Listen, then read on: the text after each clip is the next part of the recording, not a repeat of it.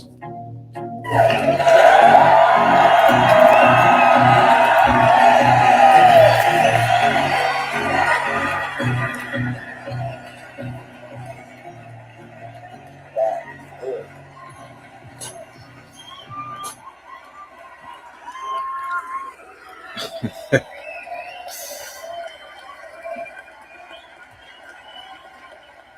What's up, guys? How you doing? Happy Thursday, by the way, guys. Salute to you all. Positivity is definitely coming your way.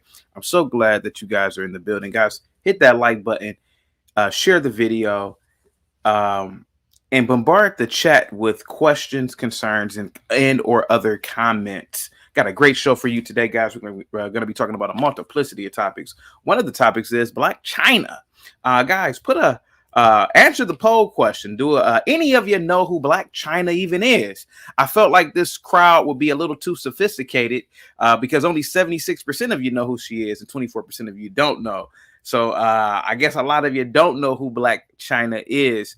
I'm going to get into the reason why I chose this topic. Also, Uganda passes a very extreme, and I mean extreme, anti-LGBTQ bill. I'm going to discuss that. The link is dropped.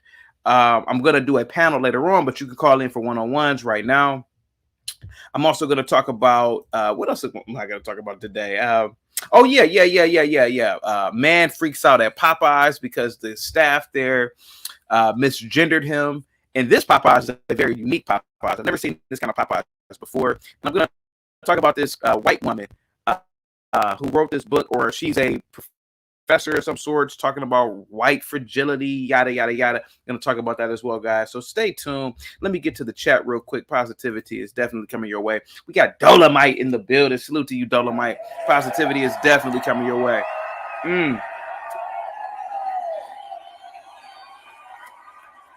What's up, Dolomite? Dolomite, have you ever heard of Blac Chyna? Have you ever heard of her? Do you know what she does? Do you know what she's about? Dolomite says Blac Chyna had a wake-up call on trying to be like her mother. That was a bad choice. Ooh. Give me a second. Give me a second here. I'm going to get into that, but I'm going to send out positivity to you, Dolomite. Salute to you, man. Positivity is definitely coming your way. I hope all is well with you and yours, my good sir. We got Artie in the building. Artie, salute to you. Positivity is definitely coming your way. Artie says, hell no. She can't even save herself from the Kardashians. Okay, let me save this one real quick. I'm going to save Dolomite's comment, and I'm also going to save Artie's comment as well. Salute to you all. Positivity is definitely coming your way, Artie. And thank you so much, Artie, for being a member of the chat, guys. Salute to Artie, by the way. Check Cash David, what's up, man? Says, where is Blac Chyna located? Oh, I guess Check Cash David doesn't know who Blac Chyna is. Who else do we have? We got JQ in the building. What's up, JQ? Positivity is definitely coming your way. Hit that like button. Everybody, once again, positivity is definitely coming you guys' way. Says, good morning, beautiful people. Good morning to you, JQ. Positivity is definitely coming your way. I hope all is well with you and yours. Salute to you, man. JQ, do you know who JQ is? Do you know who Blac Chyna is, my good sir? Do you know who Blac Chyna is? And if so, tell me 10 things about her that you like or 10 things that you dislike. Who else do we have in the building? We have Leander in the building. Leander says, what up, CT? What up, Leander? Leander, I know you big in California and Hollyweird. I know that you know all about Blac Chyna, right? Please let me know if you know about Blac Chyna, my dear fraternity brother. Positivity is definitely coming your way. I hope all is well with you and yours, good sir. Who else do we have in the building? We have Big Time in the building. Big Time says, is Blac Chyna similar to the Bantu who are now running South Africa? That's pretty funny, but no, she's not. She's not. No. Believe it or not, I'm Bantu, by the way. I am of Bantu origin, absolutely. Just FYI, I just want to point that out. Let's see. Seven Steel's in the building. What's up, Seven Steel? Positivity is definitely coming your way. I hope all is well with you and yours. Seven Steel is a day one, and Seven Steel, you today are the member of the day, my good sir. You're the member of the day. You're the member of the day, my good sir. 7 Still has been a day one. Day one. He's been a day one, man. He's been rocking with me since my early incarnations of my earlier shows. Salute to you, 7 Still. Please enjoy this day, my good sir. Who else do we have in the building? We got Ash in the building. Ash, positivity is definitely coming your way. I hope all is well with you and yours. Salute to you. Ash, do you know who Blac Chyna is? And have you seen her transformation? Oh, Ash says Blac Chyna is washed up. Okay. Have you seen her transformation, though? And do you believe that she can be the savior of the Black community? Let me see. Crazy Chick Chyna, positivity is definitely coming your way. I hope all is well with you and your salute to you. And also, Crazy Chick Chyna says a cup or few cups of mocha laka toka. Laugh out loud at the chaotic truth. Thank you so much. I really appreciate you, Crazy Chick Chyna. Positivity is definitely coming your way. What's up, Male Monkey? I know Male Monkey doesn't know who. I know Male Monkey probably doesn't know who Blac Chyna is. But if you do, Male Monkey, please let me know 5 things about Blac Chyna, if you will. Salute to you, though, Male Monkey. Positivity is definitely coming your way. I hope all is well with you and yours, good sir. Let me see. Oh, Smitty's Corner. What's up, man? Smitty, positivity is definitely coming your way. I hope all is well with you and yours. Salute to you, man. We got 23423 in the building. What's up, 23423? Says Nicki Minaj over, I'm assuming, over Blac Chyna. Over Blac Chyna. Okay. Let me see here. We got Ty Israel in the building. What's up, Ty? Positivity is definitely coming your way, Ty. I hope all is well with you and yours, man. Salute to you, man. I'm so glad that you continue to show support to the chaotic truth, man. Thank you so much, man. Ty, you're young, so I know you know who Blac Chyna is, right? You're young, so you know who all these people are. I don't know really anything about her other than she has a child with one of the she has a child with a brother whom, by the way, is related to the Kardashians. I don't believe he's that famous. His name is Rob or something like that. I don't really watch them at all, but there's a specific reason why I am doing this show for today, and just let me know if you know who that is. Thank you so much, man. Let me see who else is in the building today. Let's see who else do we have in here. Big Time, I think I already gave a shout out to Big Time. Salute to you, though, Big Time, if I did not. Positivity is definitely coming. We got Free Zone Lou in the building. Says salute CT in the chat. Peace and blessings to you all. Free Zone Lou, positivity is definitely coming your way. I hope all is well with you and yours, my good sir. Free Zone Lou, you are a young guy. How do you know Blac Chyna? Is she influential on your life? And will she save the Black community? Please put a yes or a no, my good man. Or you can write a paragraph for all of I, care. Who else do we have in the building, man? Let's see. We got Sheila in the building. Sheila, salute to you. Sheila says, good morning, CT. Good morning to you. Thank you so much, Sheila, for always coming through. I really appreciate you. Thank you so much. Positivity is definitely coming your way. Guys, I'm drinking some coffee today, brought to you by you guys. Thank you so much. It's Dunkin' Donuts, by the way. Thank you so much, guys. I really appreciate the coffee. Thank you. Really appreciate it. Thank you so much. All right, cut that out. Who else do we have in the building? Crystal in the building says, good morning to you, CT, and to the chaotic universe. Good morning to you, Crystal. Positivity is definitely coming your way. Crystal, do you know who Blac Chyna is? Are you familiar with her? Can you name me 10 things about Blac Chyna that we should all know about? Let's see. But positivity is definitely coming your way, Crystal. Hope all is well with you and yours. We got Sam in the building. Sam says, CT. Good morning, everybody. Salute to you, Sam.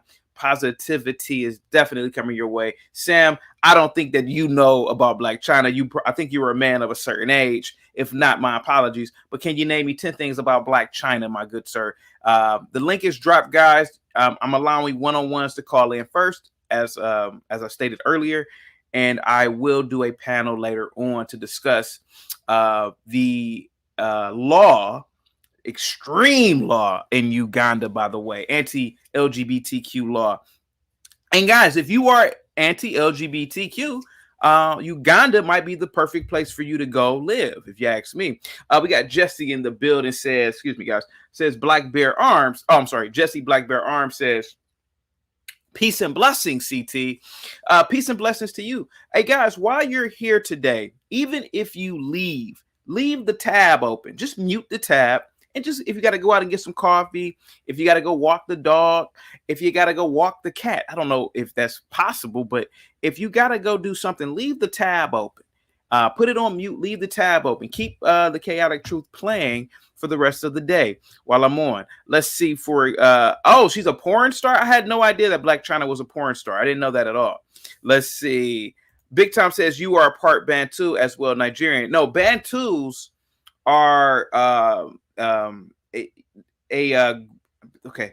It's are peoples of a certain it's a long story, and I don't want to get into the history of it. But basically, people in West Africa and parts of Southern Africa are a part of the Bantu tribal group. Let's see here. Seven Still says, "Oh wow, thank you for the honor. Salute. No problem." No problem, Seven Still. Salute to you, man. Positivity is definitely coming your way.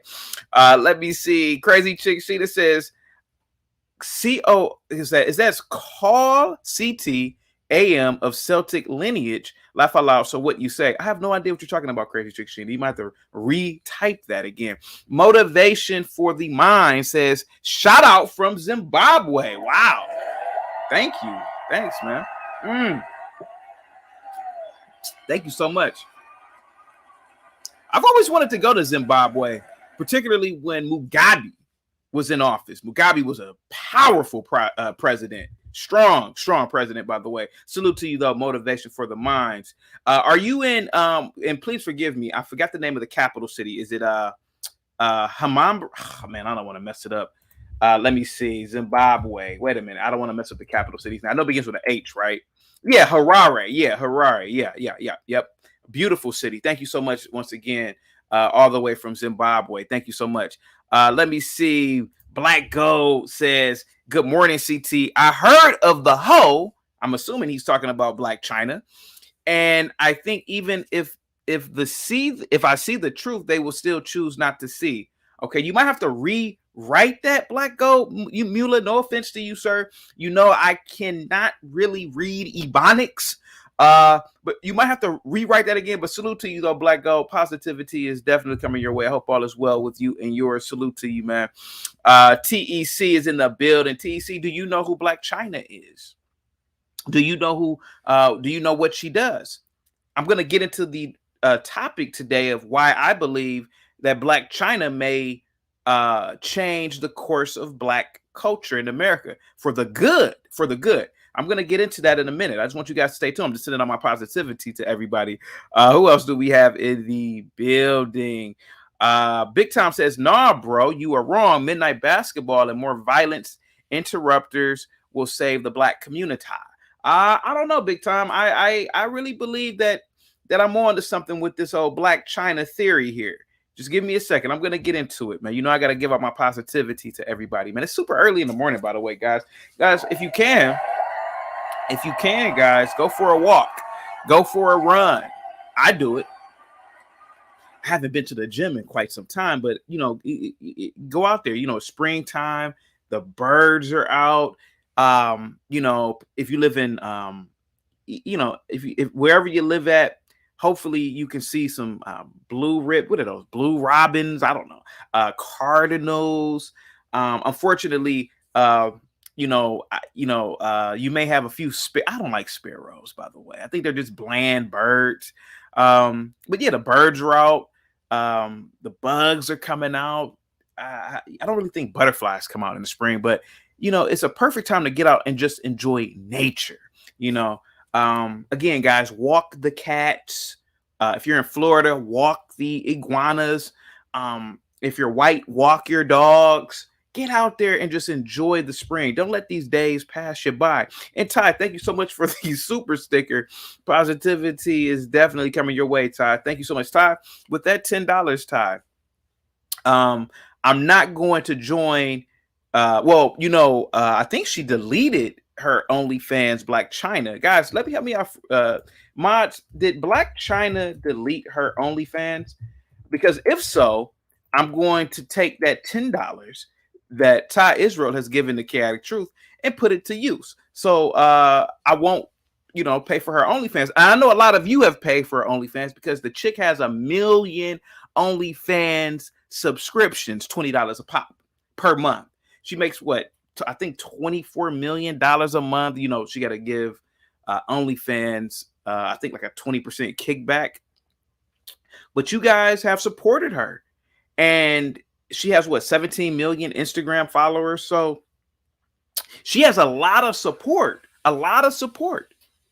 more than I do, by the way. Hint, hint, more than I do. So this is why I believe she will be the savior of Black culture, because if she can influence people to the point where people will subscribe to her OnlyFans and her Instagram, then people will see the change she is doing and might follow suit. But I'm going to get into the details of that in a minute.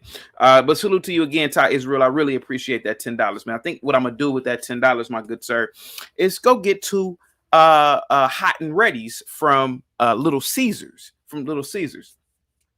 Let's see here. One time I heard this joke before. I think these guys were joking, but it was some dudes. And, they were joking with each other.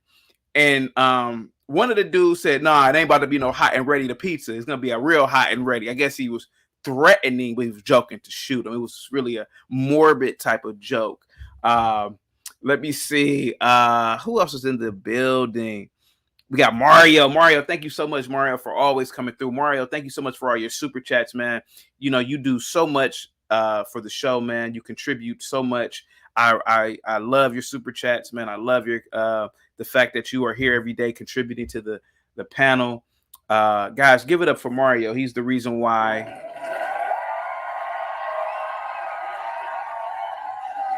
He's one of the reasons why I can get me a Mocha Laka Hookah Shuka from Starbucks. Like I said before, guys, if it were not for you, I would have to look in between couch cushions to get just enough change to go get a 99-cent coffee at McDonald's. Thank you, sir.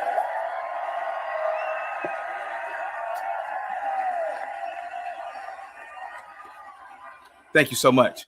Thank you so much again, Mario. Positivity is definitely coming your way. Guys, once again, 7 Still is the member of the day. 7 Still is the member of the day, guys. Once again, just want to point that out. Guys, how is your morning going so far? How is your morning going so far, guys? Please put that in the chat as well. Let me see who else is in the building. Oh, we got Joanna in the building. Joanna says, peace, everyone. CT, have you seen the ass hat? Oh, yeah, the asswat harassing the beautiful white family on that subway. Adam Scott is so right. I did not see Adam Scott's response to that, but I did see that animal bothering that family, whether it's a Black family or white family. If you are harassing or bothering a family and there is little children there, you deserve to be punished to the fullest extent of the law. Zero chances.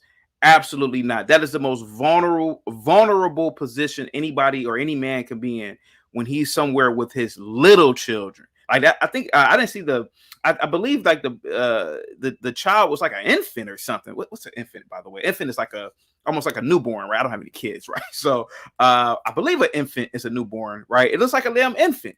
So I believe that guy should be prosecuted to the fullest extent of the law, or anybody for that matter, man. You don't do stuff like that. So whatever they can charge him with, whether it's harassment, disorderly conduct, he needs to be prosecuted at the fullest extent of the law. And, New York police needs to they need to do a better job at recruitment. I know people don't want to be police officers anymore, which is unfortunate. But they need to have some sort of incentives, man, to get more transit police on those subways and pretty much start, in my opinion, I'm trying to be, I don't want to get flagged. I'm sorry. I was about to say something. But nevertheless, I did see that, Joanna, and we can talk about that as well, Joanna. And thank you so much, Joanna, for being a member. Thank you so much, Joanna, for always contributing to the channel with comments, questions, and concerns, for being on the panel. Thank you so much, Joanna, for serving the damn military, first of all. Thank you. Thank you so much. Thank you for killing our foreign enemies so that we can be free. Thank you so much. Thank you. I appreciate that. Thank you. Thank you. There's nothing wrong with that. There's nothing wrong with that. Let's see here. Free Zone Lou says no on all three. She is trash, and even in her world, no one listens to her. I can't wait to drop. I can't wait for you to call in. Up with the BM says good morning, CT in the chat. Up with the BM. Thank you so much for coming through. Up with the BM. Keep the tab open if you happen to leave. Put it on mute. Positivity is definitely coming your way, sir. Do you know who Blac Chyna is? Can you give me 5 things about Blac Chyna that you know about? And I think that will help with the conversation going on. And what do you think about that anti-homosexual law in Uganda, punishable by death? Could you imagine that? Now, believe it or not, I'm going to shock a lot of people today when I talk about what's going on in Uganda. By the way, shout out to O'Shea Duke Jackson for being in he's been living there for what? I think like 6-7 years now. Shout out to O'Shea Duke Jackson, by the way. Shout out to O'Shea Duke Jackson, by the way. Funny dude, man. That's a funny dude, man. Funny dude. Let me see. Crystal says Blac Chyna has a daughter named Dream. She's a cute little girl. Oh, okay. I didn't know that at all. Let's see here. Joanna says, I don't know about Blac Chyna, but I do know that the majority of the Chinese have dark skin. You know what? Now that I think about it, a lot of Chinese people, like I'm talking about mainland Chinese people. I'm talking about the ones, and I'm not trying to be racist. I'm talking about the ones who got like those hats.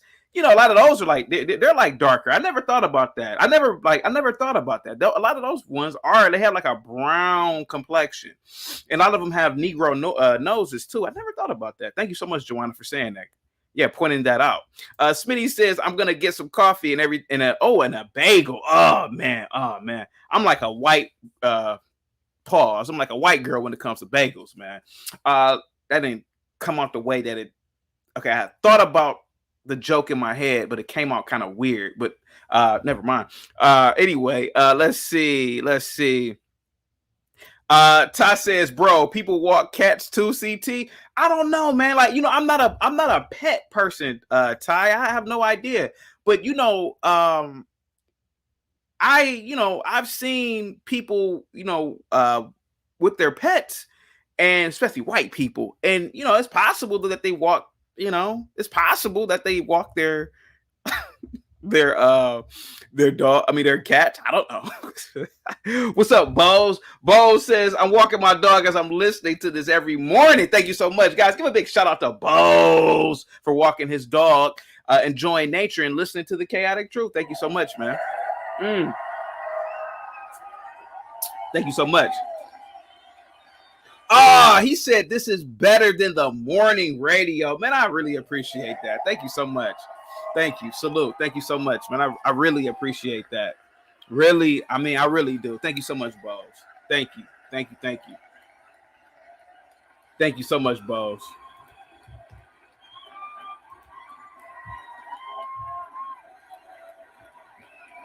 That was really nice. Bose says this is better than the morning show.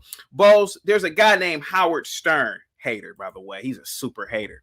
He was dogging podcasters many years ago, my good sir, saying that they don't podcasting won't be bigger than radio. Podcasting, people who podcast, they don't understand the idea of waking up at 3-4 in the morning and hauling ass into a radio station and prepping and this, that, and the other.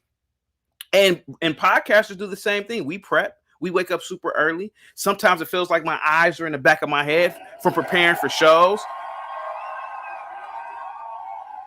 Arguing with the people who make this all possible in the back end, back and forth. And practicing. Hell yeah. So Howard Stern is a big hater. He's like an old guy now. He turned into Don Imus, if you ask me. I remember watching Howard Stern back in the 90s, man. I used to damn near die from laughing.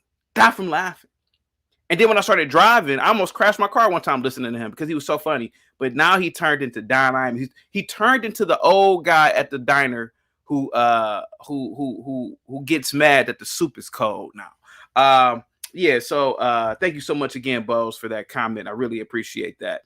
Who else is in the building today? Oh, Esh says Blac Chyna needs to worry about saving herself. No, wait a minute.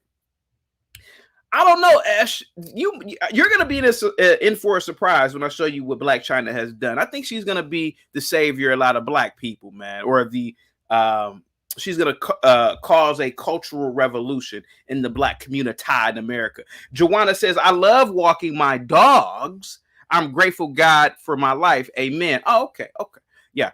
I don't like when people are walking their dogs and the dog comes up to me and gets the. I don't like that. I don't like that. But hey, salute to you. I get to cross in the street if I see somebody walking the dog my way, especially if they have like a pit, a Rottweiler.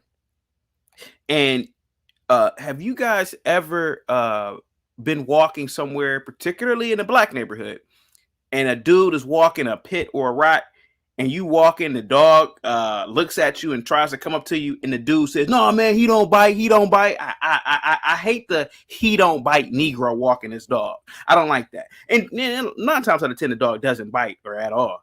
Let me see. Check cash. I said 9 times. Check cash. David says, "Chaotic truth. I'm glad I don't know about her. This will be a fun and educational show for me. Salute." Thank you so much. Let me see. Sam says, "CT, what is your favorite season?" My favorite season, Sam, is the summer. The summer. Oh yeah, especially July. July is beautiful, man. It's like heaven. Yeah, July, which is White History Month, by the way. It just feels white in July. Why? Salute to you. Positivity is definitely coming your way. I hope all is well with you and yours. Says, "Can you talk about the South African government giving away farms and the people don't know, so the land rots away?" I didn't know that. I'm going to have to look that up. I'm actually going to save this message real quick because I actually might talk about that as well today. Why? I didn't know that. I spoke with a white South African a few months ago, and she was telling me that something on that line, that that a lot of that land has been reappropriated, if I'm using the right word, and given back to the Blacks, and a lot of the whites are pretty much destitute right now. Esh says she doesn't even want to be Black. She's been using. I knew she was using skin lightening cream because, again, I don't really know Blac Chyna. But I saw pictures of her when she was a kid and pictures of her before she got famous. And I said, she looks blacker, or she looks Black. And now she is completely light. So I said, okay, is she using skin lightening cream? I think that's what she's doing. I thank you for pointing that out, Ash. I kind of thought that. Ty says, with that $9.99, you would join my OnlyFans.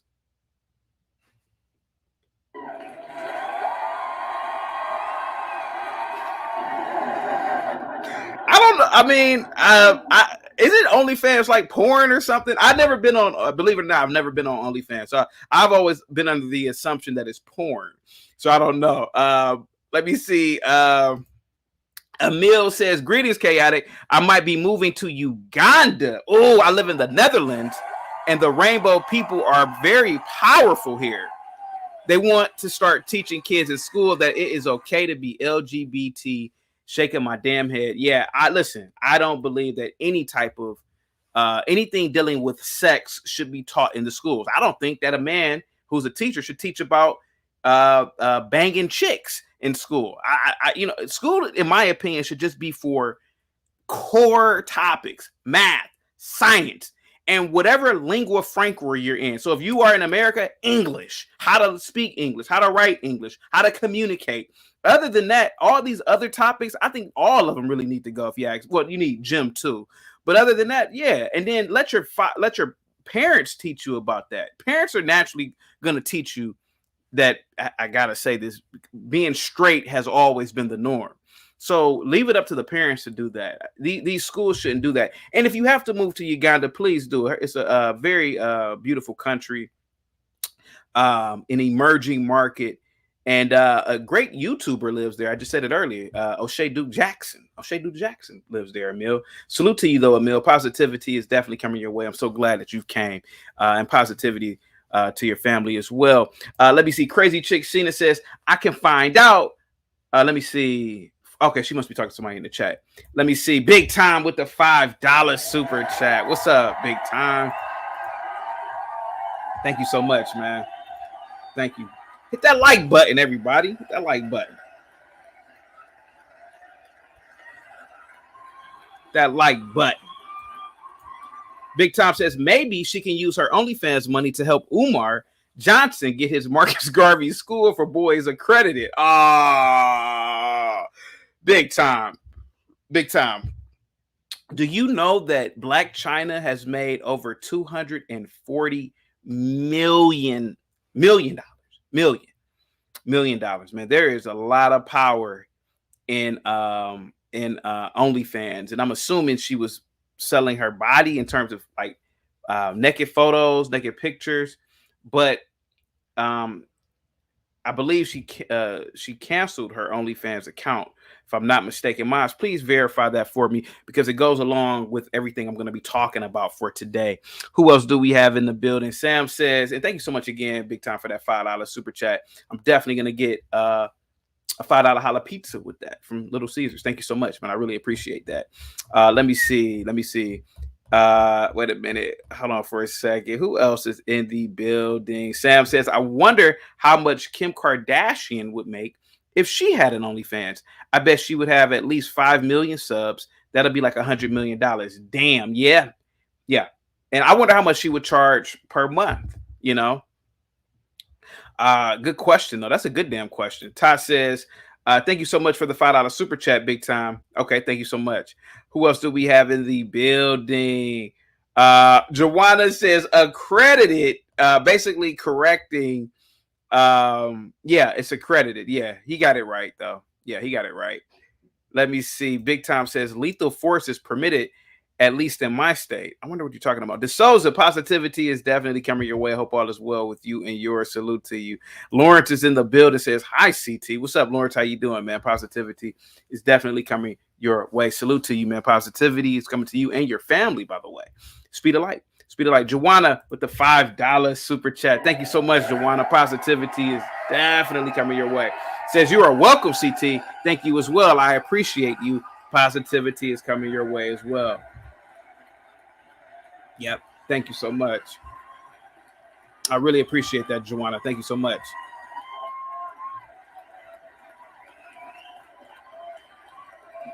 Todd says O'Shea Duke Jackson blocked him. Oh, damn. You had to really do something bad, Todd, for O'Shea to block you, man. O'Shea he's all for the games, man. You had to do something really messed up, man. What did you do, man? What did you do for O'Shea to block you? Let me see. Joanna with the $5 super chat. Thank you so much, man. I really appreciate that.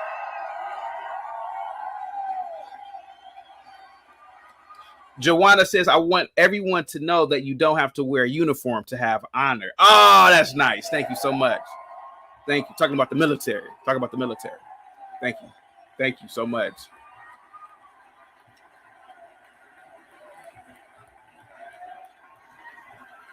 What's up, Art? Positivity is definitely coming your way, Art. Art says Blac Chyna got her ass implants taken out, breast implants taken out, and I think her coochie tightened. Yeah, because Blac Chyna is becoming more conservative.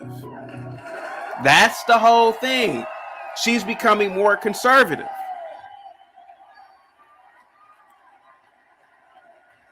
She's becoming more conservative.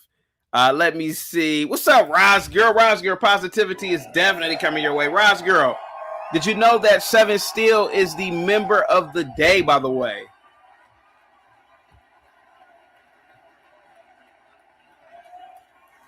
Let me see. Oh, Big Time says, when is the last time Howard Stern said nappy-headed hoes? Talking about Don Imus when he was referring to the Rutgers basketball team. You said those nappy-headed hoes.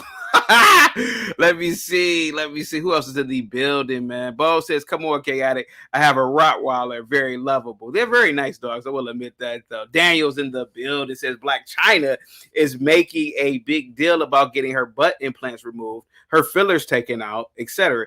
The silly hoe never should have gotten all the plastics to begin with. It's trashy. But Daniel, you got to look at it like this. Removing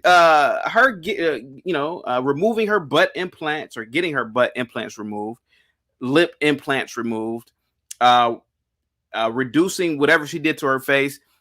Now she is going to look more conservative.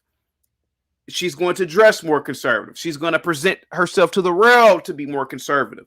And with the following she has, I believe a lot of females, Black females especially, who follow her, will start following suit. And that might be a good thing.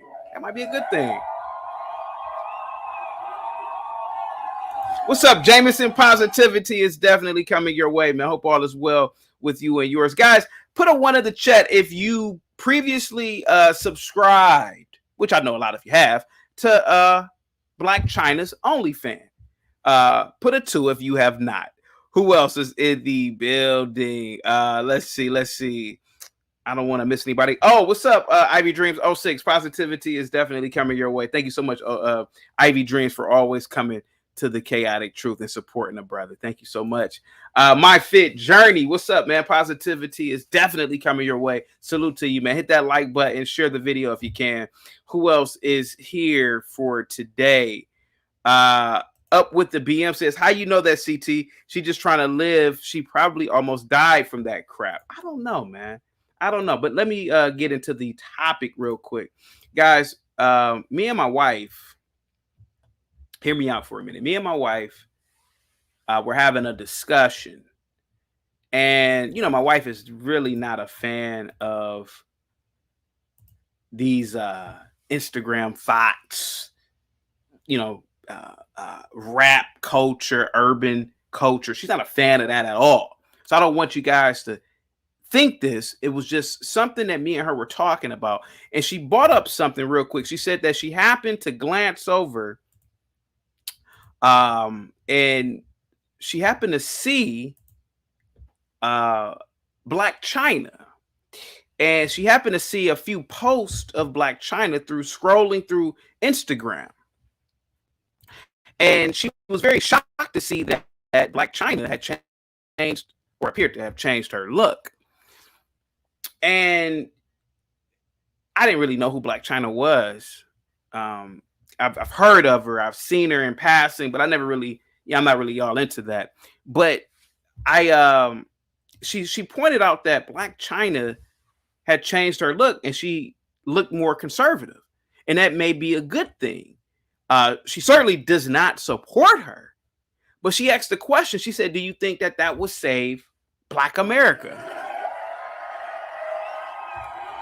So I scrolled through Blac Chyna's Instagram and I looked at her and I said, I don't know, man. I really don't know. She looks like a hoe. You know, she looks like a Jezebel. She's dressed half naked, et cetera, et cetera. And then I got to the last few posts and she kind of started to redeem herself. She started to wear more clothes. And she talked about her journey of removing her ass and all of that. And I said, you know what? She does not come off as a hoe anymore. She comes off as a classier woman now. Now, hear me out. Now, Candace Owens, whom I love, by the way, not like in that kind of way, but Candace Owens, I don't think that Candace Owens is revered by a lot of Black women. And she doesn't have the following on Instagram, nor on, I know she doesn't have an OnlyFans. She doesn't have the same following that Blac Chyna has. But what if Blac Chyna became the redeemable hoe that Black culture needs? Now, hear me out. Just hear me out for a minute. Hear me out. Hear me out. Hear me out. Just hear me out for a minute. Now, hear me out for a minute. Now, you all know. Let's be honest. Let's be honest here. I want to be completely honest with you. First of all, she doesn't have 1 million followers out of nowhere on OnlyFans.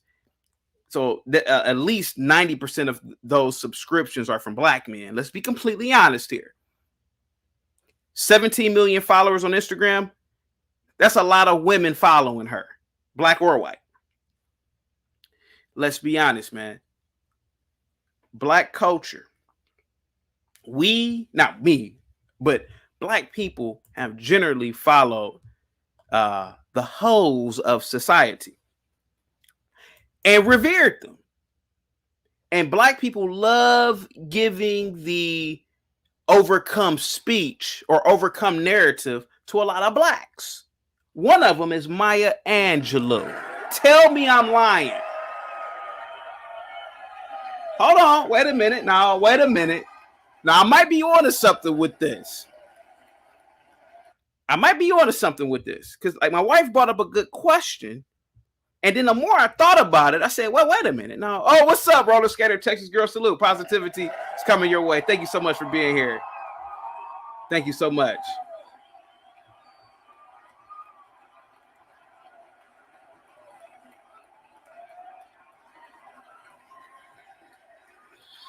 Now, hear me out for a minute. It's very possible that she could start some sort of conservative, revolution amongst Black women. Black people have always been a bandwagon race. Let's be honest. We hop on a bandwagon all the time. Whenever something becomes popular, we hop on it. And you see it with the LGBTQ community. Black people ain't never liked the LGBTQ community, never acknowledged it until it became popular. Tell me I'm lying. Tell me I'm lying.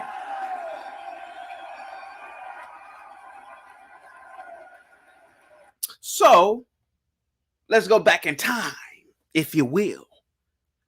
I'm going to use a very famous Black person that Black people love, especially Black women. Maya Angelou. Maya Angelou was a hoe. She was a stripper. She was a prostitute. She was a madam of a house. And I know before you get mad, you're going to say, man, I can't believe you saying that, chaotic. Well, she wrote about it. She was open about it. But Maya Angelou, hear me out, couldn't sell coochie anymore. Hit the wall at the speed of light. Started dressing appropriately. Started writing poetry. Started presenting herself to the world as a refined woman. And now you got classes in school being taught about her. You have chapters in books, textbooks about her. You got Black women who are scholars that will recite a Maya Angelou poem. Yes, the birds, the sun, yada yada yada. So it's possible that Blac Chyna could be like the next Maya Angelou, if you ask me. A lot of Black women, hear me out, a lot of Black college students, or at least back in my day, they carried themselves like the Maya Angelou that was presented to us as this old, refined woman. A lot of people didn't know she was a hoe back in the day. A lot of people didn't know that. See, it was no social media back then. See, a lot of people didn't know that. So it's possible that the 17 million followers on Instagram, the million people who follow her, dudes, on OnlyFans, they will, what's the word that I'm looking for? Not restructure, but transfer over to her new career of being a refined woman. Blac Chyna right now, if you ask me, she has so much of a following now. She could start teaching classes on etiquette. She could start doing poetry. Some of the same things that Maya Angelou was doing. And a lot of Black women who are already following her will say, maybe I should start doing that. Blac Chyna could say, hey, look, man, getting butt implants are wrong. Getting breast implants, okay, let me not say breast implants. Getting lip implants, BBLs, whatever they're called, are wrong. And maybe a lot of Black women will follow suit. And maybe you will stop seeing this whole this promotion of whole culture, if you ask me.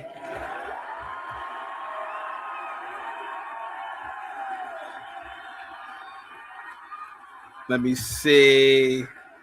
Fallen Sunlight, what's up? Positivity is definitely coming your way. And Fallen Sunlight, thank you so much for being a member.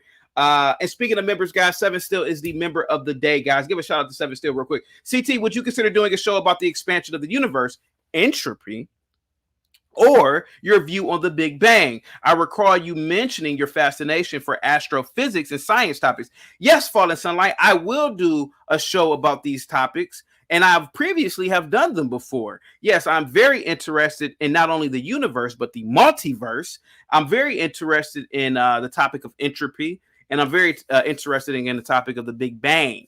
Thank you so much for asking this. I've always been curious about those things. Thank you so much. I really appreciate you asking me that. Big Time with the $5 super chat. Thank you so much.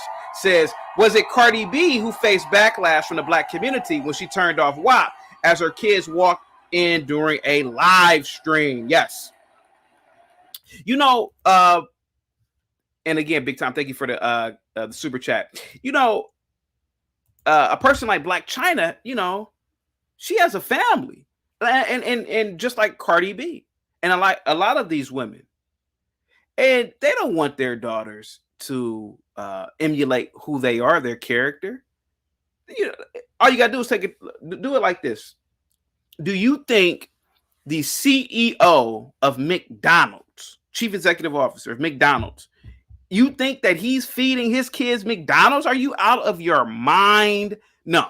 Do you think the CEO of Rallies, or it might be called Checkers, where some of you are? I know it's called Rallies where I'm at. It might be called Checkers where you're at. Same store, just different names. Do you think that the CEO of Rallies or Checkers are feeding their kids that? Absolutely not. They're not feeding that garbage to their kids. So these women, they know what they're doing is garbage. They know what they're doing is promoting garbage. Butt implants, cosmetic facial surgery. These things have detrimental effects on your physical being any damn way. So they don't want their kids to go through that kind of nonsense. So now she looks at this little girl and she says, I don't want this girl to be like me. Yeah, the money's good. I've made enough money, but now I can start selling a different product now, which a lot of them do. And that's what Maya Angelou did, by the way. Nobody wants to talk about that. But that's what she did, though. Let me see who else is in the chat. Joanna says, Maya Angelou's story is one about redemption. Do you believe in redemption, CD? Yes, that's what I'm trying to say right now. Todd, thank you so much for the super chat. Positivity is definitely coming your way, man. I really appreciate that super chat. That's what I'm trying to say now. That's what I'm promoting now is redemption. What's the girl's name? Blac Chyna. It's not about Blac Chyna, but Blac Chyna has so much of a following that her transformation can be looked at as a redemption story. And many women who follow her, who want the BBLs, who want to live the whole culture, they'll look at Blac Chyna and say, damn, I want to be like this new Blac Chyna. And then in 20 years, people will forget that she was a part of the whole culture, this BBL culture. Oh, yeah. The same thing happened with Maya Angelou. Yes, I do believe in redemption. And again, Joanna, I'm saying it over and over again. what Blac Chyna is doing is refining herself. Refining.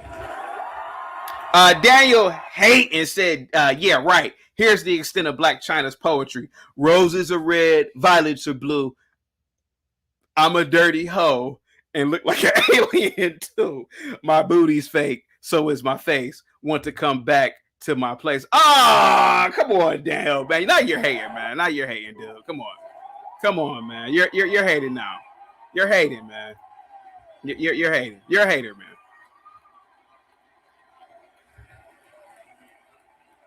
What's up, Kevin? Positivity is definitely coming your way. Kevin says, chaotic truth really has it in for Maya Angelou. No, I don't have it in for Maya Angelou. But what I am trying to convey is that the transformed hoe to the conservative woman can be a beacon of light. It could be a ray of light. They have so many followers. Do you know how many girls I met in college who admired Maya Angelou, who admired her poetry, who admired they admired the Maya Angelou, the old Maya Angelou. A lot of these girls didn't know that Maya Angelou used to be a hoe, but it was her being a hoe that allowed her to be in certain circles. People promoted her to write all these books, to be in entertainment. So she had the following. She had the following already with her. So she could start writing poetry and doing poetry events and having tens of thousands of people listening. And that in itself inspired generations of girls to be elegant. It's possible, man. It's possible. Happy Women's History Month, by the way, too. It's possible, man.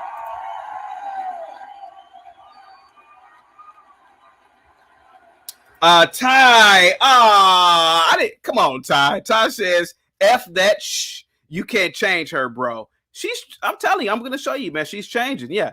Up with the BM says, I'm with CT on this one. Thank you so much. Money Muse says, chaotic. Check out Blac Chyna interview on Hollywood Unlocked. She spoke on why she's changing her image. Maybe that will give you more insight. I can't play any more videos because of the YouTube algorithm, but I do know why she's changing. I'm telling you, Money Muse, she is really changing because she wants to present herself to the world as a refined woman. And that's all I'm saying. Same thing with Maya Angelou. She did that. Let's see here.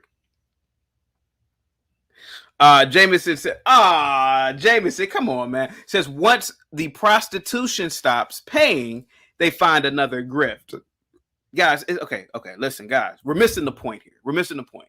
It's not about Blac Chyna, okay?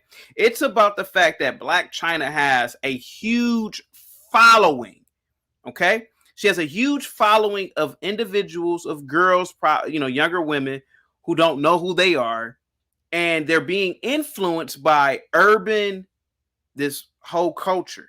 All I'm saying is that her transforming into a moderate or a conservative woman, what that will do is it will transform the minds. It will transform the women into thinking of themselves as refined women. That's all I'm saying.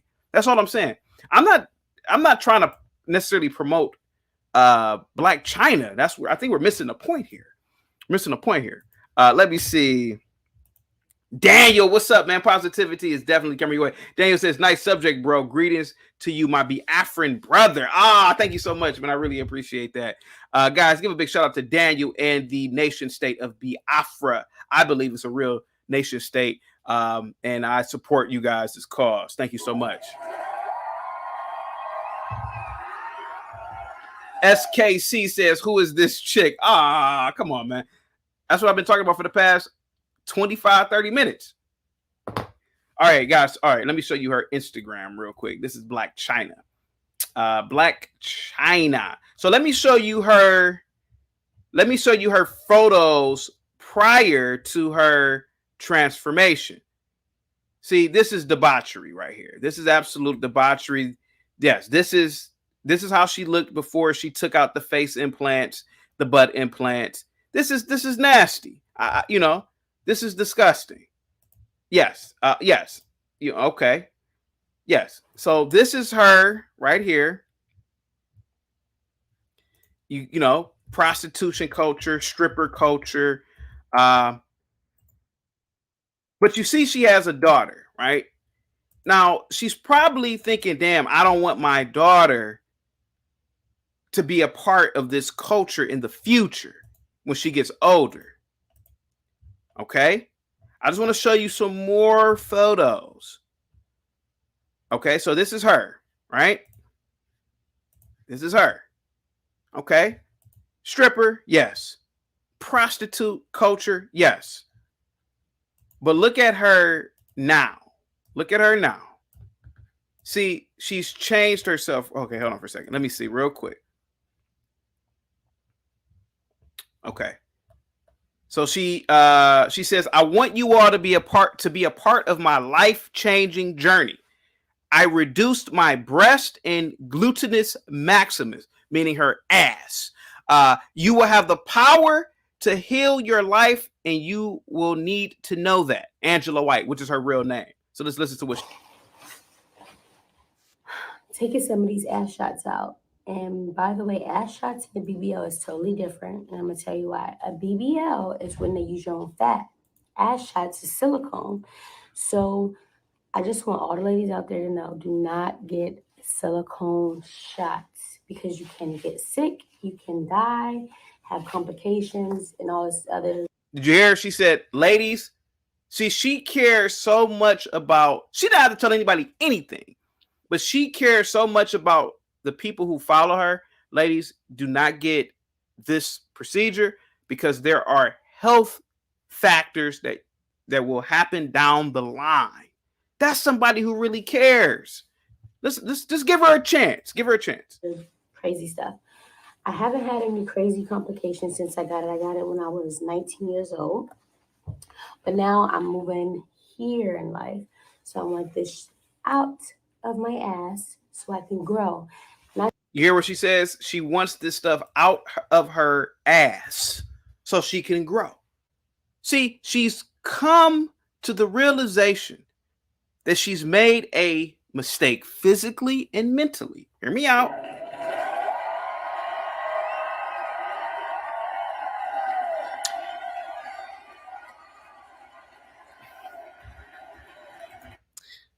Let me see. Oh, what's up, Dim Canes? How you doing, man? Positivity is definitely coming your way. I hope all is well with you and yours, good sir. Let me see. What's up, Bob? Bob, what's up, man? Salute, Bob. Guys, again, guys, Seven Still is the member of the day.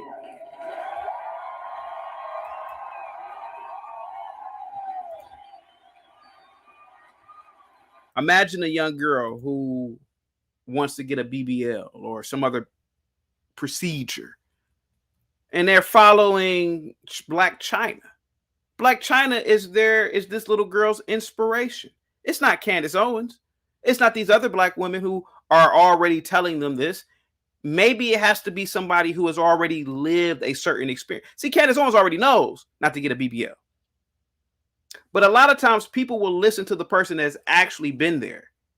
You know, the most shocking deterrent for DUIs, in my opinion, is watching DUI sentencing videos. Oh yeah. That's when I started Ubering everywhere. People were, imagine waking up, you were out drinking. Cop comes into the cell and says, yeah, you killed somebody. So would you rather have somebody who's been sober all their life telling you not to drink? Or would you rather have, or would you rather look on YouTube? I know it's kind of, it's my opinion, but would you rather look on YouTube and see somebody getting stroked for 20 years because they made a mistake? Damn, I don't want to be in that guy's situation. Let me Uber. Let me do a Lyft. So maybe a young girl would see more of a learning experience from Blac Chyna than Candace Owens when it comes to BBLs or when it comes to other cosmetic surgeries on the body. Let me see.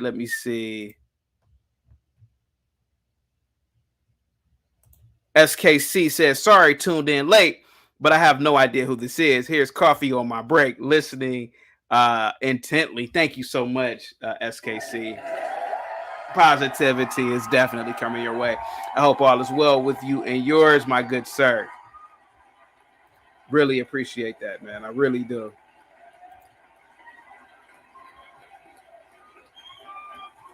Let me see. Okay, here we go. Guys, just listen intently to this woman. Give her a chance. Give her a chance, guys. Okay, give me a second here.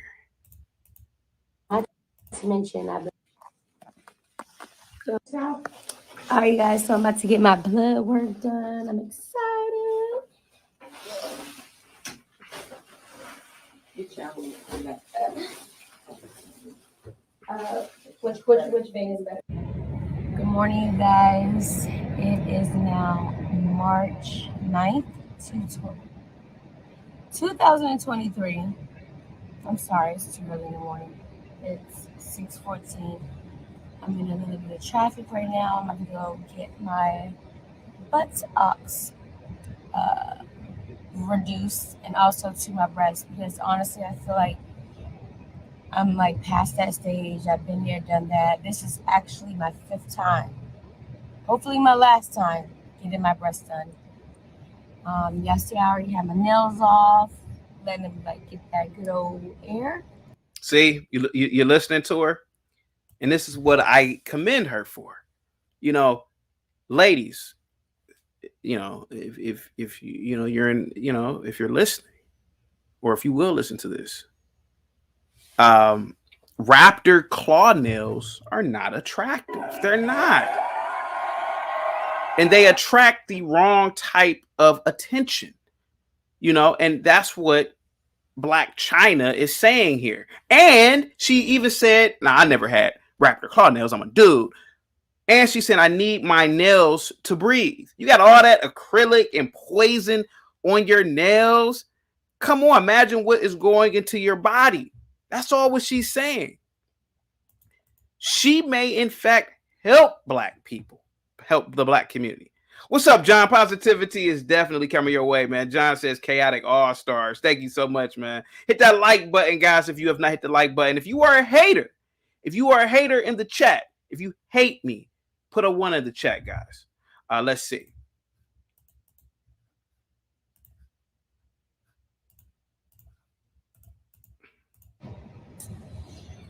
I'm going to retire the long, sharp nails. I'm going to let all the other young ladies coming up, I'm going to pass the baton, you know what I'm saying? Stepping into a different way. But I must say, like, look at who I just ran into. The one and only Matlock. You know what I'm saying? The original. Quit playing. And y'all wait on. We got some stuff for y'all. Oh, yes. 100%. Just wait. Chyna wants to experience everything. We want everyone to see Chyna experiencing all these things. We have a brand new med spa coming. We get the whole new business. It's called the Aesthetic Surgery Institute and Med Spa. Our go-to person is right here. Mwah. All right. Let's get started. All right, guys. So it is now Sunday. Whew. I must say I'm very, very, very, very happy. I'm in recovery mode right now. Got my bandages on.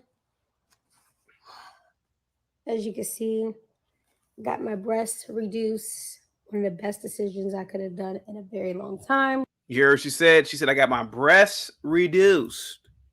One of the best decisions I could have done in a long time. This chick has 17 million followers on Instagram. Imagine 34 million ears listening to that. I know a lot of y'all were like, huh? 17 times. You got 2 ears, you dummies. 34 million ears are listening to this. 34 million ears are listening to somebody who has lived this life, who has made money off of this life, saying, listen, this is not the best thing to do. This is absolutely profound to me, if you ask me. Because This lady is telling these young girls, listen, you do not need these surgeries. They damage your body. They damage your health. They damage your psyche. You don't need it. I think that this is perfect, what Blac Chyna has done. Thank you so much, Blac Chyna, for what you've done.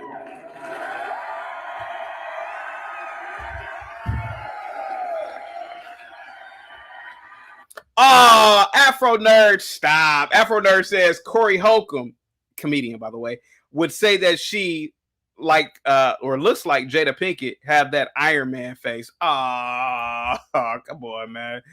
Let's see here. What happened to Free Thinking says, I agree. Kevin says working out is the best way to change your body. I totally agree with that, and I need to work out my damn self. I haven't been working out in a long time. Guys, please encourage me to work out again. Let's see here. Joanna says best decision for her. I hope others follow. They certainly will follow. I agree with that. Abdullah says some girls need those special modifications, but most don't. Yes. Roz Girl hating said, Roz Girl, why you hating? Says Blac Chyna is full of it. I don't believe that. I believe that Blac Chyna is doing the work of the Lord by being the whistleblower on this thought culture. Thank you so much, Blac Chyna. Also, I got the reduction in my butt. All right, ladies. So normally my procedure would have taken like maybe 4 hours, right? Like 4 hours tops. My procedure took over 8.5 hours, y'all, because the simple fact that whatever that silicone mass, whatever that was in my buttocks, right? It kept clogging the machine and breaking the. All right, hear what she's saying? All right, let's go to this right here. All right, hey guys. So she's starting to look different here. You know, she looks more like a human being again, and that's a good thing. Let me see. Kevin Murray says, chaotic truth, it just takes 1 hour. What are you talking about? Let me see. Daniel says, it's not profound. The damage is already done. There's a lot of young people that emulate her and people like her and have already replicated the plastic behaviors. But see, Daniel, what I'm trying to... Daniel, listen, Daniel, listen. We get that. You've proved your point, my good sir. Yes. But think about the millions of other girls that will not do it now, that will not destroy their face, that will not destroy their body, that will not, well, I was going to say breast, but, you know, I kind of like breast implants. But even that, imagine more women that will be natural. More women that will, instead of wanting to get breast implants to show off their breasts, will want to get book implants, well, the library, to study or something, to be more in tune with their cerebral functioning instead of their bodily functioning. If that makes any sense. I don't know. Let me see. What's up, Angry Snowman? Positivity is definitely coming your way, man. JQ says, I hear you, CT. Guys, please put a 1 in the chat if you're having an awesome day already. Please put a 1 in the chat if you're going to go for a walk or a run today. Please put a 1 in the chat, guys, if you're going to stay positive today, by the way. Angry Snowman says her ass kept clogging the lipo machine. Imagine that.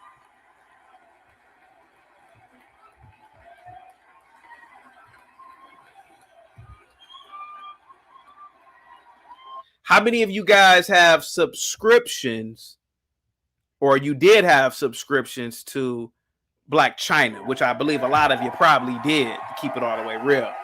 Yeah.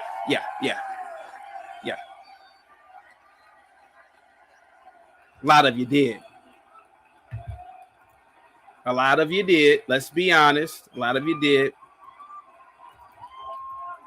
What's up, Lou? Positivity is definitely coming your way, man. A lot of you had subscriptions to her, paying $20 a month. And I believe she has canceled her only subscription, or her OnlyFans account. You know? Let's see.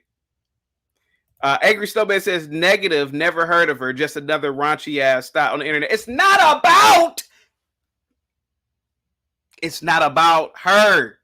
It's not about her. It's about what she is doing and the influence she can have on the millions of people watching her.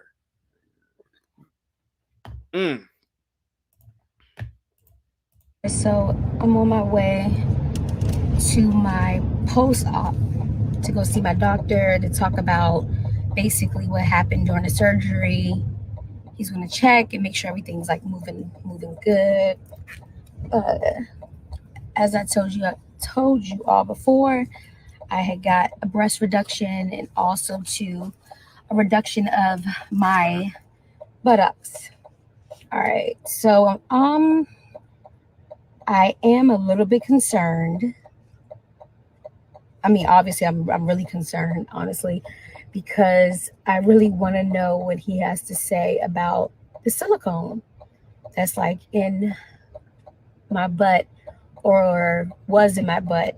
And I'm so curious now to see how much he took out.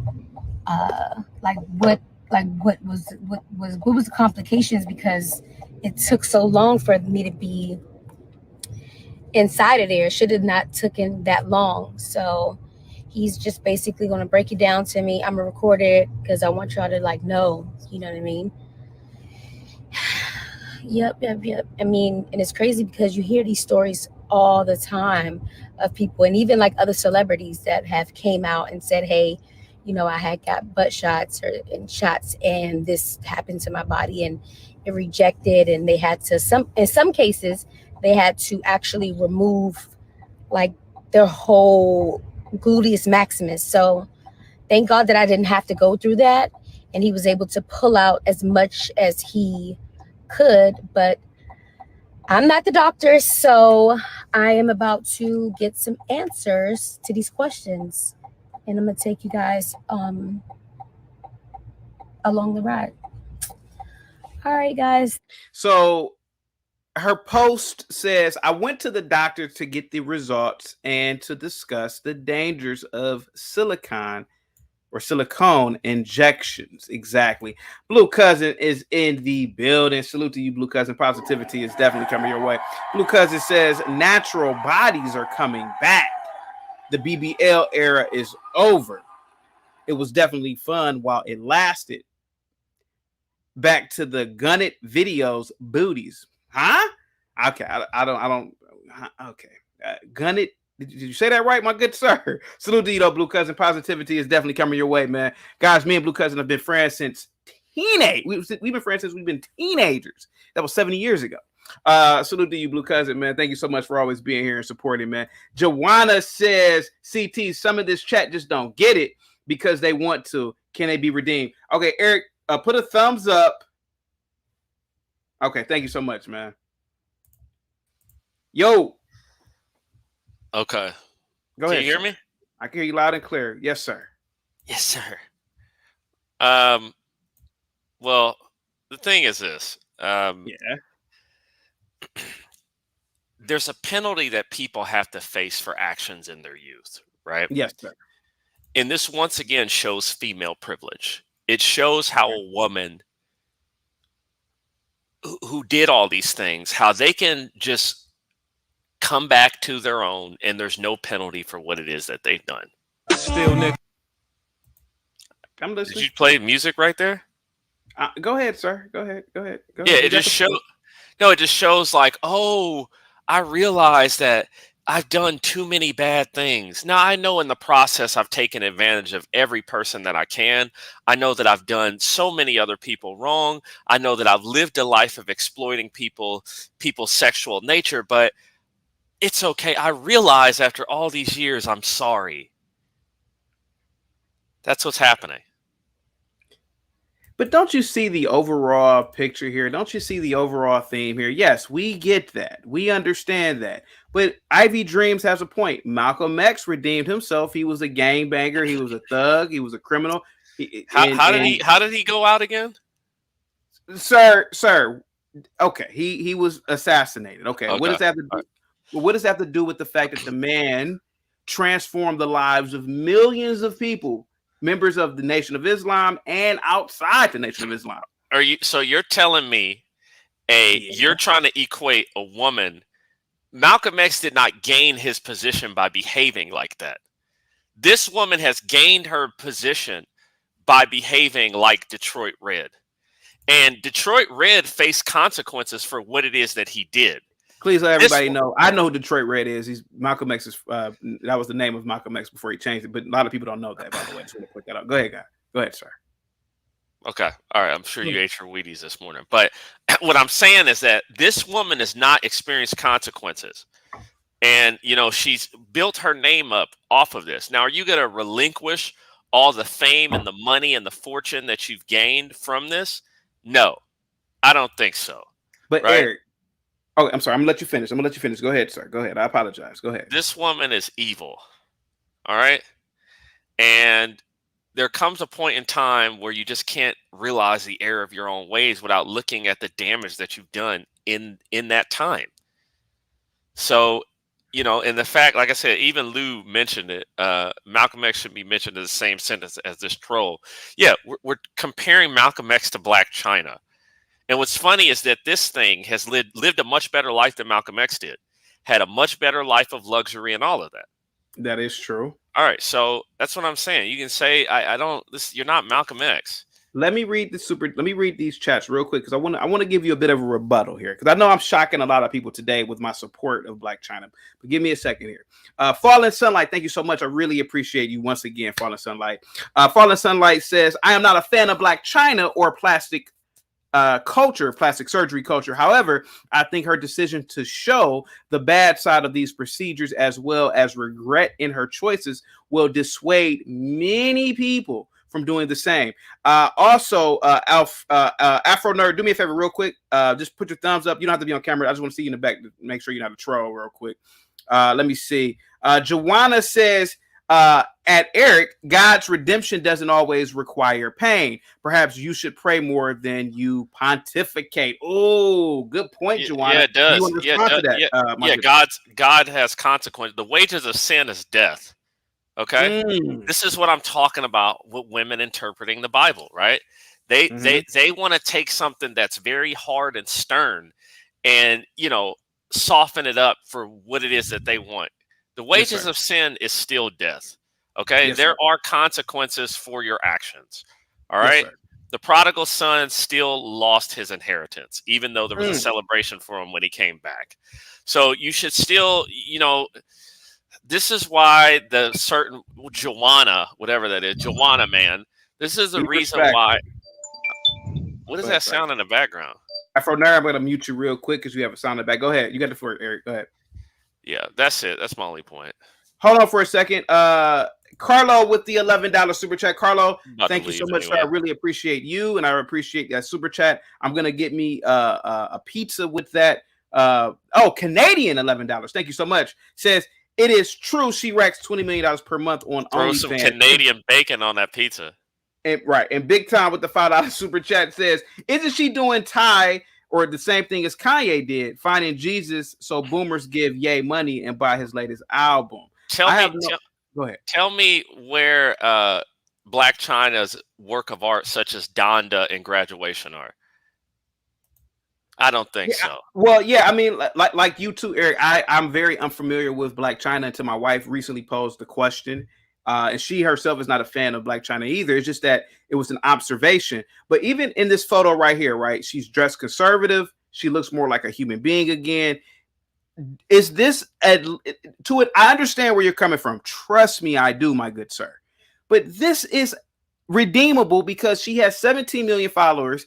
And is it possible that her followers will follow suit with this new image? And they themselves will say, you know what? I want to be more conservative, dressed like Blac Chyna now. I don't. Go ahead, sir. Okay, he's on mute. Go ahead. I don't know. Go ahead. Tell the Afro person to go. No, I thought you. No. You go ahead, Eric. Go ahead. No, tell the Afro person to go. Go ahead. Afro Nerd, go ahead, sir. What say you, sir? You're on mute. Afro Nerd, you're on mute. Go ahead, sir. Go ahead. Okay, can you hear me? Yes, sir. Go ahead. Yes, sir. Yeah. Okay, so let me say this. First of all, what's up, Chaotic. Nice to hear from you again. All right, Absolutely. so let me say this quickly.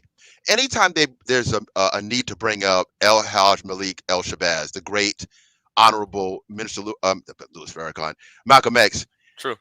we fail to acknowledge that what he did as a youth when he was Detroit Red Mm-hmm. did not necessarily affect the community at large. So it's True. really it's a red herring to bring him up, because even his wife, the late Betty Shabazz, had said that he wasn't the same person. All that dysfunction when she knew him was out of him. He was completely, literally a different person. Yeah. And again, when you're talking about what he did as a youth, that did not affect the community.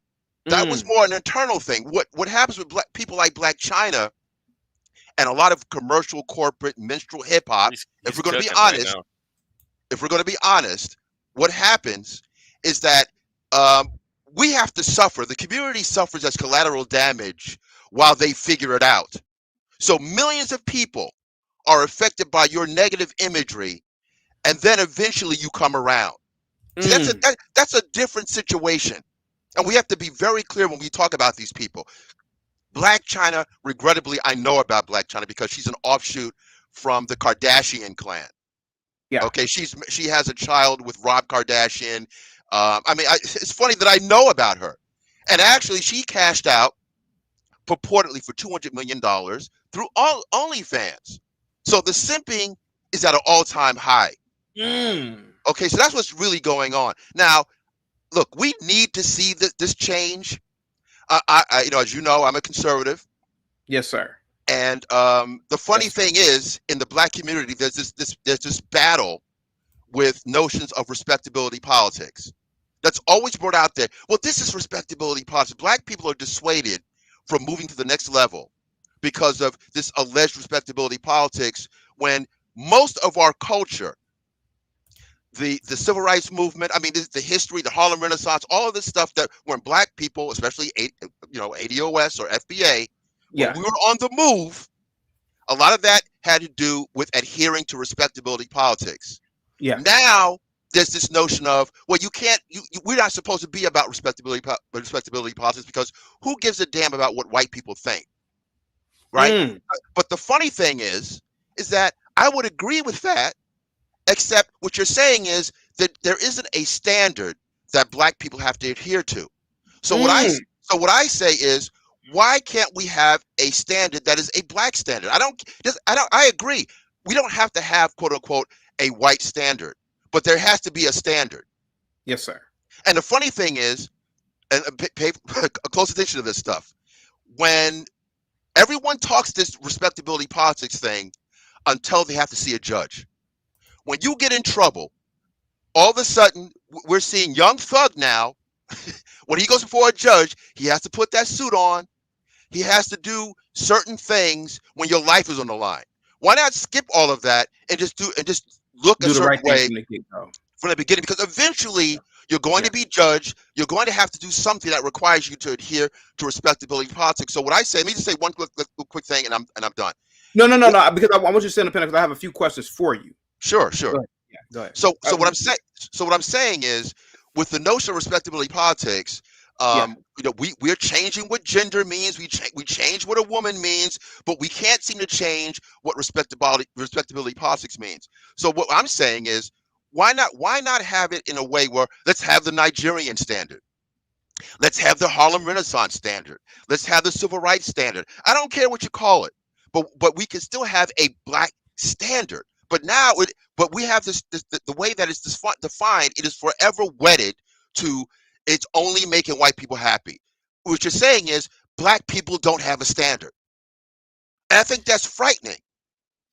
Is it possible? And Afro Nerd, I know this is shocking to a lot of people that I'm taking the side of Blac Chyna, because I believe, and I hear what you and Eric are both saying, but we as a culture, now I know what you're saying about Malcolm X. Yes, the individual Detroit Red is not necessarily known because obviously he was not famous when he was Detroit Red. He was a lower tier criminal. The transformation happened while he was in the penitentiary. And yes, he was a completely different man when he became Malcolm X under the tutelage of the Honorable Elijah Muhammad. I understand that. But Maya Angelou, again, she didn't have the fame that a lot of these individuals have right now. But let's be honest. If Maya Angelou had social media, she would be what Blac Chyna is currently. Do you agree with that? And what I'm saying is that Maya Angelou was a hoe. She was a prostitute. She was a madam of a house. She wrote autobiographies about it. And so she changed her life, but I believe it's really because she got old and couldn't sell pussy anymore. But she changed her life around, and you got young Black girls on college campuses who are conservative, and they will utter the words of her poetry like it's the gospel. And they will say Maya Angelou was a great woman. They don't refer to her past. They refer to the image that they are taught in terms of the poet aspect of her, if that makes any sense. So you're still telling me we should judge Maya Angelou, we should judge Blac Chyna by her past and not by what she's currently trying to become. Well, you make a fair point, right? But I think where the distinction is that in the case of Maya Angelou, there was a new cultural underpinning for her that we started to see. In other words, we have the luxury of time to see this change. Because that's true. So now we're just kind of seeing the immediacy of this change, this physical change with Blac Chyna. We have to see a culture that's underpinning her. There's a number of things that have to go on. There's a process that we have to see in order before we jump the gun. Because again, she might be connected to hip hop still. We don't know. Again, she's just coming off of OnlyFans. I mean, it's way too quick. And let's be mindful. Angelou did not have a $200 million payday. No. To jettison off of. No. So there are differences. See, right now we're talking about this overarching cultural component that is hip hop, and we refuse to be honest about the messaging of corporate Black popular culture. We refuse to. On the Afro Radio platform, forthcoming, I've been doing the podcast thing for quite some time, but I'm going to enter your space, YouTube. The issue, one of the things that I promote on the show, there's cultural things going on with Black community, the Black community, or Black communities plural. See, we have to really be specific about the type of Black people that are out here and who is who. There's a thing called Afropunk that's in Brooklyn that I've attended for the last 15 years.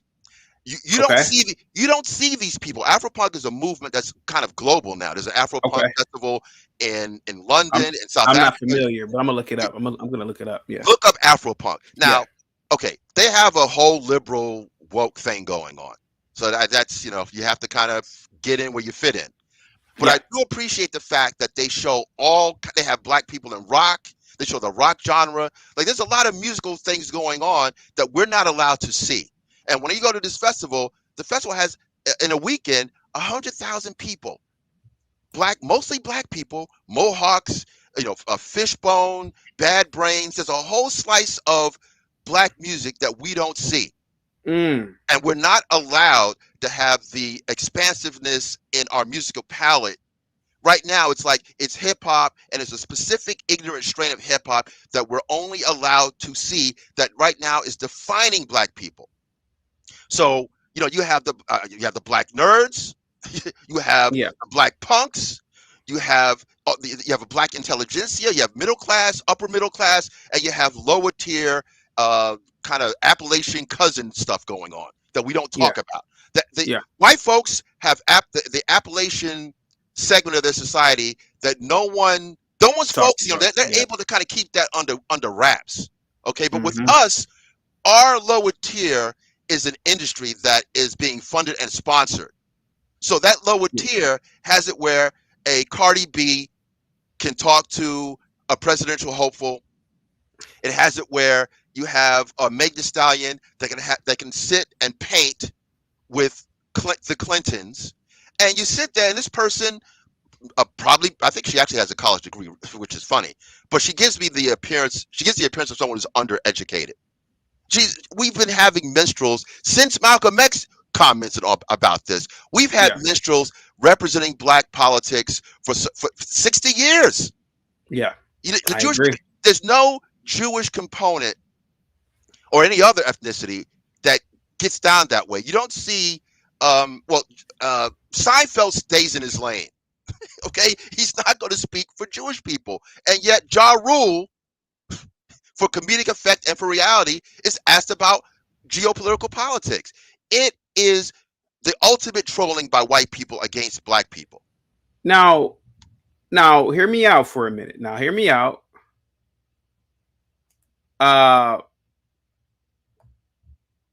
Wasn't Joe the plumber the now I know this is gonna sound it's not the same equivalent, right?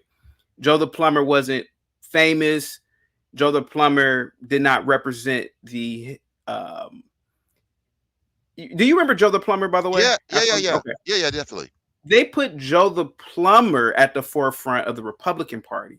Right. At one point. I mean, well, not the party, but during the 2008 presidential campaign. Right. Regular guy. I wouldn't say he's Appalachian, West Virginia, right, but definitely not a working class tier white, working class white. Right. Now, granted, he wasn't ignorant, but I feel like, there have been certain types of whites that have been presented to the larger whites that don't represent the elites, that don't represent the WASP. Is that a good example? Or I know it's not a Cardi B. I understand that. I know that, right? But they haven't. What do you think about when they put Joe the plumber in front of conservatives? Okay, this is the issue.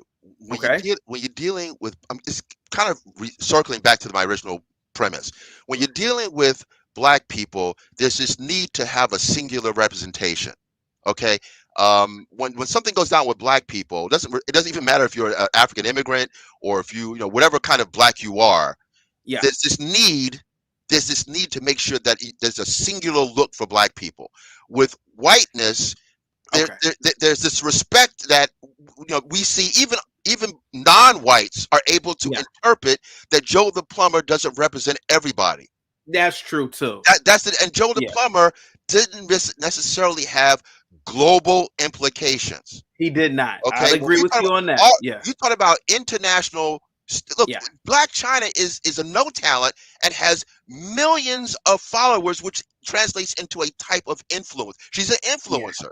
That's a whole different bag. What happens with us is a complete different ball of wax that has implications as to how we move, and it's strewn through everyone. That's the problem. That's the problem. We don't have enough intelligent Black people speaking. Stay here for a minute, okay, Afro Nerd? Sure. Because I agree with a lot of what you're saying. Kirk Burnin, thank you so much. Guys, thank you so much for all the super chats. Kirk Burnin said it's not poetry, talking about Maya Angelou. It's poetry. And I want to give a big shout out to Ty for the super chat. Big time. Joanna, thank you so much. Let me see. SKC. Carlo, thank you so much, man. I really appreciate all these super chats. I'm definitely going to get some coffee with that. You guys are going to keep me amped all day almost. So I might have to stay live all day because I'm going to get a lot of coffee with all these super chats, guys. Thank you so much. Positivity is definitely coming your way. Guys, remember also 7 Steel is the member of the day. Give a big shout out to 7 Steel. Guys, tell me what you think about Afro Nerd's comments. Please write that in the chat. What do you think about Eric's comments? I don't necessarily disagree with them, but I do have something to say real quick. Afro Nerd, I understand that the Cardi B's, the Meg Thee Stallions, Blac Chyna, I understand what they are promoting, right? I understand the influence that they have. But Blac Chyna has 17 million, possibly on her Instagram, 17 million followers.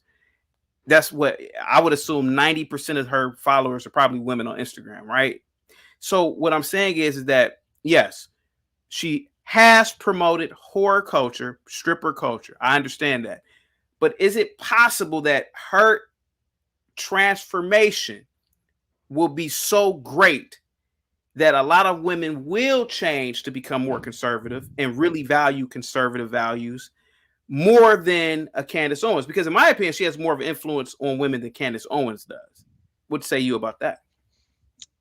Again, I think we're gonna have to wait and see, man. It's not enough time right now. I mean, she literally just got off of OnlyFans. I mean, that's a crazy springboard, you know. She And did. I'm glad you mentioned Candace Owens, because Candace Owens is a bit of a conundrum for me.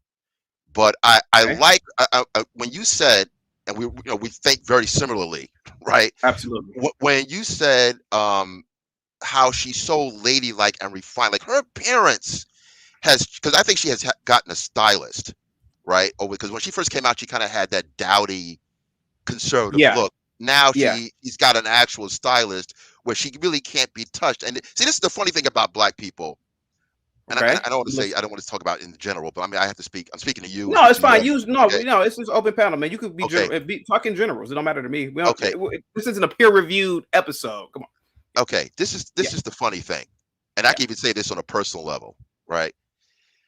We could be winning at such a high level if we weren't wedded to this notion of comfortable.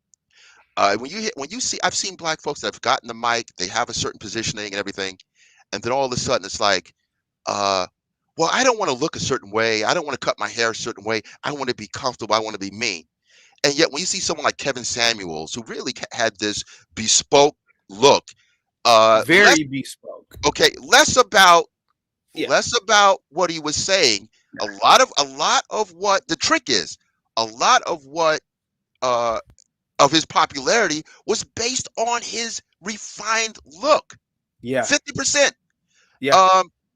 So you can get so much traction in having a straighter look. Now someone's going to say a whiter look. I don't abide by that, because in my history, when I look at the people that I admire the most, whether it was Reverend Adam Clayton Powell, one of my heroes, Reverend Adam Clayton Powell, even Malcolm X, even Dr. King, all those heavyweights, they had a certain unflappable, untouchable look. And when you have a clown look, no one takes you seriously. Heck, I'd even wonder, pardon me, I'd even wonder, even if you're doing nefarious stuff, like if you're a drug dealer, if you've seen, if you're wearing a suit, it looks more, man, even if you're doing something dirty, it looks more professional. Look, I would never, I'm not about that. But I would say in my mind, and I use the nerd stuff, I want more Black Lex Luthers. I want more Black Dr. Dooms. I'm saying that really, sounds corny, but you know what I'm getting at.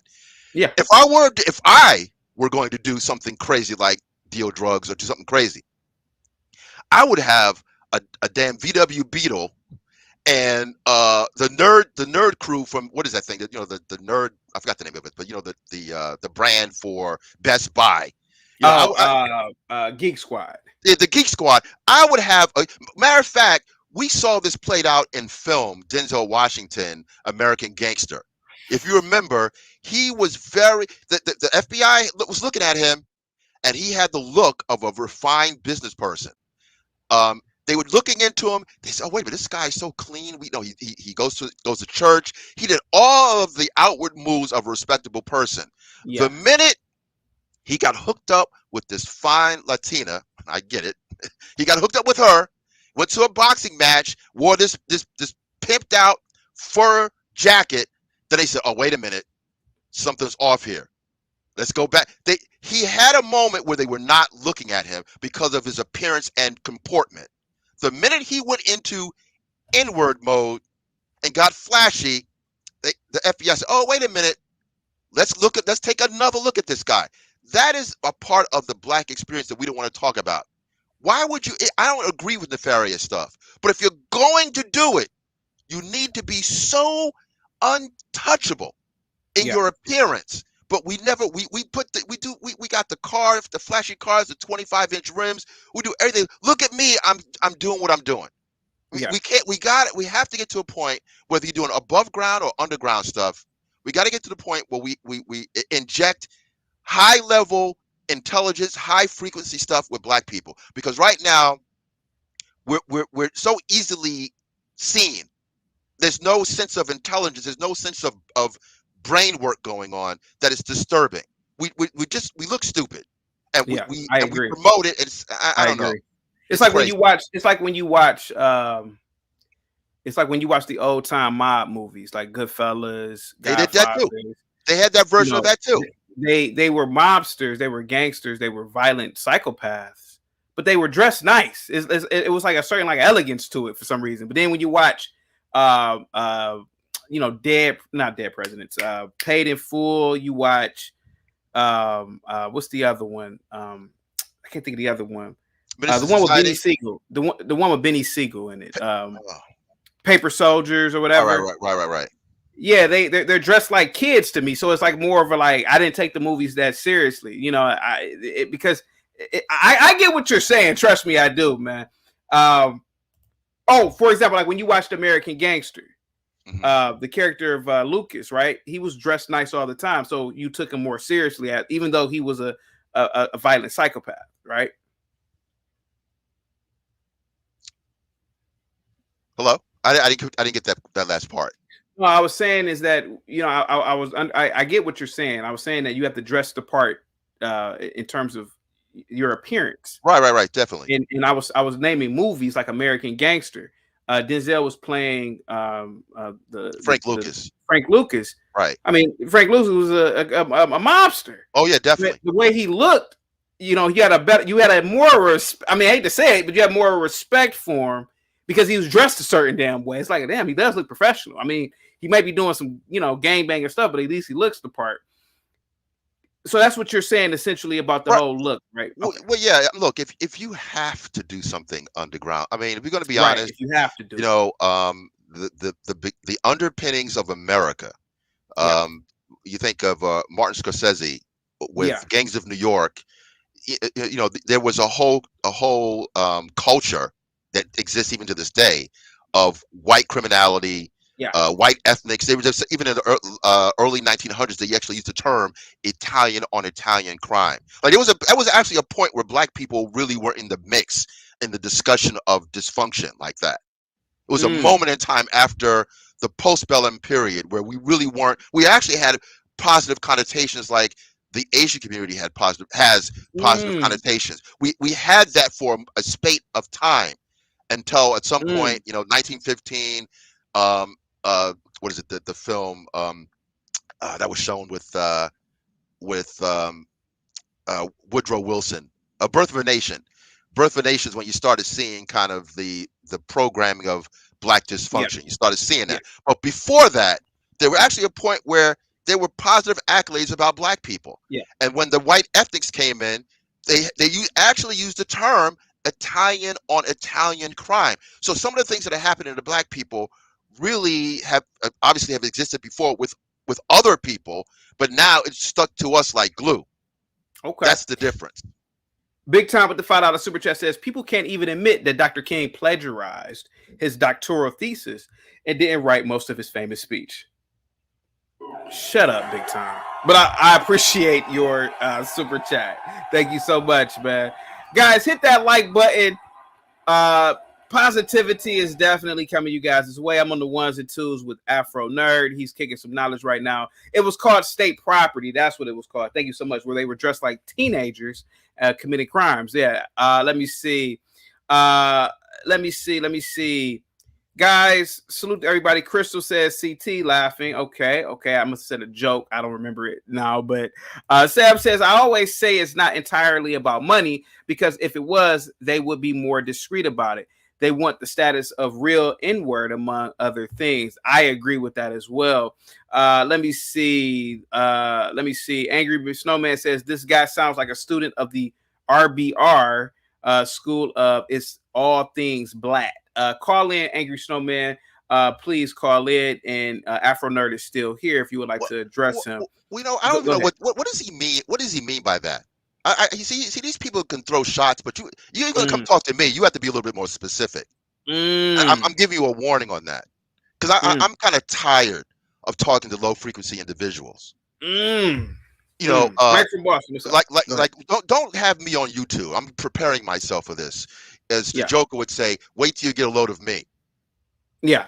I'm not ready. Yeah. I'm tired of this. Somebody has Yeah. to come out and speak truthfully. I don't want to hear anecdotes. I want to Yeah. hear data. Yeah. I want to hear historical evidence, empiricism. I don't want to hear people's feelings. That's probably one of the good things. One of the good things about this growing manosphere of Black men's media is that there's this notion of facts over feelings. Because the facts are immutable. We have to get to this point now. The minstrel, send out the clowns. The minstrel time is over. The tap dancing has to stop. We need to start hearing from intelligent Black people because we do exist. I am a multiple degreed person. Now, I'm not saying Okay. that to throw shade or to, hey, look at me. I'm not the smartest guy, but I have a little bit of intelligence. So let me ask you a question real quick, Afro. Are you saying that Black people, we should already come with a certain elegance, a certain behavior, and not this, oh, woe is me, I overcame this, and you can too? Because what you're saying is that if you break that cycle, then you won't have somebody who will, do drugs first, do alcohol first, dress like a hoe first, because they already know where those things can lead you. Well, look, ignorance is king, right? Yeah. I think look, the adage is if you know better, you will do better. I think that is true. I think the problem is, and my issues are that I have seen and I have read enough to see, wow, we've had Black folks that have done some spectacular things. Yeah. Why are we acting this way? Now, Yeah. I got to get into a little bit of the tribal thing because sometimes you hear from African immigrants or from Caribbean folk who may not know about African Americans or American Black history, that we've actually accomplished so many things. If we don't give you 1,000, Black Americans are the avengers of the Black diaspora. Black in some Americans. respects. I've always been a fan of the Black Americans of slave descent. Black Americans, anything that island Blacks or Africans are saying that they've accomplished, I have to agree with Eric. Black Americans did it 100 years prior, or in some cases 200 years prior. And Eric made a good point the other day when he was talking to this British individual of Nigerian descent. He said, listen, man, you guys are late to the party. And anything that you're saying that you're doing now, Blacks have done it tenfold 50, 60, 70 years ago. So yeah, I agree with you on your notion that Blacks are the Avengers. We're pushed to eschew our accomplishments, right? Mm-hmm. And I don't get it, because if you factor in, I mean, I think even in England now they're just starting to get around to the notion of having HBCUs in England, like an English version of the HBCU. Go ahead. Right. So even when people try to talk about, well, we need to place accolades on those who go to Ivy League schools, which is fine. I have no issues with Ivy League educations, but many of the Black colleges have produced the greatest Black human beings, or just human beings, the world has ever seen. Whether it's Thurgood Marshall, Dr. King, I mean, we can go on and on. Even present day, Howard. I'm a Hamptonian, and I have to admit, even though Hampton's a real HU, but that's a side joke. But Howard has produced a lot of luminaries, and yet we still kind of defer to needing a white PWI education, which is fine. I think you can have a mix of it. I went to Hampton and I went to St. John's. Yeah. There's no big deal on that, right? But we've had some points of history that could put us, that we need to be kind of championing more, and yet we still are pulled down to the ghetto. Why do we do that? Why do we do that? I mean, I there's reasons. During the segregation time, which was during Jim Crow, the doctor had to live around the corner from the ne'er-do-well. So there was a little bit of kind of cross-pollination going on during segregation that we don't have now. That's probably some of what's going on. But at the end of the day, we cannot continue to kind of have this kind of low self-esteem culture. There's a cultural component that's rife with low self-esteem. You pull out any rap lyric of any popular, whether it's Future or The Baby or Little Baby, any of the babies, it's never positive. And this is promoted 24/7. This is Lenny Riefenstahl which is filmmaker during the Nazi propaganda period. I thought it was Goebbels. Joseph Goebbels was the minister of propaganda. Leni Riefenstahl was the actual filmmaker. They worked in conjunction with each other. Right. So when you start to look at what they did as propagandizing the dysfunction of Jewish people, it's very analogous to what has happened with Black people. Even it is so stark chaotic that when you look at how the titles of Black hip hop, I'm gonna say, let's say it that way, of corporate minstrel hip hop, the titles of N-word this, my N-words, all that, it's as if it's the same as the actual literal minstrel records from the 1800s. The titles of minstrel records from the 1800s, an N-word doesn't have a country, like N-word this, N-word that. It's almost the same as the N-word titling of my N-word. Yeah. No one makes that connection. I mean, even you may remember this guy. He came and went. Hurricane Chris. Hurricane Chris had a song. It had like the Camptown Races melody. Like they were actually. It was gotten so bad. The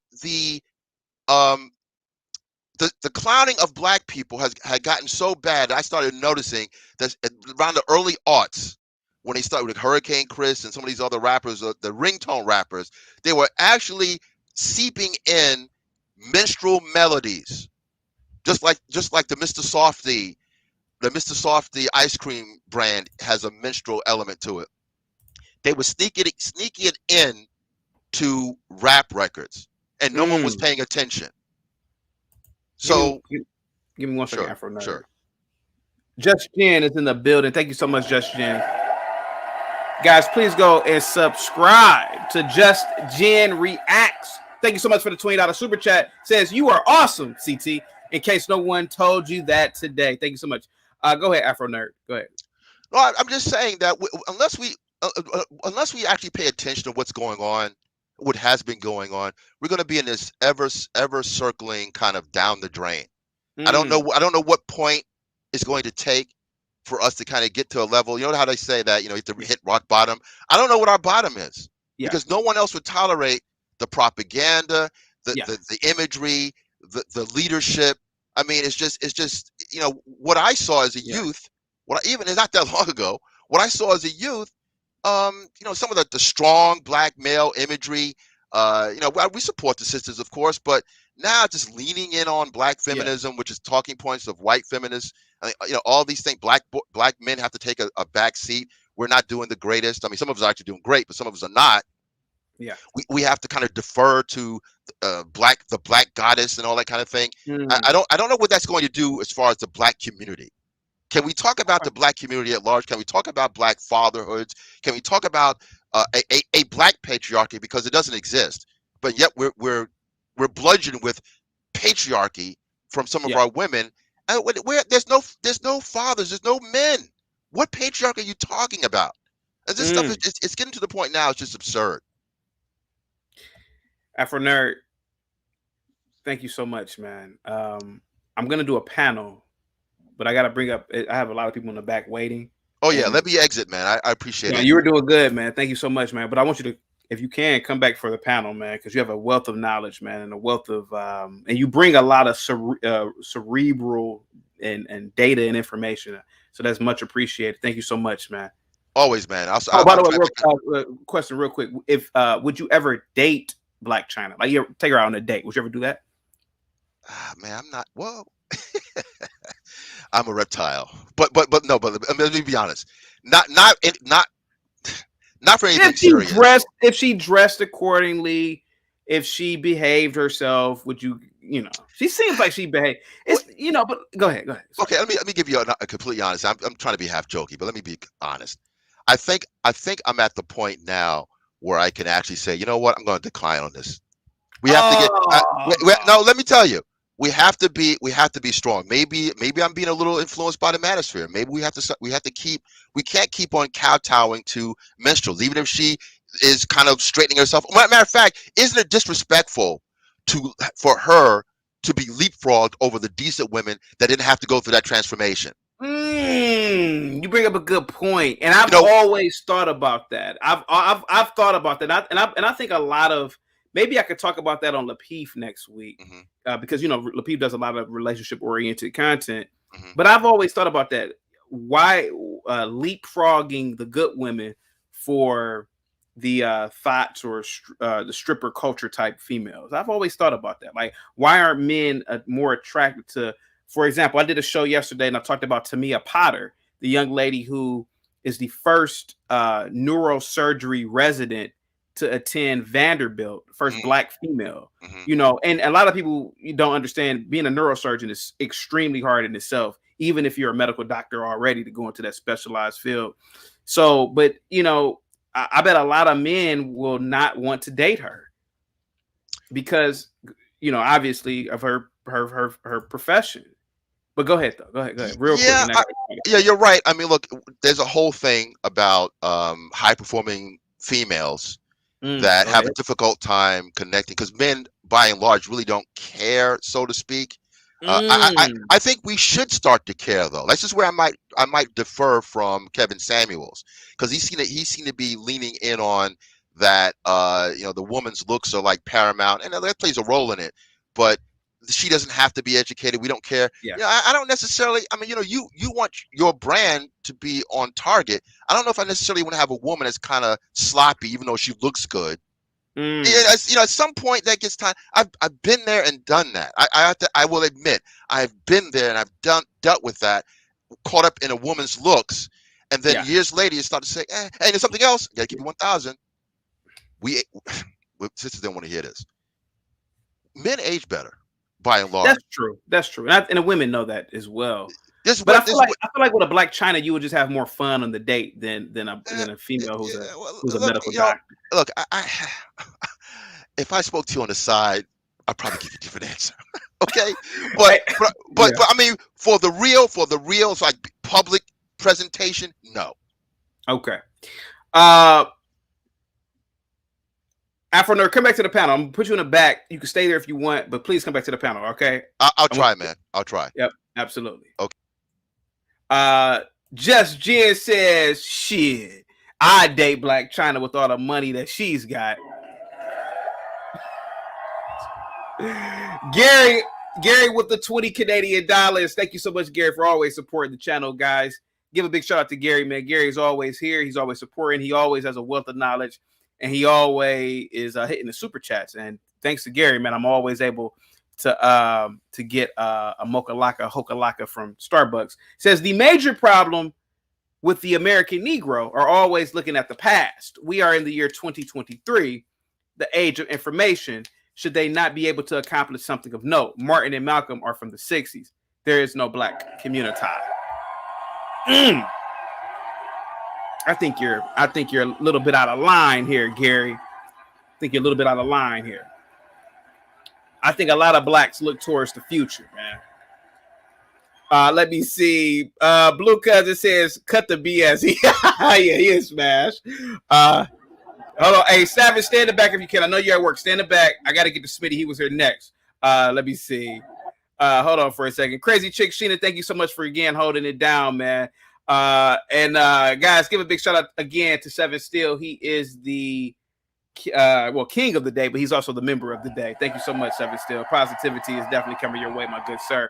Smitty, what say you about my diatribe about Blac Chyna? I believe that Blac Chyna has the ability to help change the Black community, especially women, because of her transformation. What say you, my good sir? Okay. I'll expand on that as well as tap in on, because I'm only going to be a second. I got things to do. So also with what the one guy commented on CT when he was saying something about Dr. King didn't write his speech. So boom, that as well as what you're talking about with Blac Chyna, respect. So where I'm at is this. I am so sick of my fellow people of the soil, okay, always having to think that in order for you to be somebody who can speak or do something, you have to be perfect. Okay, you had to have been flawless. Okay, so my whole thing is this: if what this is a genuine move, because I'm gonna say it, you all know I've spoke about it. Me as somebody who did 7 years in prison, bruh, I be daggone if yeah, I be daggone if I mean it's been 5 years already. Nothing, no encounters, no nothing, bro. And that's really good for a person like me, considering how I was living.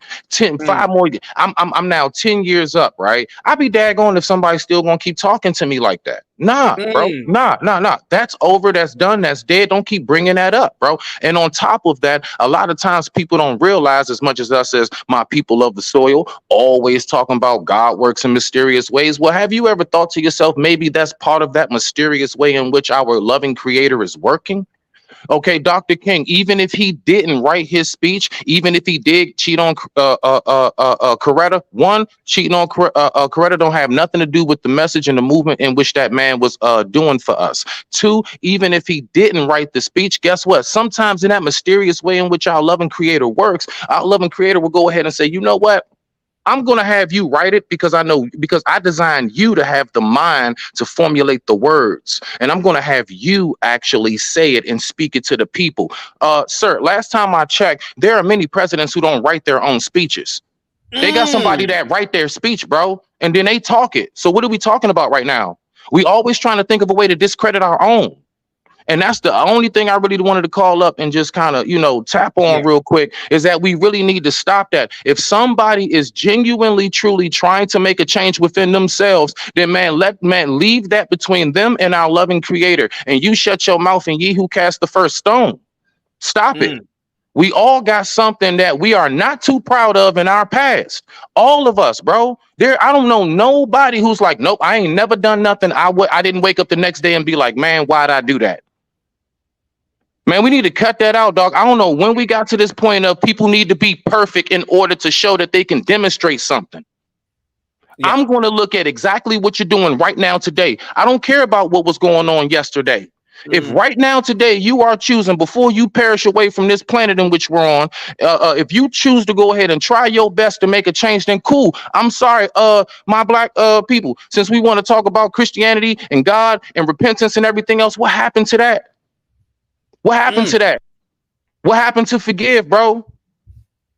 I mean, I kind of think in a sense, isn't it? I mean, would you not look at it as maybe we were designed to sin in order to repent?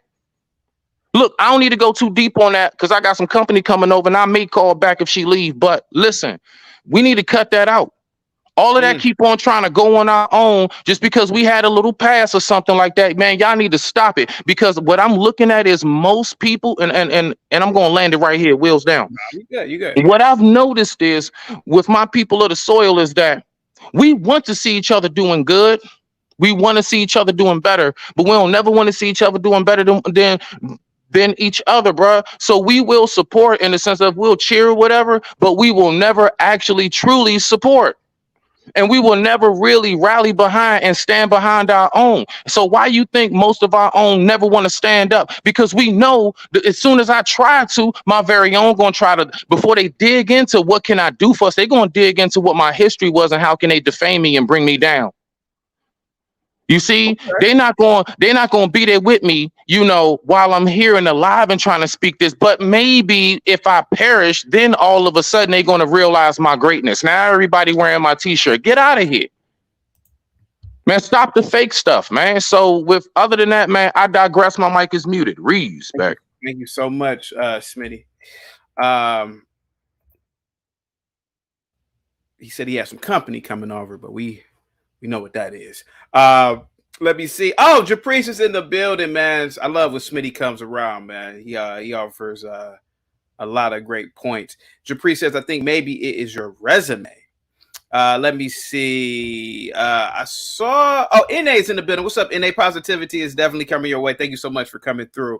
Let me see. Real quick before I bring up Savage. Just Jen says prison sucks. Bottom line, I'm no longer living a criminal lifestyle, so I'll never go back. Put a 1 in the chat if you've gone over to Just Jen Reacts and subscribe to her channel. Let me see. Savage, what's up, man? Do you believe that um oh my god, Blac Chyna has transformed, and do you believe that her transformation will cause millions of women to go conservative? Savage, you're on mute, Savage. There you go. So I'm not sure. Like, in two parts. I'm not sure if her transformation is an awakening of her spirit or if it is a selfish ploy. Okay. Also, I'm not exactly sure if women are going to listen to her.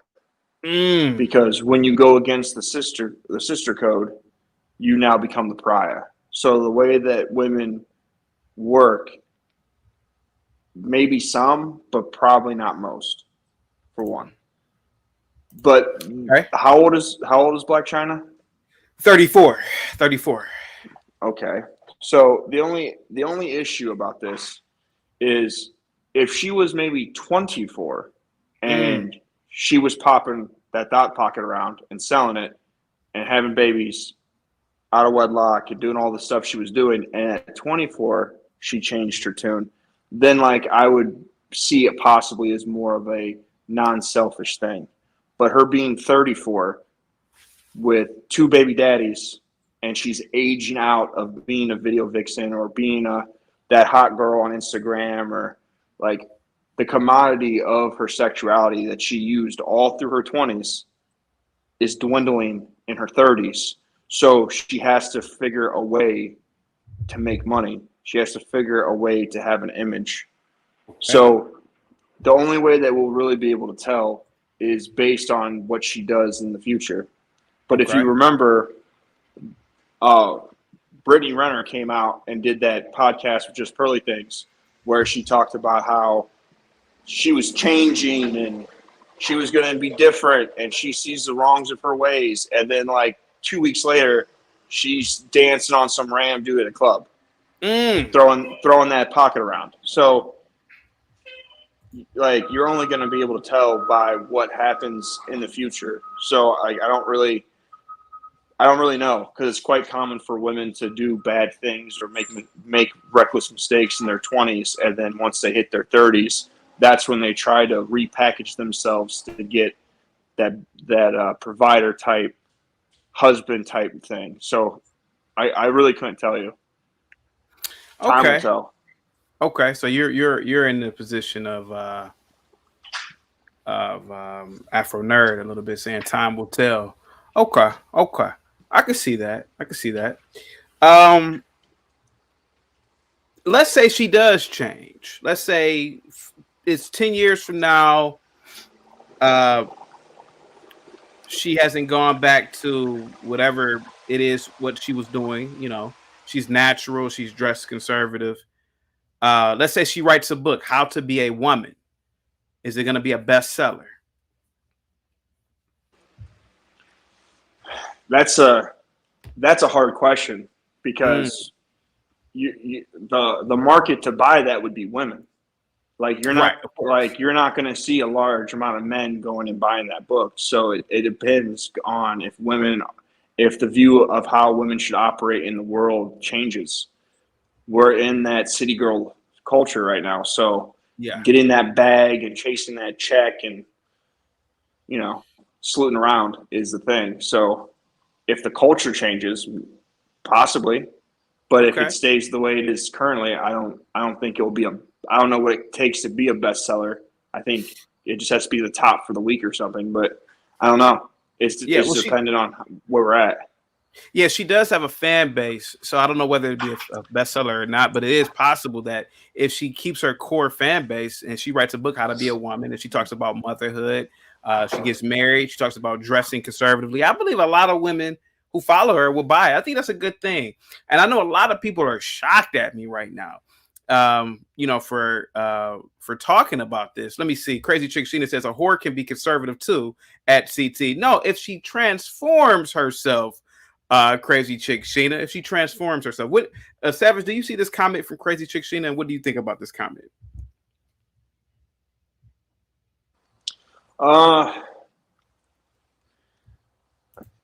It needs context. Like, it needs context. It depends on what she's using as the word conservative. Yeah. Because it's just like if someone was to say I'm a traditional woman but has 6 baby dads, like, you're not traditional by the standard. Yeah. So, like, it depends on the context of what she means. Oh, okay. Okay. And again, just Jen keeps talking about Blac Chyna's money. Yeah. All right. Well, unfortunately, the problem that she keeps trying to point out is how much money Blac Chyna has.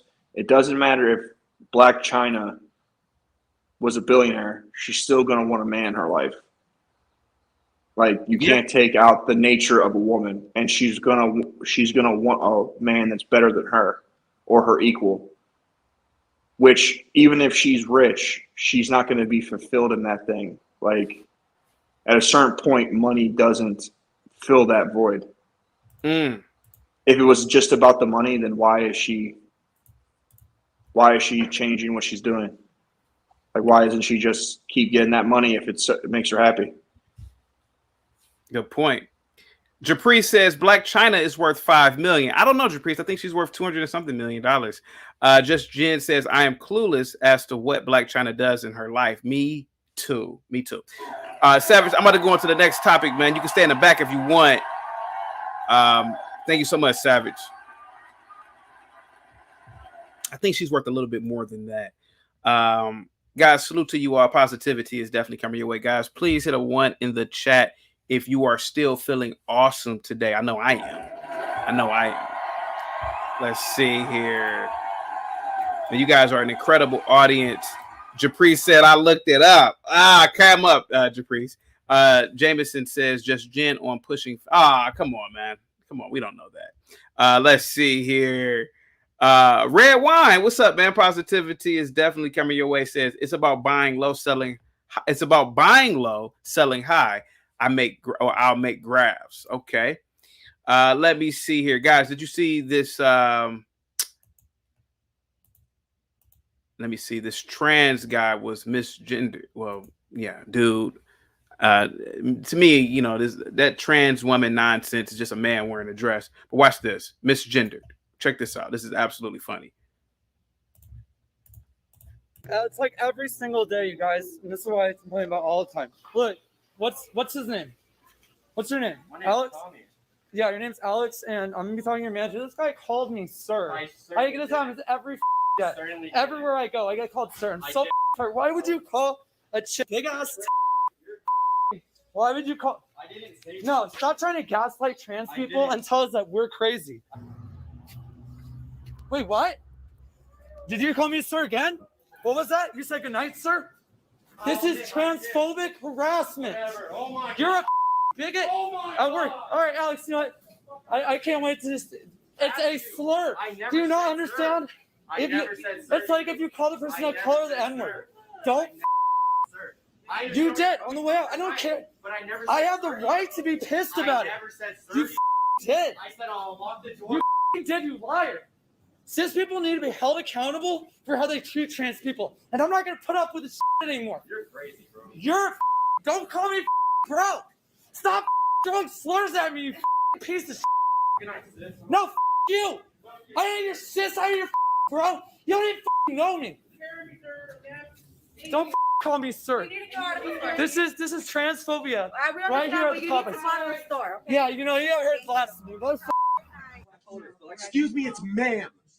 It is ma'am. I can call the police if you'd like me to. You need to settle down. You need to settle down and mind your business, okay? Ma'am, once again, ma'am. I said both of you. No, you said sir. Once again, it's ma'am. I actually said both of you guys. It was general. Right beforehand, you said sir. Sir? Okay. Mother, take it outside. If you want to call me sir again, I will show you a sir. I apologize. Mother.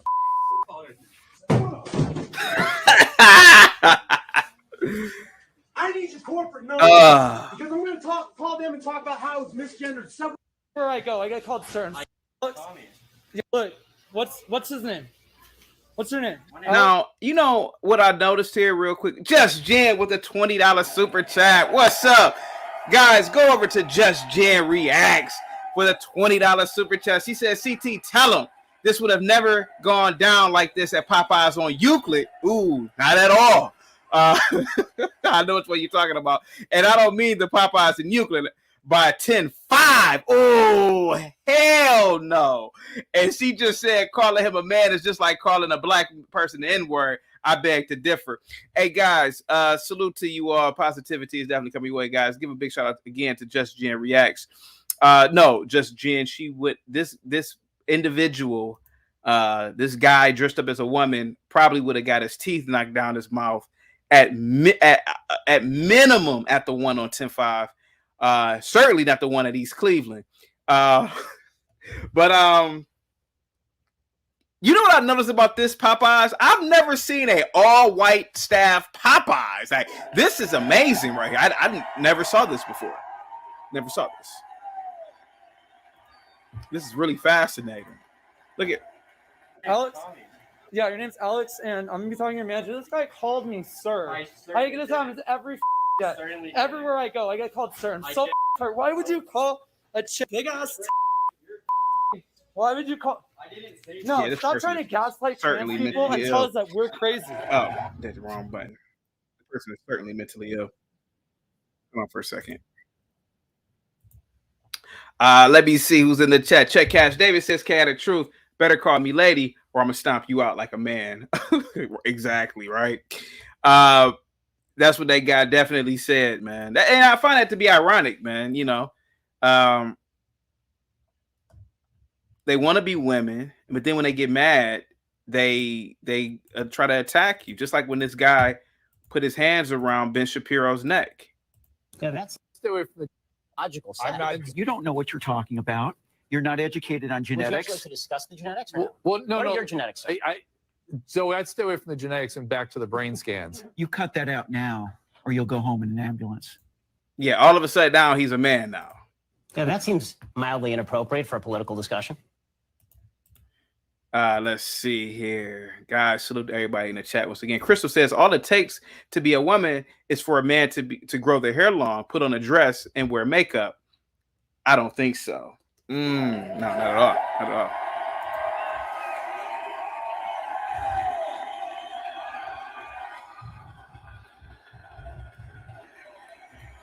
Oh, by the way, guys, Greta Thunberg receives her honorary degree. Real quick, before I get into the next topic, real quick. Greta Thunberg to receive honorary doctorate from Finnish University. Oh my God! As someone living with type 2 diabetes, give me a second. I want to. The ceremony is part of Finland's century-old conferment of Jubilee. Climate activist Greta Thunberg is to be awarded an honorary doctorate from the University of Helsinki's theology department in late spring. The 20. She was just born 20 years ago in the year 2003. The 20-year-old Swedish climate activist was named Monday among 30 other individuals to be awarded the title of Doctor Honoris Causa. I don't know what that is. The university's highest recognition. Among the most high-profile names included in the list was Sauli Niinisto. I don't know what that is. I'm going to try to pronounce it. Niinisto, Finland's president since 2012, who has been appointed an honorary doctorate in philosophy. The ceremony will take place in May. All I have to say to this university is, how dare you? How dare you? How dare you give this this girl an honorary doctorate? I don't have an honorary doctorate. How come I don't have one? All the girl does is say, how dare you, and make up nonsense about climate control or talk about climate control. Let me see. Japri says mentally ill and childhood sexual abuse. Okay, I don't know what she's talking about with that one. Let's see. Talking about the trans. Okay. Daniel says it's ridiculous as non-binary. You are what you were born as. You can't call yourself the other gender or say you have a no gender just because you feel like that. Genetics are what they are. Let's see here. Big Dog Physique says CT. Salute to you, man. Positivity is definitely coming your way. Just Jen says, JB, if I wanted to hear from an asshole, I'd fart. Lou says, this is why college will become useless. Yeah, I agree with that, Lou. Guys, please put a 1 in the chat if you have graduated from college and you too would want to get an honorary doctorate degree. Let's see. Japri says that actually happened to me at Cheesecake Factory. I don't know. Okay. Let me see. Thank you guys again for all the super chats and cash apps, man. I'm going to be doing an open panel pretty soon. People can call in. Let's see here. Roller Skater, Texas Girl, salute. Guys, give a big shout out to Roller Skater, Texas Girl. She's an awesome, awesome member of the channel. Thank you so much for always supporting. Roller Skater, Texas Girl says, Greta will probably have a permanent and high position in the government. Oh, Jesus Christ. It's possible. It is definitely possible, man. They will give that girl some sort of cabinet position, and she is certainly not qualified. Let me see. Jameson says Tate got sent to jail for insulting her. Is that true? Is that true? Can we do some fact checking or checking on that? I did not know that. Just Jen says, and so are the people who gave her a doctorate. Oh, okay. Check Cash David says, Mike from Boston, when did dressing up like a woman advance your military career? Remember MASH. Okay. Jameson says autistic spaz, talking about Greta. Just Jen says Greta is retarded. It's possible. Let's see. Let's see here. Big Dog Physique said he's 7 foot with a 10-year-old little girl jacket on. Yeah. Talking about the guy in the GameStop. Check Cash David says that seems mildly inappropriate. Ben should have punched him in the boobs. Yeah. Let's see. Just Jen says honorary degree. What the F? That just screams free handout. Guys, put a 1 in the chat or put a thumbs up emoji for 7 Steel for being the member of the day, man. Thank you so much, man. If you do that. Let me see who else is in the chat real quick. What's up, T Spells? Positivity is definitely coming your way. Hope all is well with you and yours.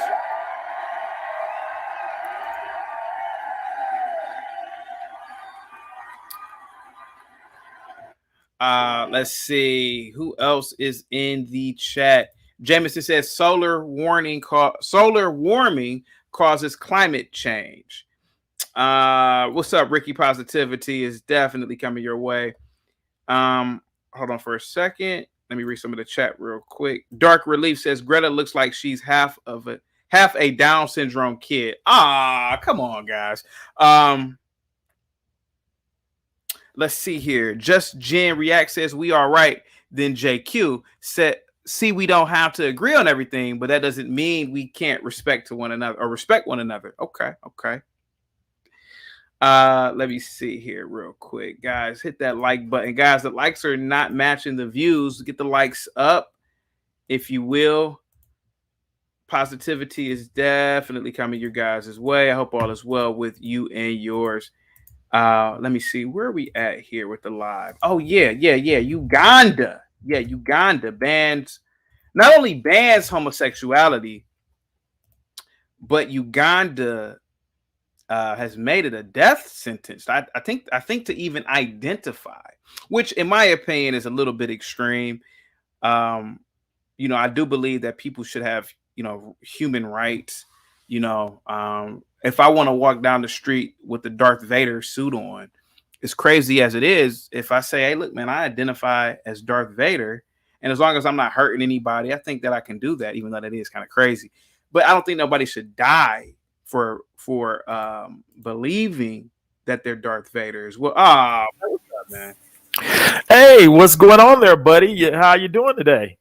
Yeah, what's going on, man? I'm trying to talk about Uganda, but what's going on, man? I'm all right, man. I'm talking about Blac Chyna. I'm pretty sure you know who she is. I'm pretty sure you know who she is because instead of hitting my subscription, you talk about me saying I ain't got no job and I'm on YouTube all day. But I bet you got bet you had a Blac Chyna OnlyFans subscription. Keep it real. No, not at all. But I'm going to say this. I'm going to say this in regards to Blac Chyna. Yeah. This is what, and I heard someone, I don't know who it was, but they was talking about how she's gotten 34 and now she has to redo herself because when she was 24 she was doing this. But here's the thing that fellas don't understand, and these are just average everyday square fellas, and I'm saying square fellas because I've been on both sides of the line. What you don't understand is women have to go through that phase. They have to go through that phase of wild youth, fiery curiosity, and they're gonna bump their heads and make mistakes. They're gonna bump their heads and make mistakes. Now, I know that I've said on this show before, the best wife a lot of times are ex-prostitutes. What do you mean by that? The reason I say that is because they've went through that phase of bumping their heads, curiosity, living their life, and they pretty much know what it takes to please a man, and and that curiosity is gone, so they don't have a reason to be curious about any other man. The most, I guarantee you, the most women that cheat on their husbands are the inexperienced women who have a full-fledged fire of curiosity, and another man comes along that drives their curiosity, that's a little more tempting, and a lot of times they cross that line because they haven't had that before. They haven't had that experience. So I remember I think it was Tariq Nasheed used to say women have to go through their little whole phase just to have that experience, and when they come out on the other side, they can actually, they're more mature, they're more experienced, but because us as men, especially you square dudes, you like to keep your women at a certain level. This is why when you get someone that you think is wholesome and this, that, and the third, later on down the line in your marriage or in your relationship, they end up cheating on you because they still have that curiosity. They haven't had those experiences of women. They're still girls. They're still, they're older, but they have the curiosity of young girls. They haven't had that full-fledged experience. So when they get married and they're inexperienced, what happens when another man comes along that brushes that curiosity, that turns them on like they've never been turned on before? They end up stepping out, usually on their boyfriend or their husband, their long-term boyfriend. You cannot hold these women back. Just like us as men need to sow our wild oats, as we say. Yes. Yeah. These women need to go through their phase. So that's like college, going to the college, being in a sorority, and having different experiences and all this other stuff. So when they're in their mid to late 20s, reaching 30, they've lived that phase, and they know what direction they're going in, whether they're going to be a wife or not. They know what direction they're going in, and their direction may not include a man trying to tie them down. And I'm saying this because I've lived on both sides of the line, square and game. And I'm telling y'all, the best wives most of the time later in life, and it comes later in life, are ex-women of the night. I'm telling you. So let me ask you a question, my good sir. And Japrice, thank you so much for the $2 super chat.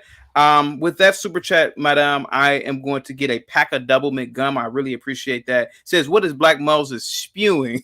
Are you saying, my good sir, and salute to you, Flex Henry, are you saying, sir, that Pinky XXX, and I know you know who that is? Yeah, definitely. Yeah. Are you saying that Pinky XXX will make a great wife? Yeah. Wow. As far see, because this is the thing with you square guys, you're looking at it from the aspect of sexuality, and that's why you're looking at this woman was on film and television. She's been getting money shots to the face. She's been getting her back splat for years on film. There's no way she can be a good wife, but because she lived that life, she can now give her experience to one man, and she's only going to focus on that one man because she doesn't have that curiosity anymore. There's no man out there that can drive her curiosity. She's already been through it. She's been through it.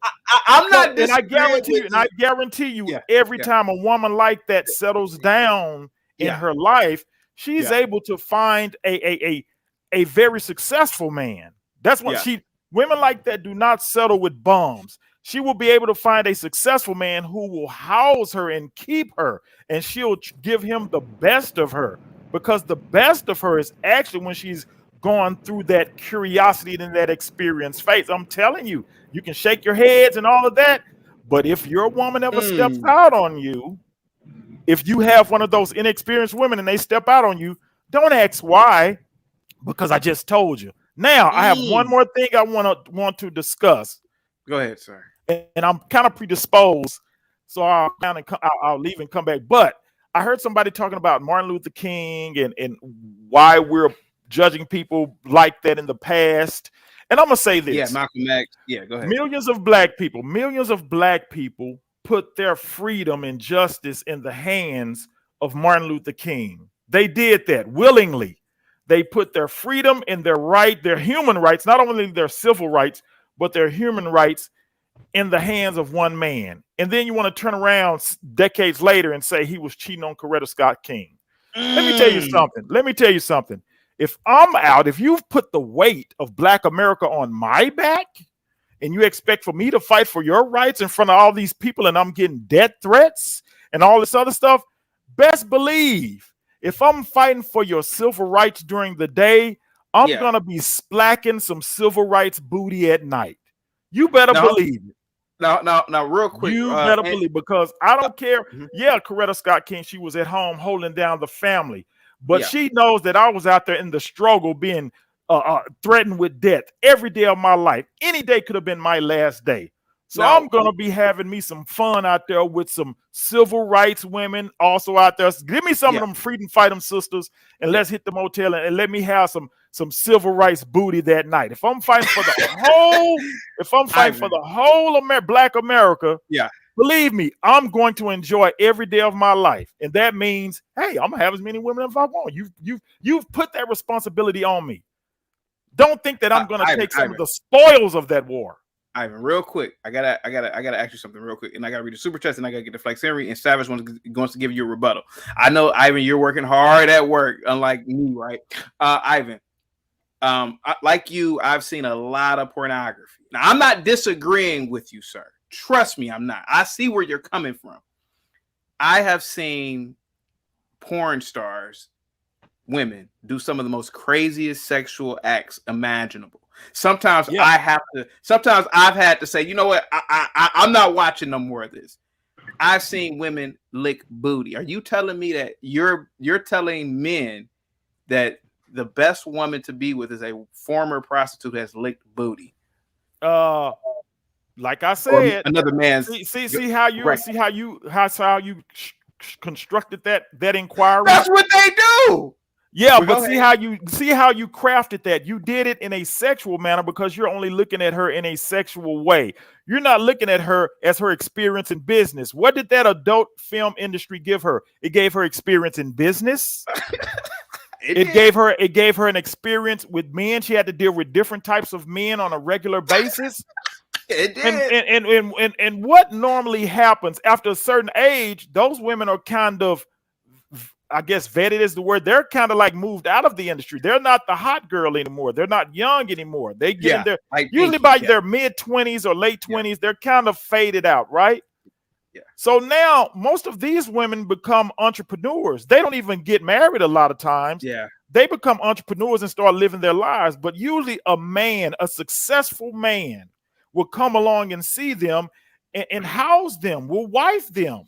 Look, if you look at some of the lives of some of these ex-adult film stars now, and if they're married, look who they married. They're not married to some scum bum. They're married to successful men. Yeah. And they're not stepping out on that man because they know what it takes to please him. Even if they say, okay, I'm his wife, he knows I can do it. Let me bring somebody else in here to just give him a treat. They do stuff like that, even though they're their wives. But the inexperienced woman will stumble, bumble, trip, and fall because of curiosity. Let's just take a look in the Bible. And I don't want to go to the Bible. What happened when God said, don't look back? He told Lot and his whole family not to look back. I guess who turned and looked back?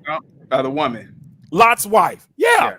She still had that curiosity. She said, I'm leaving my perfumes and all this back. She looked back and she was turned into a pillow of salt. That's the inexperienced woman. I bet you Mary Magdalene wouldn't have looked back.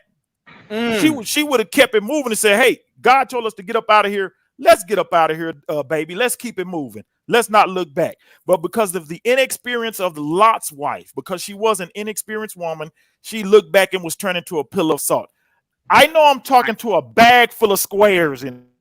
I told you I've been on both sides of the line. I know y'all are looking at it. Y'all are looking at it from your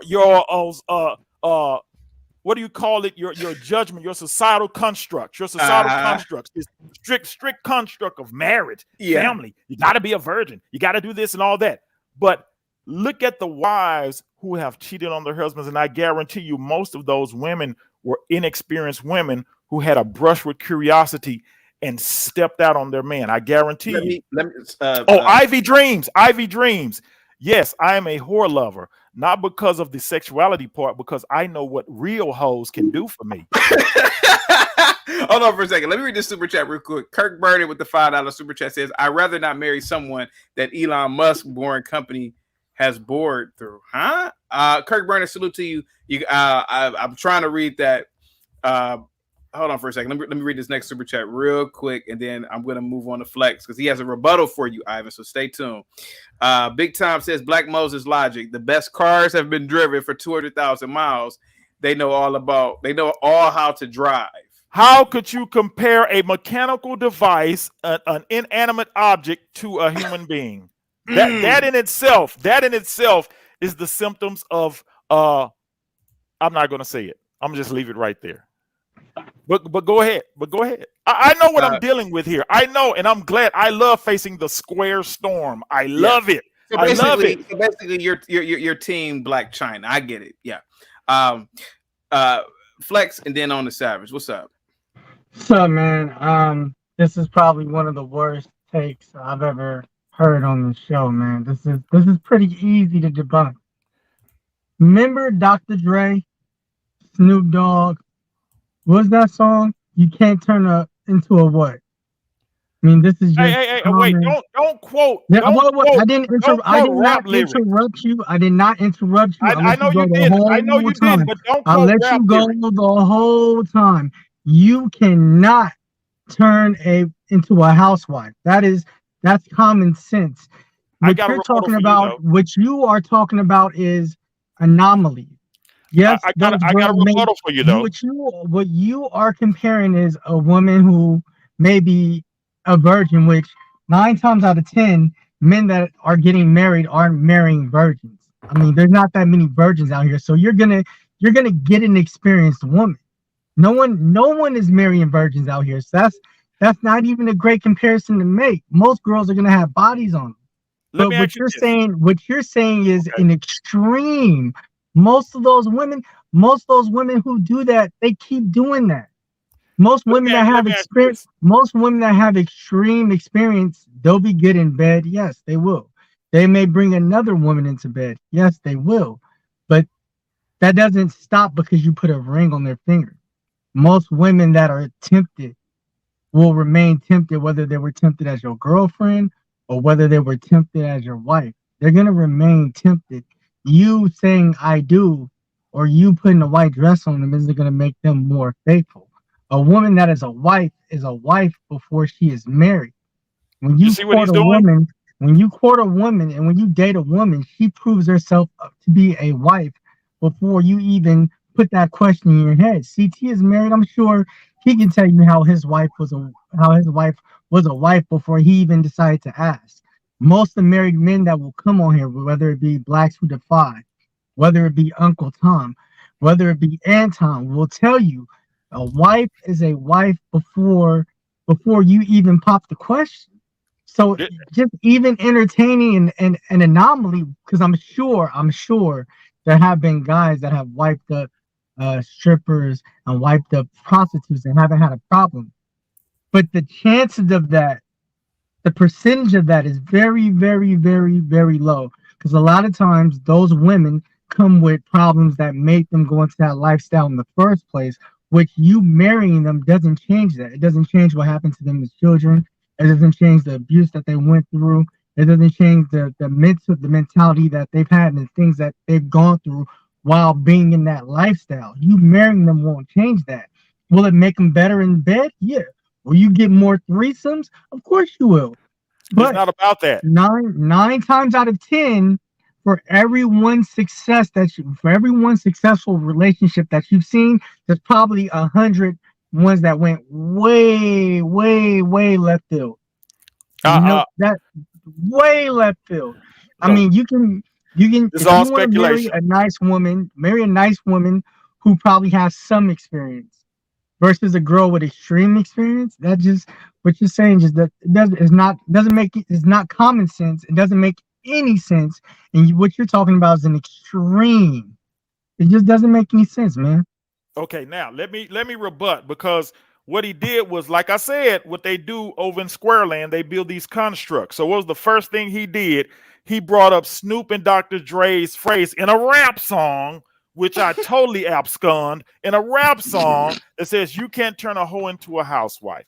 Now, the reason that is flawed is because the women that Snoop and Dre was talking about aren't hoes. They're sluts. They're just neighborhood sluts. That now, when you use the word hoe, y'all use it loosely. Y'all talking about the neighborhood sluts that run around screwing dudes for free just because they like them. Maybe the dude has a nice car, he's cute.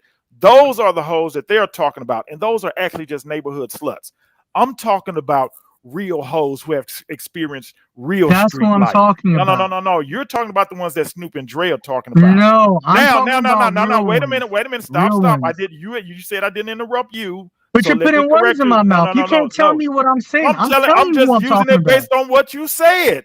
Now, the very Snoop Dogg that made that song actually was quoted as saying he went into the pimp game and actually ended up falling in love with his hoes, because those were real hoes that were stand up. They wasn't Did he these marry them? neighborhood sluts. Did he marry them? He Did was he marry married. them? He was married when he did that. He almost got divorced because of that. Did you Did he not know marry that? them? Did he marry them? But look, he almost got divorced because of that. Are you not Did taking that he into marry account? them? He ended up Did he- getting out of that life altogether. But remember what I just said. He said that he was falling in love with his hoes because they were so stand up. So that changed his talking about a hoes to a housewife, because when you're talking about neighborhood sluts, yeah, we all feel that way about neighborhood sluts. On the game side, the game don't like neighborhood sluts because they taking the money away from the real hoes. They out there fucking for free. I'm sorry. No, you good. But on the game side, we appreciate real hoes for what they. And let me stop saying that, because like I said, both sides of the thing. So let me put it back in your head. You brought that up, and then you said nobody is gonna be a virgin. That's a bad thing to say, because there are still men, young men out here that still want their wives to be virgins. I don't know what to You tell know him. that. And I know in your own head, the woman that you married, you probably wish that was a thought, even if maybe you're her first. No. But I know you didn't go into your marriage wishing your wife had other men before you. Every square man has that hope that the woman he marries is going to be a virgin, even though it is pretty much out the window. Every man has that hope. Every man So has you that think? hope. Wait. So you think these guys are getting married and they don't even have the conversation about how many bodies? I'm sure they do. Think that conversation happens? I'm sure they do. But if their woman isn't a virgin, they want her to have the least amount of sexual experience possible. So if your wife told you that she was probably with one or two men, you'd be cool with it. But what if your woman told you that she had been with 50 men before you? It's a lot, bro. Isn't it? Yeah, on the square side, it's a lot. But on the side of the how game, old though? How old? For how old? When did you marry your wife? She's older than me, so probably I think she was like 29. Okay, so 20 or 29. So when you married her, she was 29, right? Yes. Okay, so if you had that conversation and she told you by she was 29, and you asked her and she said, I've been with 50 men in my life, how would you have felt? Let's not forget, y'all built a relationship. You like her personality. You have these conversations, and then you have that conversation, and you're thinking about marrying this woman, and then she says, well, I've been with 50 men by this age that she is 29. So how would you feel? Wouldn't that would have brought some doubt in your head? Now let's remember she's been with 50 men, and she's been with 50 men for free. So we talking about 50 men from the time that she started having sex, which means that we're talking maybe from most the women start time having that you sex. felt that she could be your wife? Because 50 bodies by 30 isn't, that's not that much. For on the square side, that is a hell of a whole lot. That would destroy a lot of men. That's That not would that destroy a much. lot of men. By 30, that's not that much. That's a If hell of you- a whole. But and it's on the square side. Remember, real hoes, real game. They'll have 50 men in a day, possibly. But Possibly. on the square side, by the time this woman is 30, she's been with 50 men. Come on, dude. Let's not play these games. Dude, most women who are like that start having sex at 17. So if you go 50 from 17 to 30, No. Let's take all of that out of it. Regardless, you gotta put that. That's realistic. No. You're throwing all these other points in there, but this is the thing. Let's say no. Let's say she started having sex in college, and by the time you met her and fell in love and want to get married to her, y'all have the conversation. She says, "Well, I've been with about 50 men, give or take a few." So that would be 50 in only a few years. So I wouldn't roll with that. Give or take a few. Maybe it's 50, maybe it's 60, or maybe it's 45. Ivan, can I say something real quick? Yeah. And Flex, I want you to continue. Ivan, me personally, that's a no for me. Thank you. Thank you. No. Thank you. Hell no. No. Thank Go ahead. you. So the point you're making, like I said, this is the constructs on the square side of life, which is the regular side of life. The game is deeper, so it's not a surface like most of y'all do. Y'all put these stipulations on women that shouldn't be there. Now you seem like a cool, even-headed fellow. That's fine, but there are men that are not like you that will go freaking crazy on a woman and she tells him that she's been with 10 men. That's me.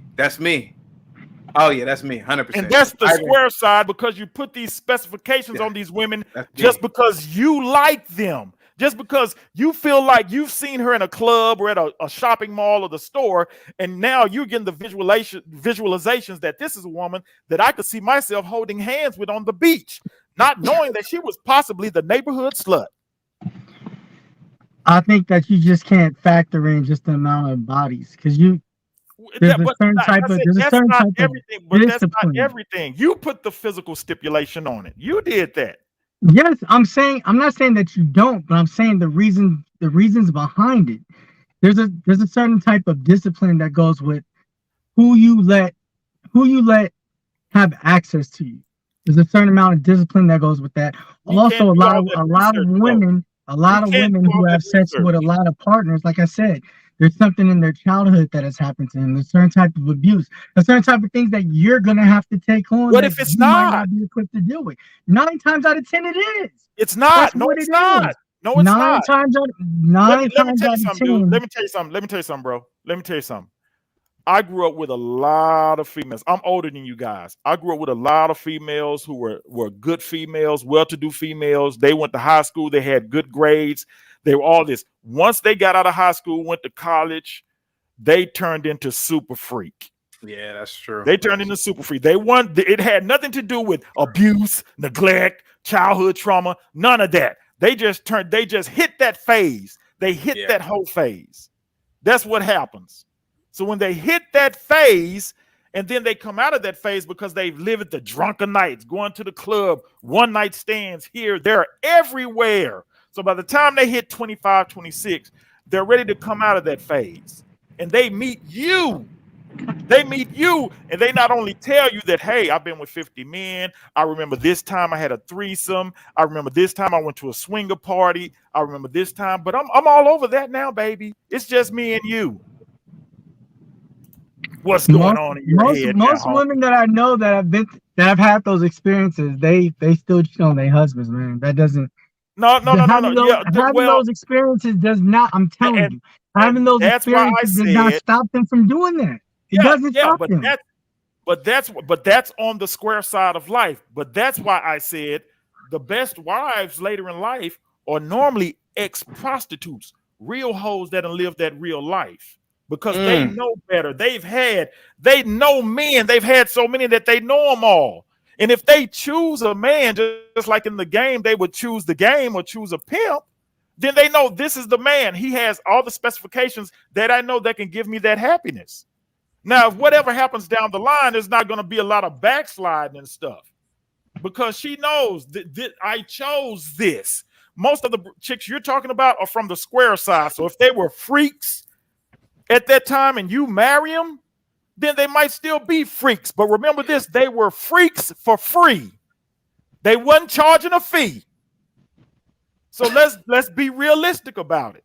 So y'all need to stop putting these specifications on these women just because you like them. Because there were other guys the who liked goalpost them 3 and times. had First them you said before that. you.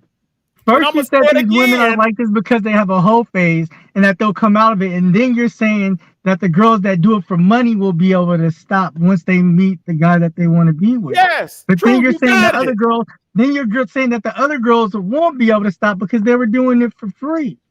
Because so like you're all over the place with your points. They're running into each other. No. I'm not all over the place. I told you there's 2 sides of it. I'm talking from the square side, which is your understanding, and then I'm talking from the side of game. That's why you're saying I'm all over the place. Nah, man. Trust me, I'm from the Bay, bro. I know both sides. I know these people. Hey, okay, so if you're from this the is why I can tell you that most of the women that are out there, most of these what you would call the women of the night, there's a reason why they're able to do those things.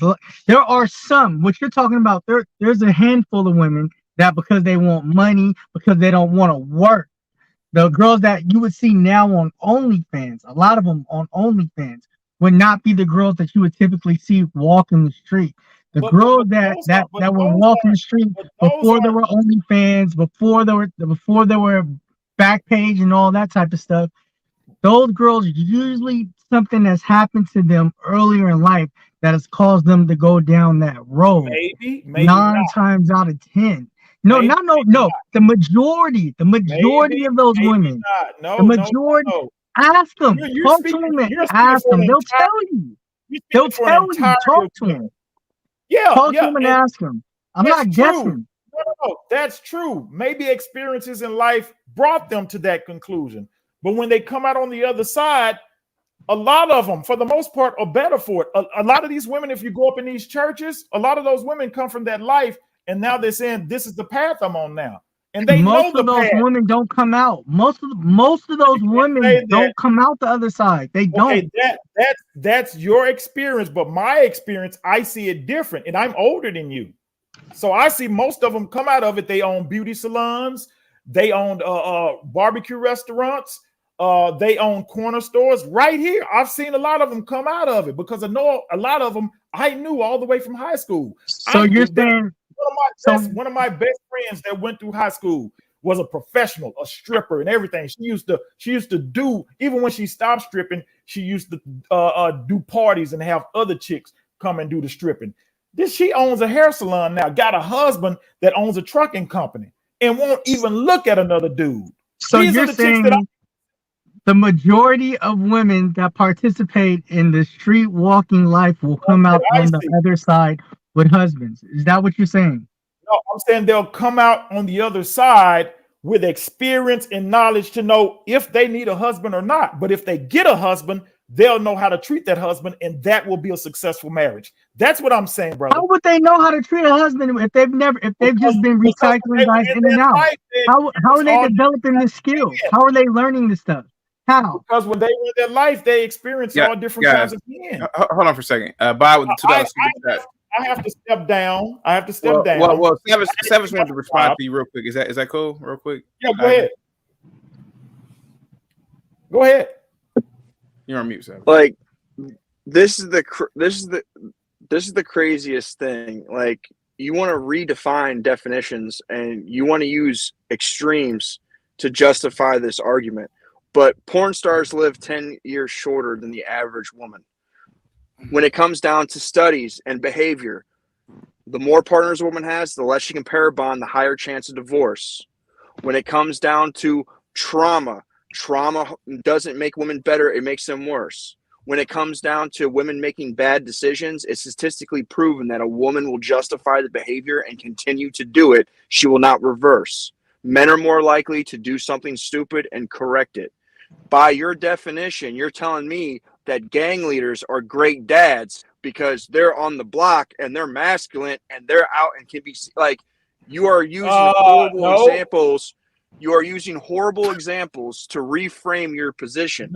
Your name is Black Moses, but you quote the Bible and say that Lot's wife looked back because she was inexperienced, but it had nothing to do with being inexperienced.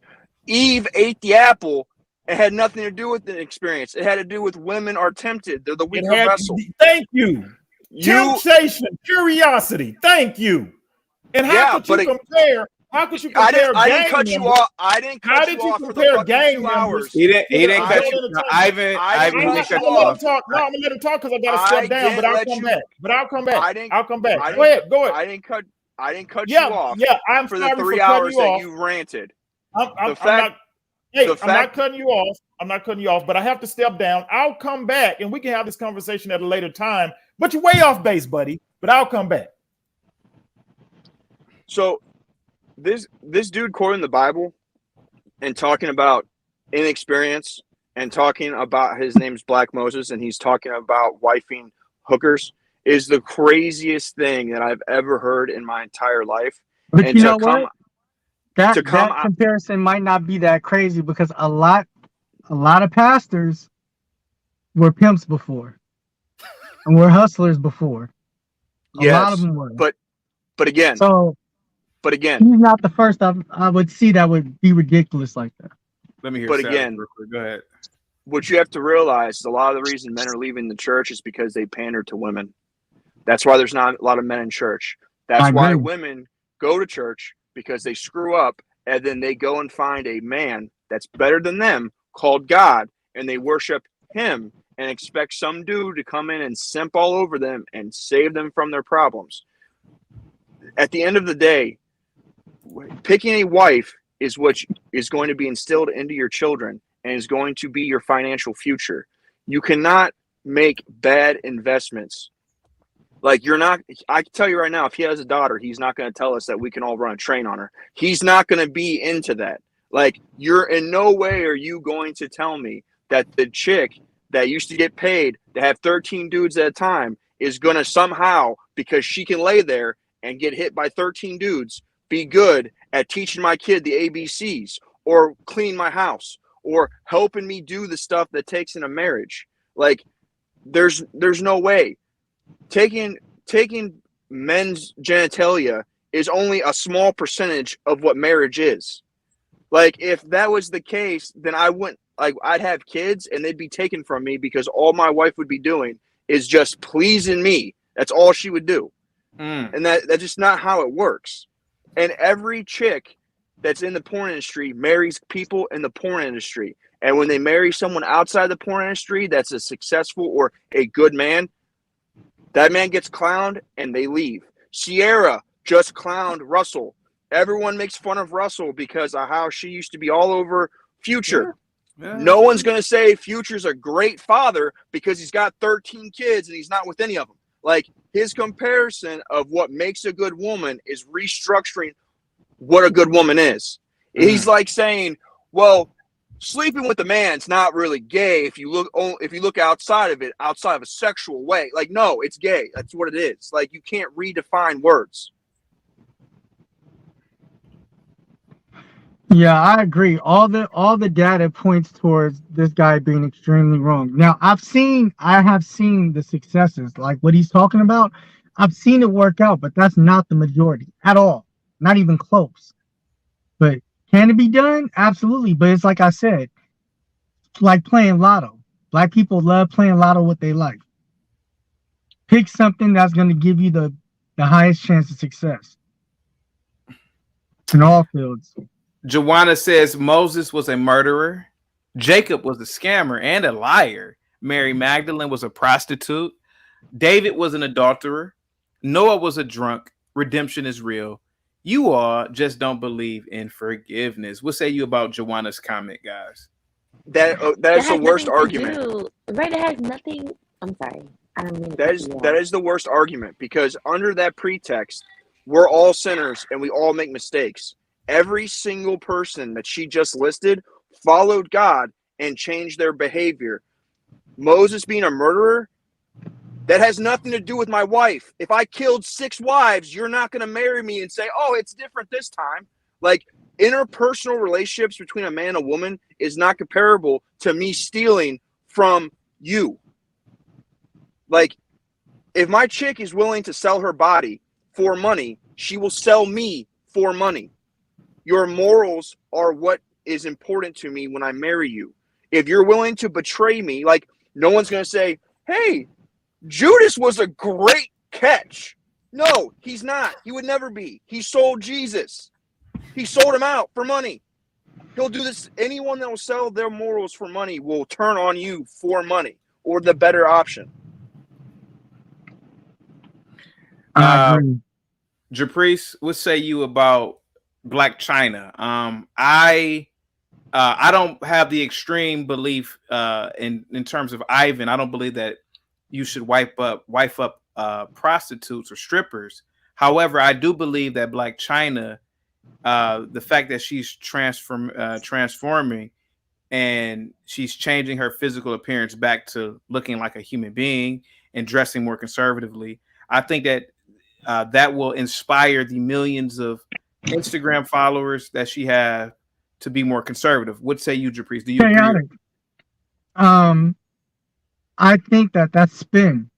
I think that she had to get that taken out. A lot of women who are in their 30s.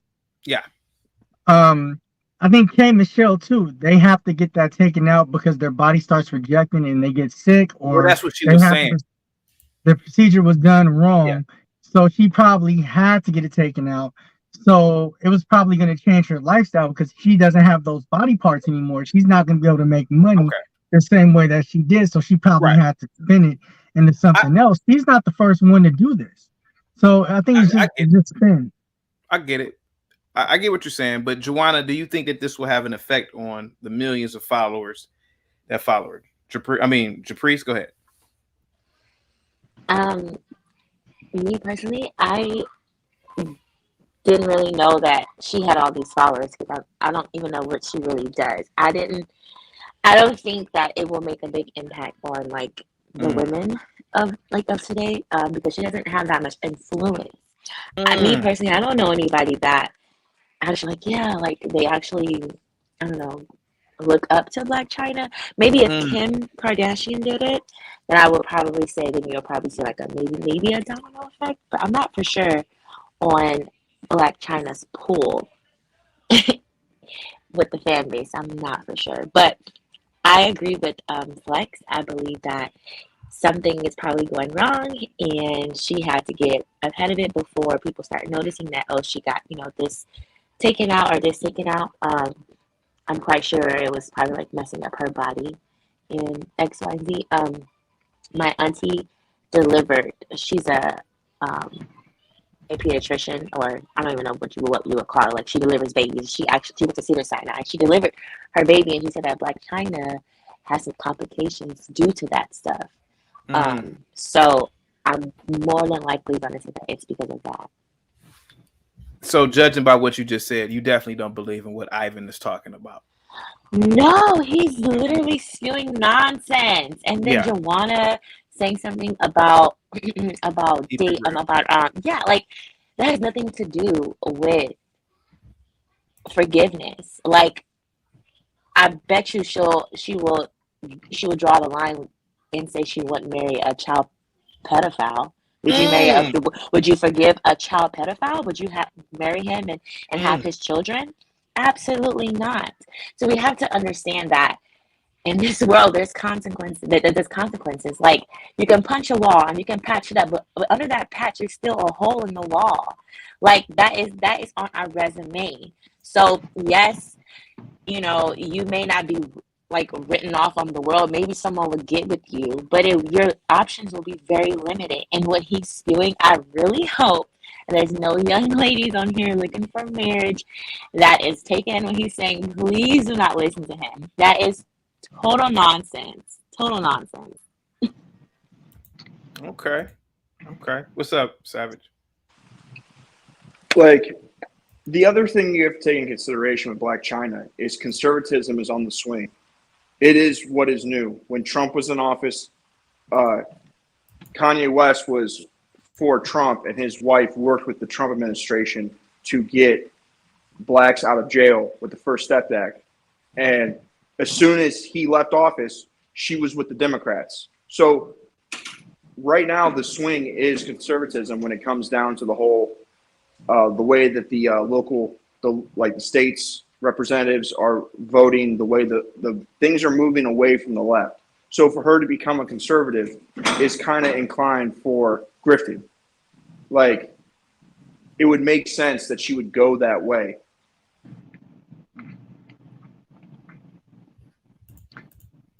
Hey, chaotic. Yo. Okay. Bob with the $5 super chat says Flex Henry is on roids. His head is getting Barry Sanders larger. Lay off the gear, young man. Go ahead, Flex. Anything? I'm sorry. Go ahead. What were you about to say? I know. I just got a question for Japrice. Is that her in the thumbnail, or is that famous? She used to be a celebrity. I've actually met her. I had experience with her in Los Angeles. Remember that show called In the House with LL Cool J? Yeah, she was super hot. Yeah, she's she a crackhead. was, bro. Yeah, hey, yeah. That is I met her. Is that her? That is me out in Long Beach on a date with my husband. He took a picture of me. Do you know who we're talking about though? You know what we're talking about? I have no idea. No. Yeah, Japrice is pretty young. She doesn't know. Japrice, there's a show called In the House back in the day with LL Cool J. I don't know if you've ever heard of it. Japrice? No. Yeah. So look her up. So Flex thought that the girl from the show was in your avatar. And now that I look at it, it does kind of look similar. But yeah, I know who that girl is, Flex. Sad story. Yeah, I met her before because when I used to live in Los Angeles, and yeah, she looked like her, but she was on one. Oh, okay. You're talking about yeah, her. Something Campbell. Yeah, her. I used to get that in the military. I'm not for sure. Like they used to call me that. I'm not for sure why, but she's on drugs, right? Yeah, drop dead gorgeous in the 90s. It was insane. She was gorgeous. Yeah. Would she be a 10? Would you give her a 10? In the 90s, I would definitely give her back in the 90s a 9. Definitely a 9. Yeah. Absolutely. Not on scale with Naomi Campbell, who's certainly a 10, but she's in the 90s. My God, she was attractive. I agree. Yeah. She definitely had mental issues. I agree with that. I agree with that, Roz girl. Ivan says, Ivan, wait a minute. Now, Ivan says former President Trump's wife, the former First Lady, is a former adult entertainer. What say you guys? Japrice? She is not the average. Okay, no. Okay, I think we're getting everything mixed up. Of course, no one's saying that you can't be forgiven. You can definitely be forgiven, but that is on your resume. That is not going to be erased. And I'm quite sure a man can tell that if you've been with so many people. I'm quite sure a man can tell.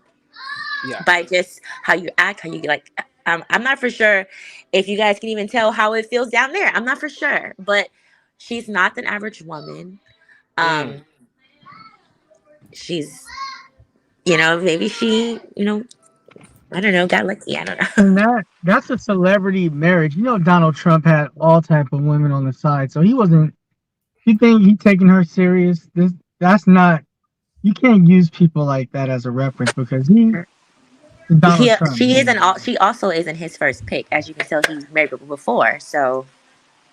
Well, not even that, but the fact is as soon as he ran for president, the left used that to shame him and say how she was ex porn star and all this other stuff. So they used it to shame him, and then on top of it, the guy was making the point of when they decided to change their ways and they know how to please if they find the right man. Please, Trump's a billionaire. What branch are you going to swing up to from there? The average dude is not if you're in the middle of the pack. There's plenty of dudes above you that your wife can, the ex-adult film star, whatever she is, the city salute, she can branch over to. When you're a billionaire, there's only 100 or 400 billionaires or however many people in the whole world that are billionaires. So like Trump's not your best case scenario when you're making this comparison. But the average guy has all sorts of dudes. Future and Drake take average dudes girls all the time. Look at that thing that happened with Chris Brown, where dude bought his girl front row seats, and he pulled her up on stage and danced all up on her. Like, horrible comparison. Ivan says, I'm assuming he's saying that you guys are stuttering and stammering. Let's see here. Joanna says Trump's wife turned her life around. Anyone can do this. It's okay that y'all don't understand this fact about life. Flex, you want to broach this question? You know what? This is a perfect scenario of Black people gambling with their lives, playing lotto. Can she turn it around? Absolutely. Are you willing to put your future kids, your future child support, the future of half of everything you own on someone who's had that kind of past? Or are you going to try and vet better and get a better type quality woman that's going to give you a higher percentage of a better lifestyle where you won't have to go through this? Why do we always have to reach at anomalies and reach at the minority to use that as a reference, as something that we should do? Yeah. Of course, these things can be successful, but your chances of having a successful relationship with a woman that slept with over 100 people are very, very slim. Very slim. Does anyone remember last year, or the year before, when Rob Kardashian and Tyga were in the media talking about how Blac Chyna didn't have her kids, how they had the kids and they paid for everything, and she was out there complaining that she didn't get paid child support? I don't remember that. So this woman, who is supposed to be a great mom and a great wife potentially, doesn't have her kids, and she was a celebrity salute. I don't know how this is going to be good wife material. Like, when you have habits like this, it affects other parts of your life. Like, you're not going to find many drug addicts that are functioning human beings in other parts of their life. Let me see real quick. Go ahead, Joanna. You got not Joanna. I'm looking at Joanna's comment. My fault. Go ahead. Right.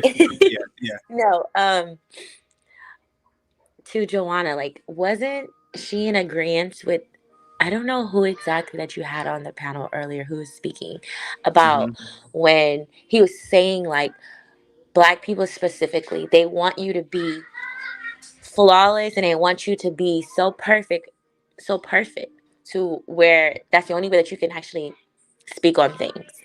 Her comment, she said, who on the panel is a saint? I'll wait.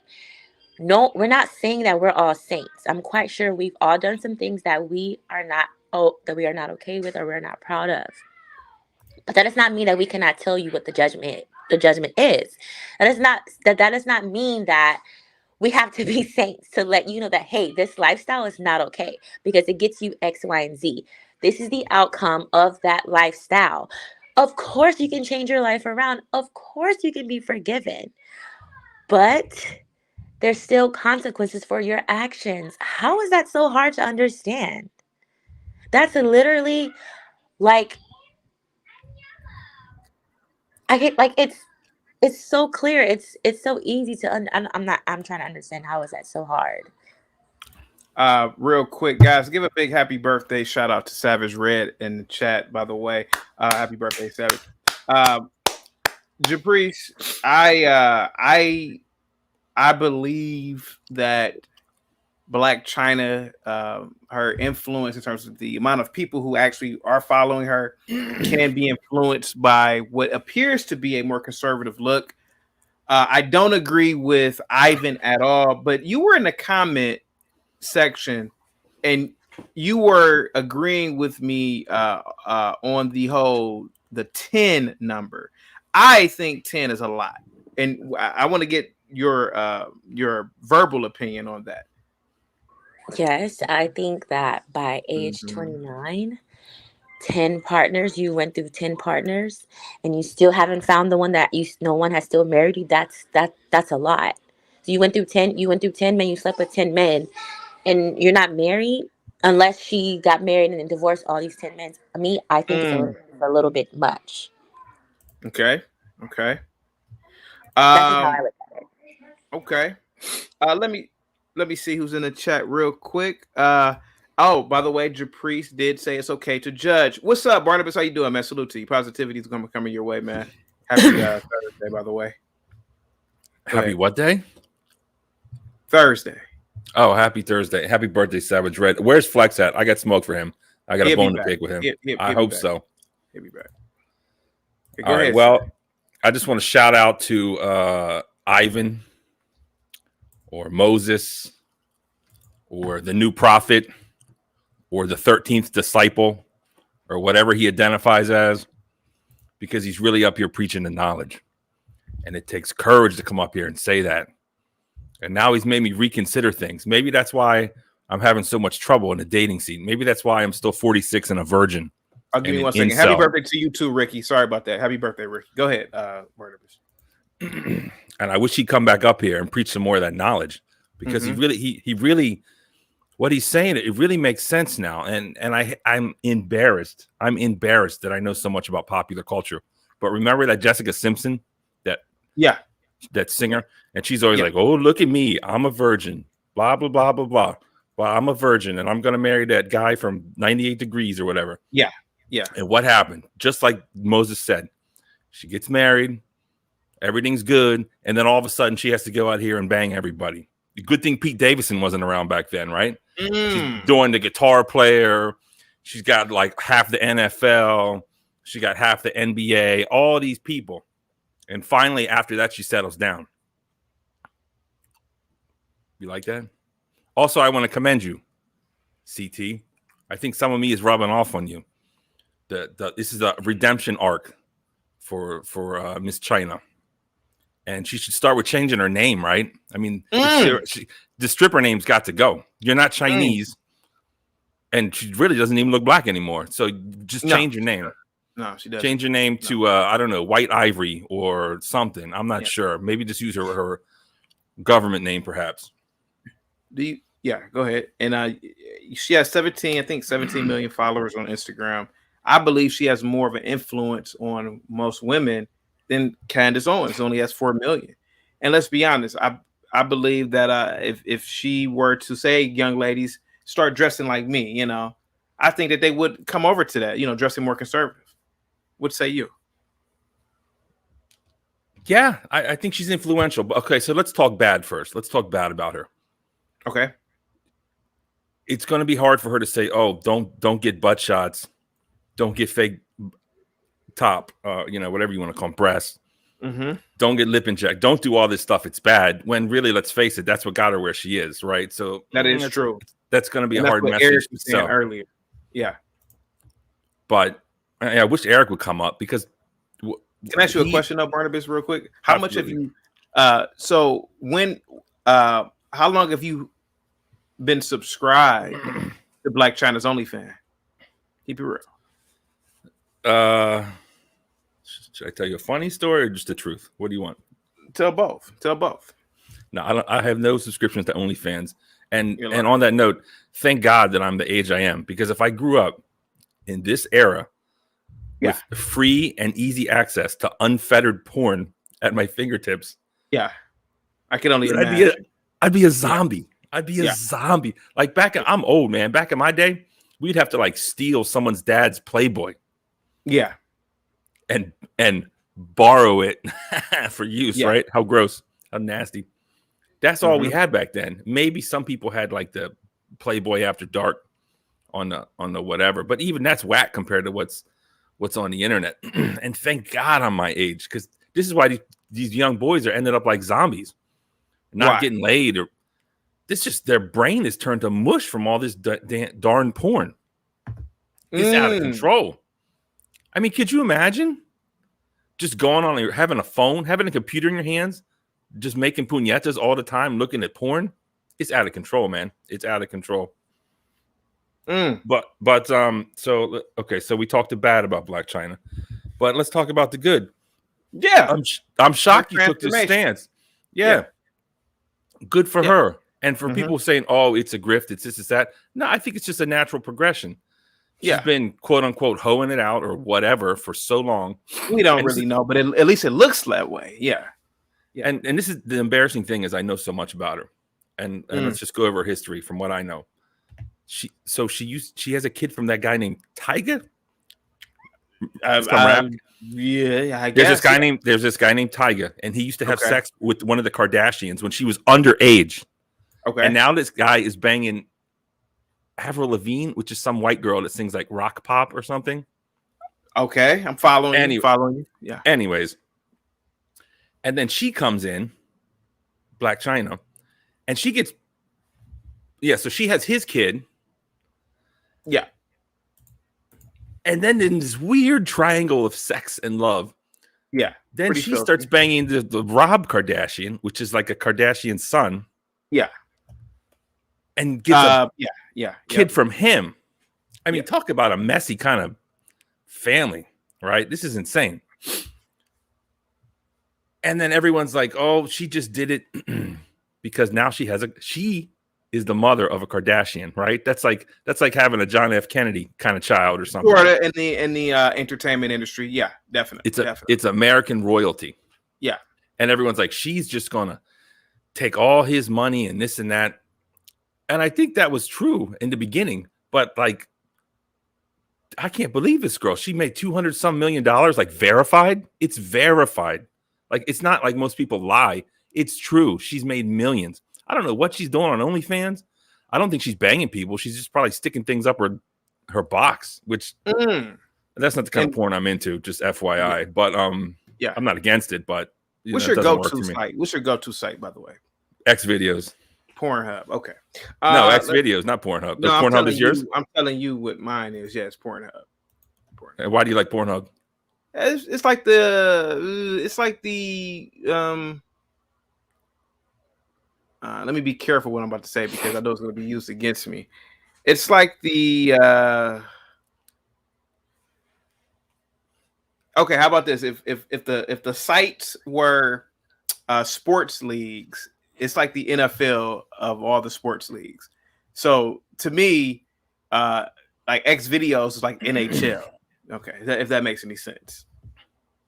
I could tell you the difference, man. And there's a new documentary out on Netflix about Pornhub something. But the good thing about Pornhub is they have these amateurs that are like real couples, but they produce high quality videos. Yeah. Whereas X videos has more like European stuff and all kinds of like maybe some older stuff. But anyways, we're getting off track here. Yeah, kind of getting off track, but we're on track a little bit. So real quick. Let me show you something, Barnabas, real quick. This is I've been trying to get to this topic. I want to play this older video first. This is the president of... No, hold on. Look, do we have time for me to talk more about Miss Chyna? Yeah, go ahead.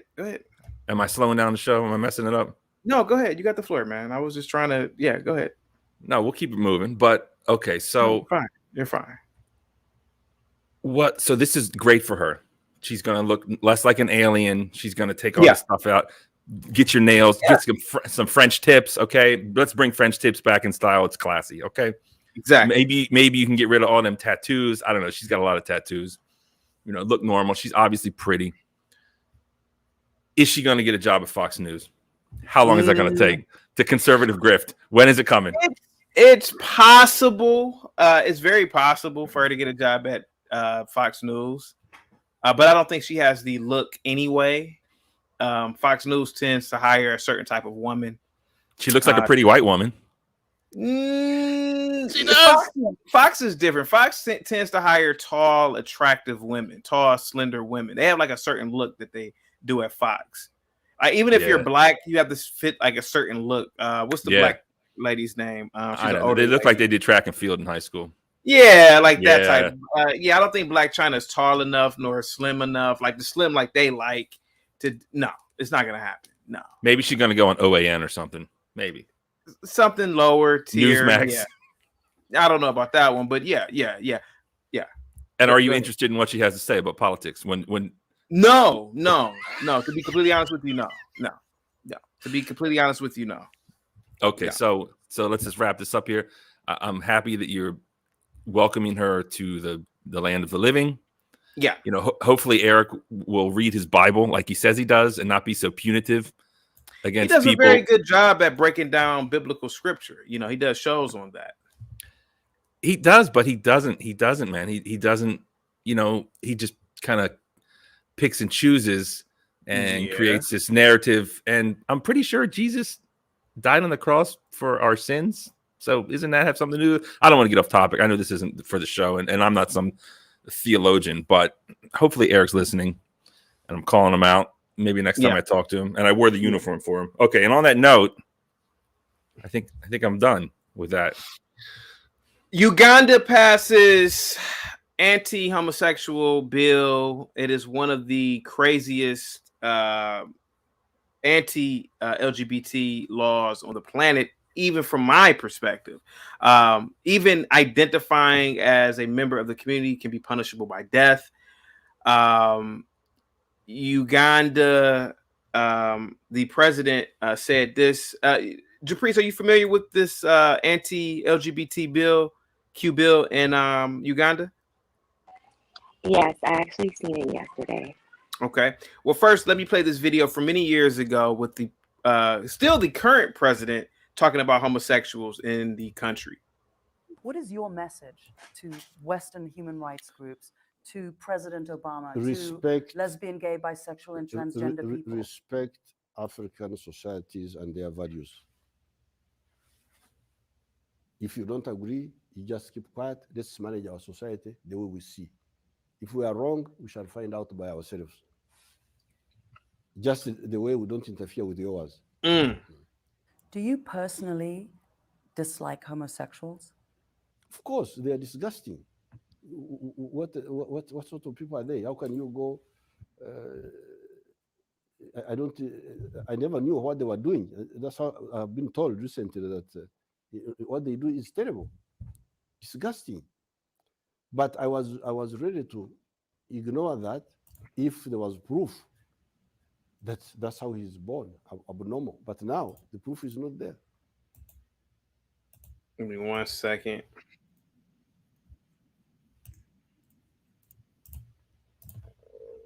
Uganda's parliament on Tuesday passed an anti-gay legislation which proposes tough new penalties for same-sex relationships.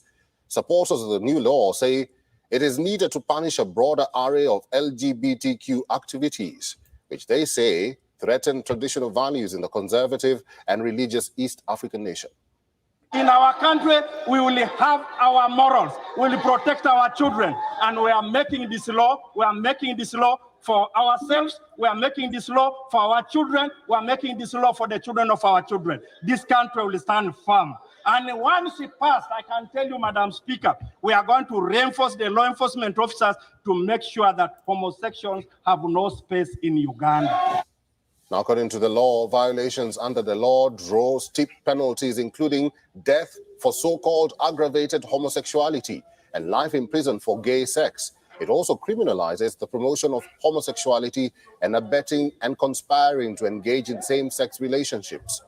The bill will next go to the president, who can choose to use his veto or sign it into law. Uganda is notorious for intolerance of homosexuality, which was criminalized under colonial-era laws.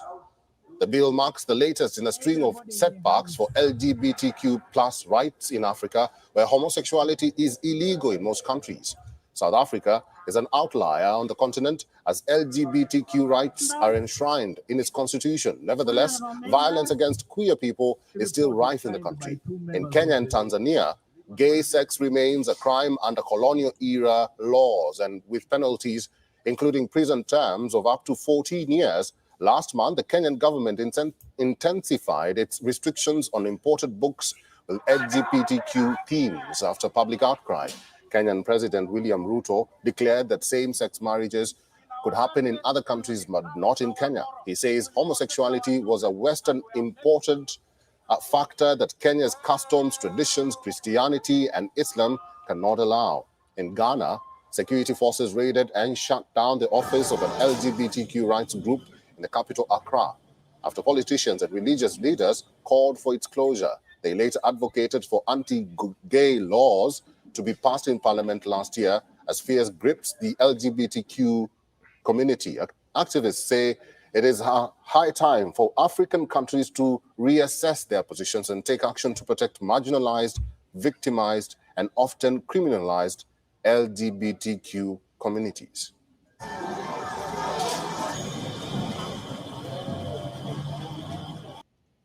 Real quick, let me play one more video real quick. This is a special request.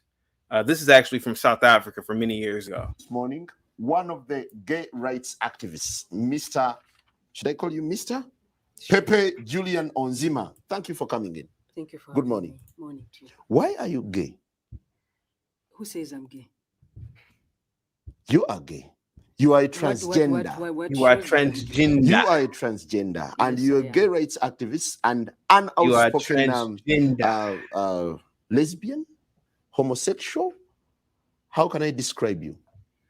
Now we're looking at the raging debate. You're a gay rights activist. Why should someone be gay?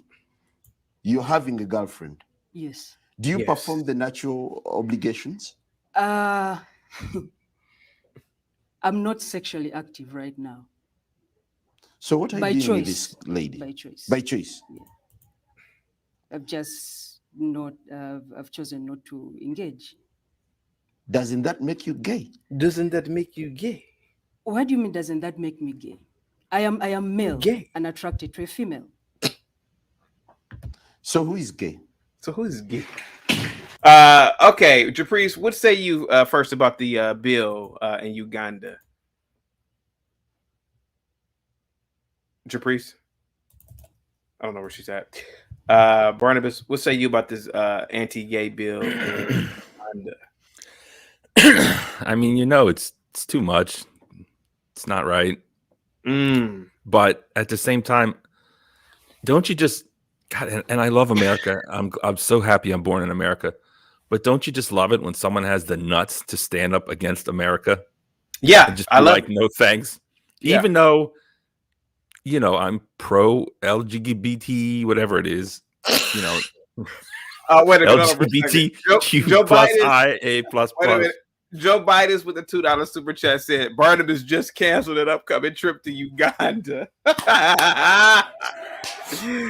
Oh man, that's funny. No, but go ahead, Barnabas. You got the floor. Go ahead. You can't write laws. And also, did you see how they tried to blame the white man? They're like, these are colonial rules, and we're just following them. Did you catch that? I didn't catch that part. He's trying to blame the whites for it. He's like, this is colonial law from something, whatever. But it doesn't matter, man. These sexual urges, it's not going to stop people. What are you going to do? Lock people up for being gay? And you're going to put them in the gay ward? I mean, it's like they're going to do it on purpose now. They're just going to go to prison surrounded by a bunch of gays. I mean, it might be nice for them. Probably not. But can't you argue? What's up, Adana? Salute to you. Positivity is definitely coming your way. But Barnabas, can't you argue that most of the population in Uganda, maybe I would say 99.99%, are not gay? And I feel like it's not, and I feel like the West or the Western media, they're trying to bring about a certain behavior that is really from the West. Let's be honest. It's from the it's not. Okay. Go ahead. Okay. Look, black people pretend like they invented everything. Why don't they pretend like they invented homosexuality too? Because homosexuality was not a common practice in Africa. It just wasn't. Please. Everyone says that. Okay, how about this? If we look at antiquity, show me homosexuality on the hieroglyphs. Show me homosexuality on the hieroglyphs in Kush. Show me homosexual artwork in ancient Africa, the Western Africa. But you can find homosexuality in Greece, in Rome. They drew it. They drew it. So what I'm saying is that in Uganda, there is no homosexuality. There is no homosexual problem in the first place. So yeah, there may be 3 or 4, individuals in that community, but it's not a national concern. And I agree with the hold on, let me read the super chat. What's up? Tarus, thank you so much. Says just saying, hey, thank you so much, man. I really appreciate that super chat. Positive. Hey, man, I really appreciate all the super chats for today. Thank you so much, by the way. Now, what I don't believe in is the individuals, the law saying that you can be killed for being homosexual. I don't believe in that at all. No, absolutely not. But go ahead. You're got to be kidding me. That's pretty funny. But go ahead. Japrice, what do you think about this law? Okay. No, hold on. Okay, so white people didn't invent anything worthwhile. They just stole from other cultures. But the one thing we invented was homosexuality. Please, sir, who is pushing homosexuality? It's the West. CT, please, sir. Homosexuality is not a part of Ugandan society. Neither is it a part of any other. It is. Otherwise, they wouldn't make a law. No. If it wasn't, there wouldn't be a law. Sir, do you honestly believe that homosexuality has been a part of Ugandan society? If it were not for you. Okay, so are you okay? I don't know what the percentage of homosexuality is in the globe. I mean, what do we think it is? Like 5% or 1%? I don't know. I would say it's like less than 1%. Let's just say 1%, just because we don't know. Okay, let's say 1%. Which I even doubt is that, but go ahead. What I mean, well, I don't want to say 0.5%. Can I just please say 1? So let's say 1. Let's say 1. Yeah. So you telling me that Ugandans genetically are less predisposed to homosexuality? I am saying that it's possible, just like how we say the Asians are smarter IQ wise, maybe homosexuality is more of a European behavior. It's very possible. I'm not saying it originated in Europe, but what I'm saying is it's very likely. Is it nature or nurture? Because this always comes up. This is what I always wonder myself. Actually, I don't know. It could be. It could be both, but I don't know because I don't really see Eastern Europeans being homosexuals either. So it could be something with Western or Southern Europeans. I don't know. I mean, of course, I don't know, but I'm just going to guess. I don't know why I'm echoing, but I'm just going to guess based on nothing, but that homosexuality is the same throughout all of the globe, percentage-wise. It's just the cultures are the ones that determine whether you hide it or come out of the closet or not. That's what I think. And, of course, this is troubling. That it's illegal and you're going to go to jail and punished by death. I mean, really? Is it that bad? Now that I don't agree with. Japrice, what's up? You there? You there? Yes. Can you hear me? Yeah. What say you about Uganda with this whole death sentence for the LGBTQ community? Yeah, I seen that yesterday and I was talking with a friend about it. I don't think that they should, sentence them to death. Yeah. I don't think that that's okay. But who am I to judge? Since you can't judge. I'm just kidding. But yeah, I started questioning, like, okay, what if I had a sibling or a family member that is in this, community, and I don't think I would want them to. No, I don't think I would not want them to be sentenced to death. I think the problem is, I know for sure Ghana, because my husband is Ghanaian and I'm in the Ghanaian community. I'm quite sure it's like that of all of Africa. But what happens is this, like, all of this stuff became prevalent in these countries because of like social media. They a lot of stuff that they are doing now.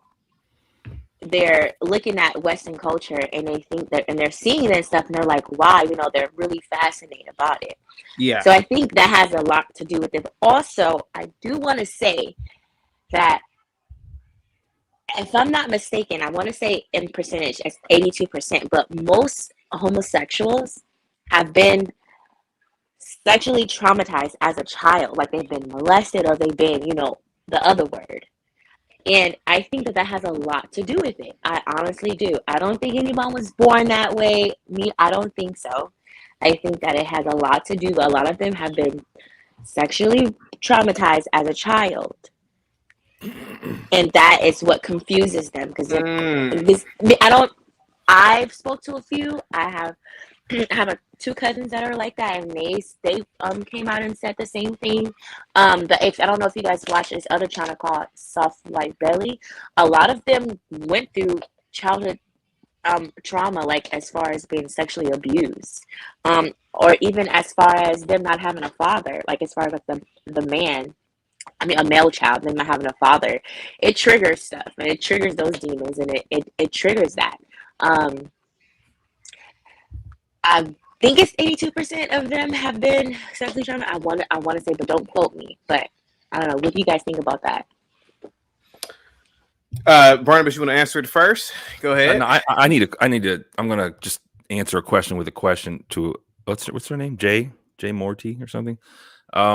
Okay, so obviously you don't want the death penalty, but you just kind of you conveniently didn't say whether you think they should be locked up. Can you answer that one for me? I don't think you're insane either. I'm sorry, what? The fact that you had to even think about that for a second is like no. Like I don't really surprising me, Japrice.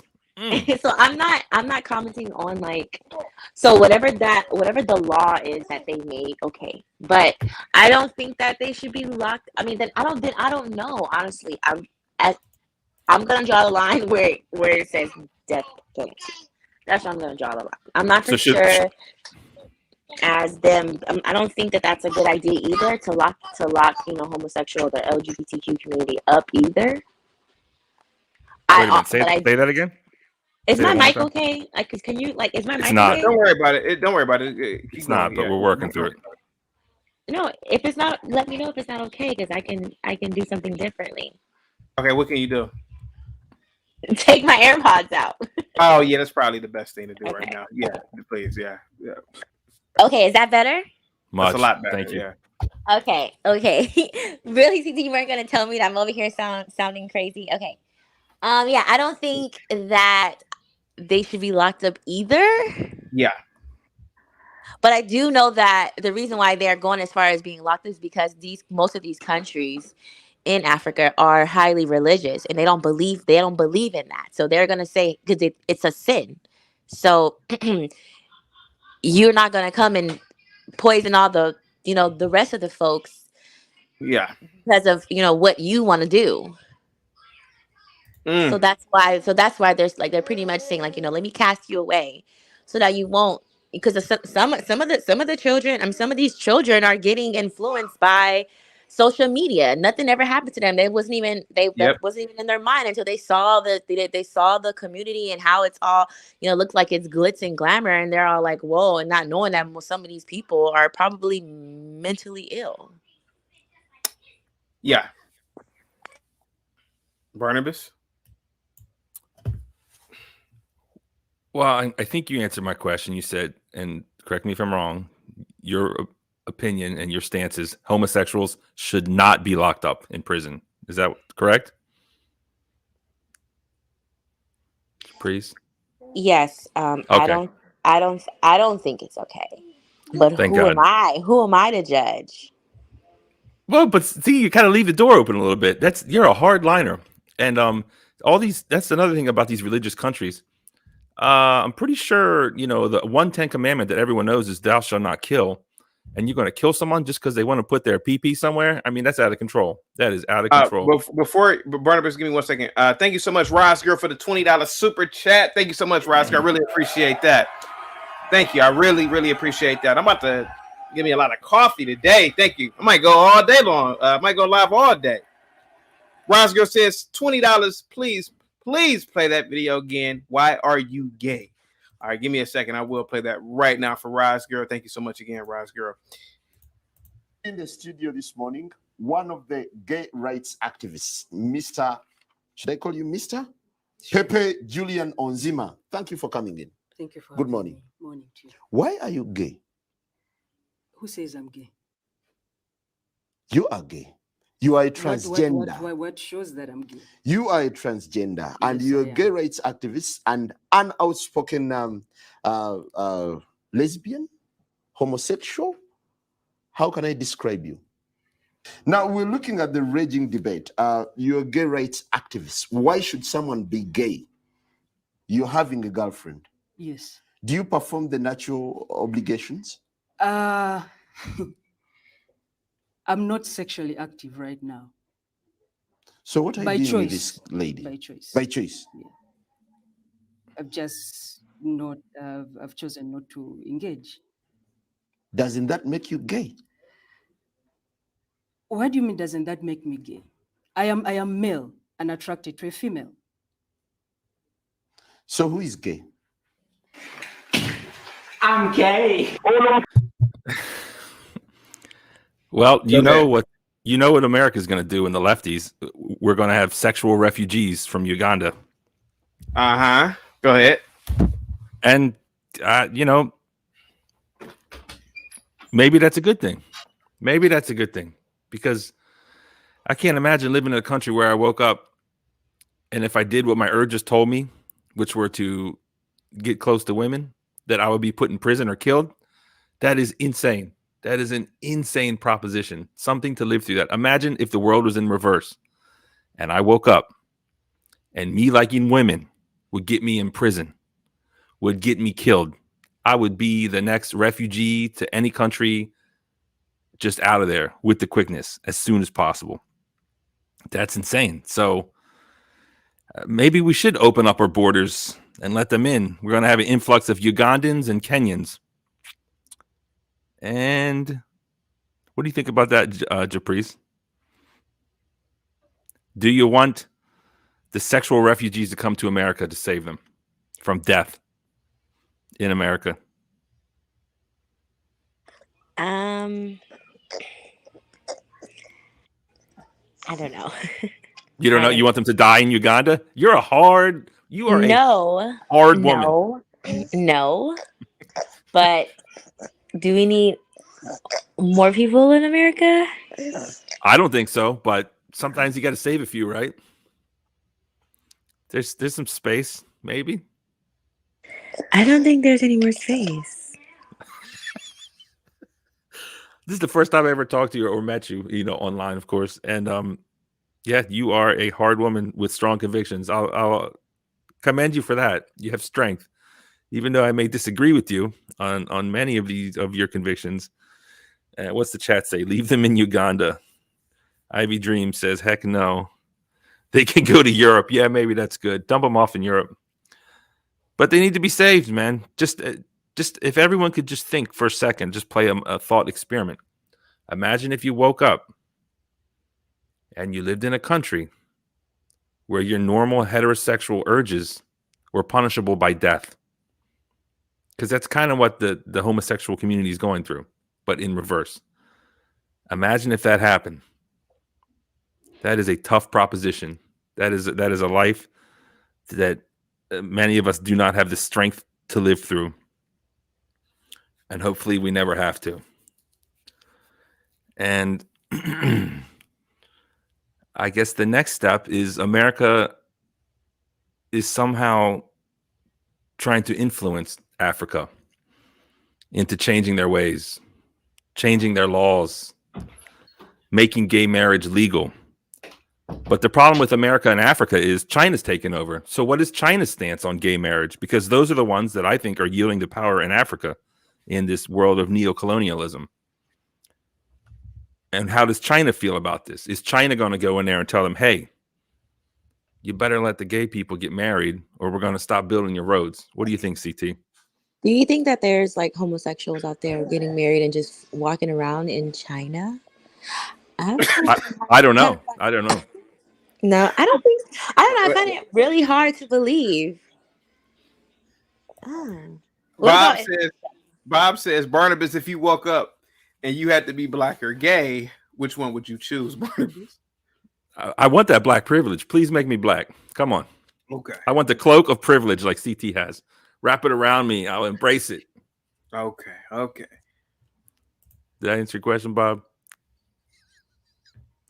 Yeah, what's up with China? What is the China stance on homosexuality? Does anyone know? We never hear about that. They have strict laws against. I think they have LGBT. Hold on for a second. I don't exactly know actually. Let me see. LGBT rights In China. Here it is. Lesbian, gay, bisexual, transgender people in People's Republic of China face legal and social challenges that are not experienced by non-LGBT residents. That's pretty broad. Same-sex couples are unable to marry or adopt, and households headed by such couples are ineligible for the same legal protections available to heterosexual couples. China provides no anti-discrimination protections for LGBT people, nor does it prohibit hate crimes based on sexual orientation or gender identity. So basically, it's saying, look, we haven't outlawed it, but hey, if a company says they don't want to hire you because you're gay, I guess they can't. I guess the government can't force them to hire you. I guess, right? I'm guessing. Just reading Wikipedia, which I know I'm not supposed to, but I don't care. I like it. Well, Wikipedia has good sources. I mean, yeah.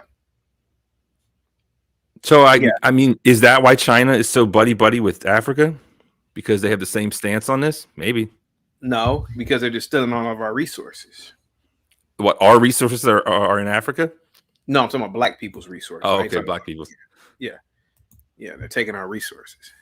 No, but China compared to America stealing the resources. You Yeah. see what I'm saying? Yeah. Maybe that's why they're getting along so well. Yeah. Allegedly. Yeah, like I said before, man, I had actually stepped out, so I didn't hear what you said. But anyway, I had to avatar up. But in my apologies. But again, I don't agree with this law. I think that executing someone for being gay is absurd.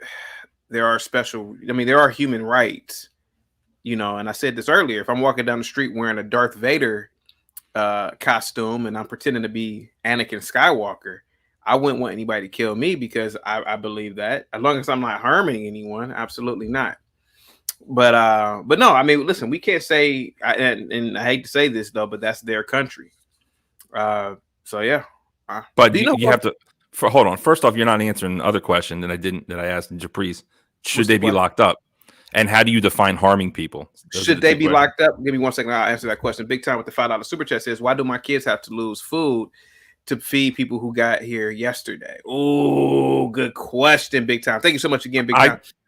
Go ahead. I posited that perhaps the Ugandans should come to America as sexual refugees to save their life. I think they have a case for it. 25% of you have said no, you do not know who Blac Chyna is. By the way, I want to give a big shout out to everybody that has come today. Positivity is definitely coming to you all. I'm so appreciative of all your super chats, cash apps. I'm getting a lot of coffee today. Thank you so much. Let me see. Okay, so your question was, should they be locked up? Yeah. Okay, so let's be careful. How are you asking me this question?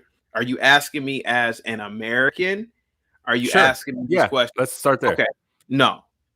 What about in Africa? Should they be locked up? If I'm in Uganda and if that's the law, hey, that's the law. That's odd. That's the law. That's odd. You feel differently about Africans than you do Americans. Sir, if I'm in Uganda and that's the law, hey, man, that's the law.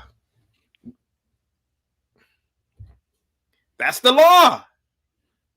Right, it's the law. Law that you got to respect the land of the law. Don't we respect our laws in America? Hey, you got a nasty side to you, CT. You really I don't have anything to me. Listen, you do. We respect the laws of this land. Doesn't mean that we agree with the law, but the law is the law. Just like, some people don't agree with putting their seatbelts on. Exactly.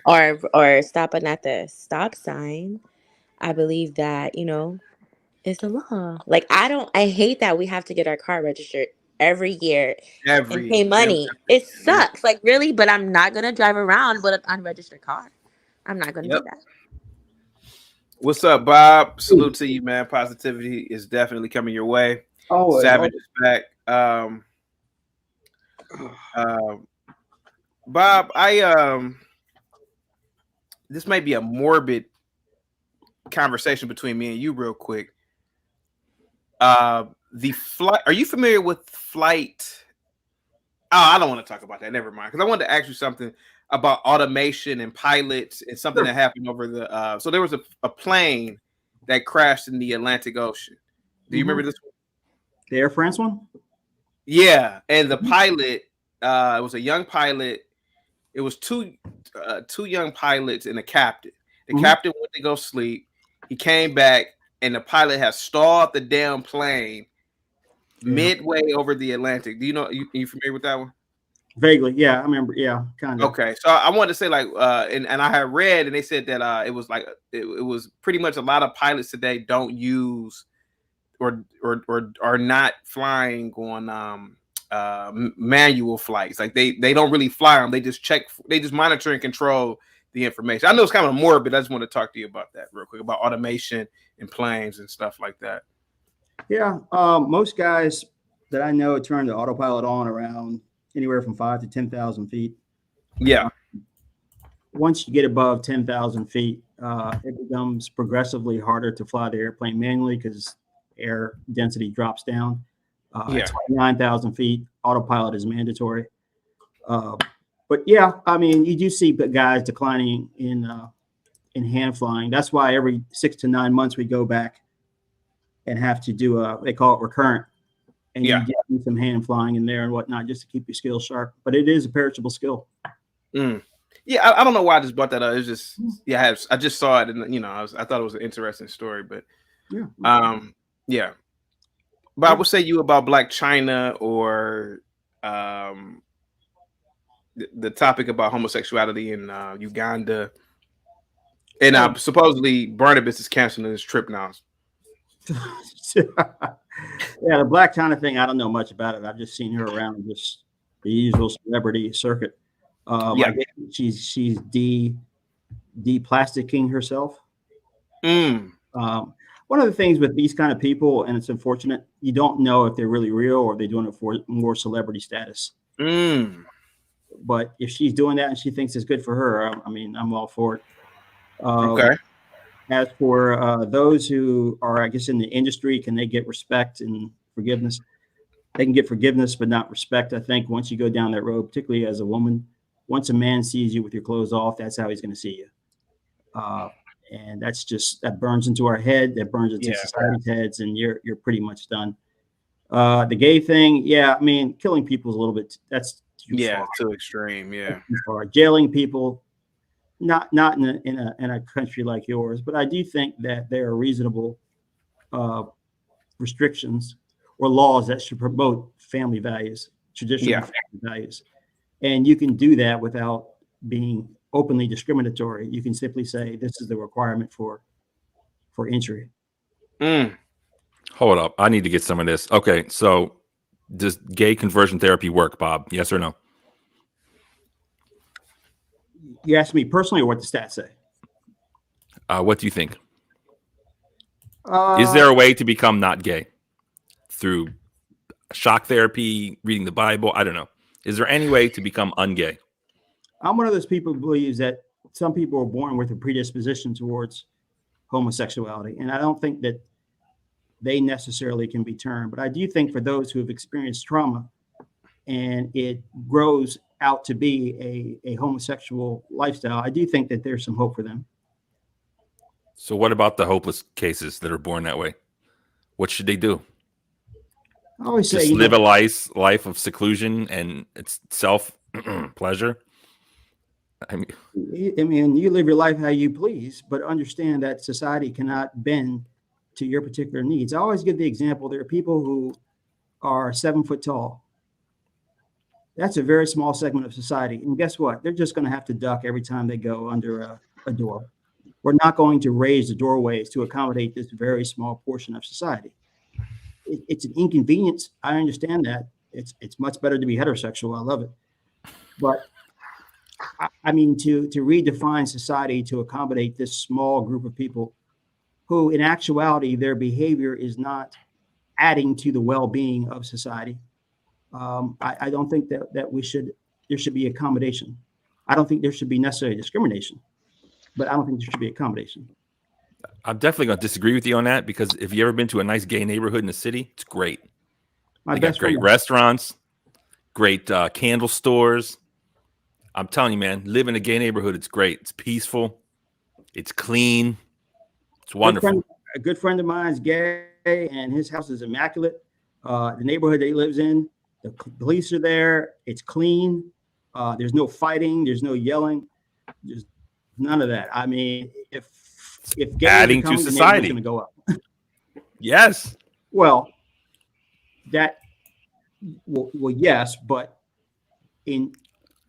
they are not adding to society in more crucial ways. You can have traditional families that also make the neighborhoods go up too.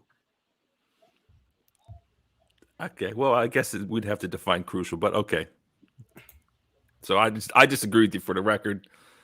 I think gay people are adding a lot to society. Dual income, no kids. Maybe you've heard of that. Yeah, they're great for the economy, and they make the neighborhoods better. Homosexuality doesn't add to society in and of itself. There may be individual gay people certainly who add to society, but to say that homosexuality in society is a net good is just false. If for nothing else, it doesn't add children. Well, you don't need to be a sexual orientation to add children. There's plenty of children right now in the adoption system created by heterosexuals that can be adopted. That may be true, but that's a legal issue. I'm talking about strictly from a biological standpoint. If we didn't have these, We don't live in a world where biologically we need to have one man and one woman, because again, one man, one woman is putting their kid up for adoption that a gay couple can then adopt. Drews, that's not true. If you have two perfectly healthy gay people, they're not going to produce a child. They don't need to. That's not true. They don't need It's not true. There's plenty of kids to adopt. They don't need to. Adoption is not the biological way. These kids aren't coming from. Okay, they can't be so they can't biologically create a kid. They got to come through a way. What does that mean? In the story, it means what? It means that the purpose of sex is not to feel good. The purpose of sex is to recreate. And if you are going to engage in a behavior that is not going to create, then automatically it deems itself as something not needed. So are you on this panel right now claiming you don't have sex unless it's to procreate? I didn't say that at all. I did not say that at all. Then why are you making the procreation argument when it comes to sex? Because Jeruz, I'm saying that there is a natural law that exists independent of whether or not I'm in it. I don't agree with your natural law. Okay, and you believe that two men can make babies? Yeah, they can adopt. Here's what I think. I think.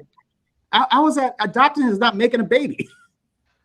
Your argument is not against the LGBT community, or it's not a net negative. Like you was talking about net positive, net negative, right?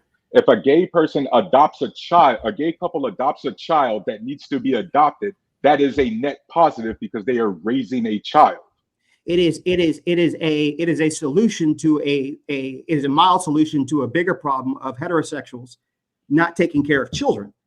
But to say that's a good thing when gays adopt, there really should be no adoption in a perfect world, because people would take care of their own families. We have never lived in a perfect world, and we will never live in a perfect world. We have to deal with what the world is now, not what we hope it to be. Then let's not make the side measures the things that are something that we should shoot for. You're saying that adoption is fine because the society doesn't work well. No, it's a solution to a bigger problem that if fixed, we wouldn't have this problem in the first place. Well, if that's the case, if we're going to live in what the world is, then it's not heterosexual couples giving up their kids for adoptions. It's single women giving up their kids for adoption. Who got pregnant by a man that makes it a heterosexual couple. I mean, like literally there's a process. No, it doesn't. No, I'm sure. No. If you're going to use the argument for him that every time you have sex, it's not for reproduction, then you can't say that every time a woman has sex, she's in a relationship. You can't make. No, you cannot use. That's a logical fallacy, my guy. No, it's not. First off, let me be very clear. She already got pregnant. So if she was having sex and not pregnant, it doesn't apply. We're talking clearly about the women who have sex and then got pregnant and then put it up for adoption. How did they get pregnant? They had sex with a man, yes or no? Exactly. Correct. That doesn't make them a couple. Okay, well, guess what? A gay person adopting doesn't make them a couple either, but they can still adopt. You're right. They're not Yeah, but they couples. can't make children. Okay, so what's the problem? Again, what's the problem with them other than the sexual orientation and Okay. the fact that they exist? What is the issue? If you're going to address me, my argument is you made the comparison to him. I'm rebutting a point that you said. The point Yes, you said and you was, haven't rebutted it stop, properly. stop. No, No, don't you're tell me to arguing stop because something. you're wrong. You argued something I didn't argue. You made a logical fallacy because he said, sex is for reproduction. You said you have sex and it's always for reproduction. I'm using the same argument against you because when a woman has sex, it does not mean she's in a couple. So are you? It's still a single woman giving up their kid. No, we're gonna giving up her kid. We're gonna get through this because you guys think so linear. If a woman has sex and doesn't get pregnant, that equals she has sex without the content of procreation. Correct? Yes or no? No. I'm not disagreeing. In the cases that she did get pregnant, I'm not disagreeing with you, but you can't use then what a are you logical arguing argument. for? You So what are you can't arguing? use. You just agree with me. Dude, shut up and quit talking. You shut up because you agreeing with me and you're arguing with me anyway. No, I'm not. I'm using your logic because you used the logic on one side of the argument and then wanted to flip it to the opposite side of the logic against me. That was my point. Yes, You because used the life same exists in a answer spider with two web. It's different- not linear. Okay, It is linear. Let's use myself. No, we're going to use myself as an example. That way, nobody gets personal. Because I want to be clear here. We're not getting personal here. It's just an argument. If I have sex, right, and I didn't get my wife pregnant, that means we had sex without the attempt of procreating. Correct? We did it for pure pleasure, right? So if you have sex with another woman, that makes her your wife because that's what you. No, that makes me an adulterer. That's what you used on him. That was the logic you used. No, I'm saying a heterosexual couple in the act. When a man and a woman couple together and that woman gets pregnant, no, that doesn't mean they're still in a relationship. Yes, I agree with you that it's a single mom or single dad that gives up the child for adoption. No, but it's a single mom. Coupling to make that child. It's the single mom. Did it not take two people to make the child? That's a couple, right? Dads don't have the right to give their kids up. The decision goes down to the mom. It's the single mom. Give me 1 second real quick. Big Time with the $5 super chat wants the panel to ask Toros, which relationship suffers from the most domestic partner abuse? Heterosexual women.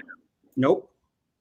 No, heterosexual women. You look at the numbers. You look at the numbers. How many times? It's lesbian especially women. especially per capita, because when I look at the numbers, it says that 40% of straight women are abused by their men. You know, the man who gets drunk and then starts beating up on their wife and kids. Percentage wise. Yeah, percentage wise. It's lesbian. Per capita, right? That's what we don't try to He use gave raw you a numbers hint. per capita. You want to talk about overall numbers? We're talking about percentage. So I mean, 30 per capita is percentage. Okay, We're then using the per capita rate. Then if we're looking at percentage wise, what percentage of the population is gay or lesbian? Very small. Probably like less than 2% of the population. What percentage of them are in domestic violence relationships? All right, so let's say that At least like 50%. 90% of the relationships are heterosexual, and yet 90% of the domestic violence cases are by heterosexual. You get what I mean? Like at the end of the day, you're trying to associate sexual orientation with a violent act. That's not how it is. I'm not even talking about Sir, but your stats are wrong. You're black like me, right? Or mixed? I'm black and Puerto Rican. Too bad. Do you agree? Okay. Do you agree that 13%, which equals 100% of the African American population, commits 50% of the crime? Are we all criminals? So that means all lesbians are domestic abusers, correct? Well, yes, of course it means that. So what's the argument? Because here's why I hopped on Chaotic Truth. Just I can answer that question. Here's why I hopped on. When you guys was talking about Uganda in the country, the reason why I hopped on is because people got to understand. Yes, we are not from Uganda. If we grew up born and raised in Uganda, we might be against LGBT or homosexuality because of the culture there, right? Uganda is a specific country, correct? Right? It's a country in Africa. So maybe in Uganda, they don't accept homosexuality.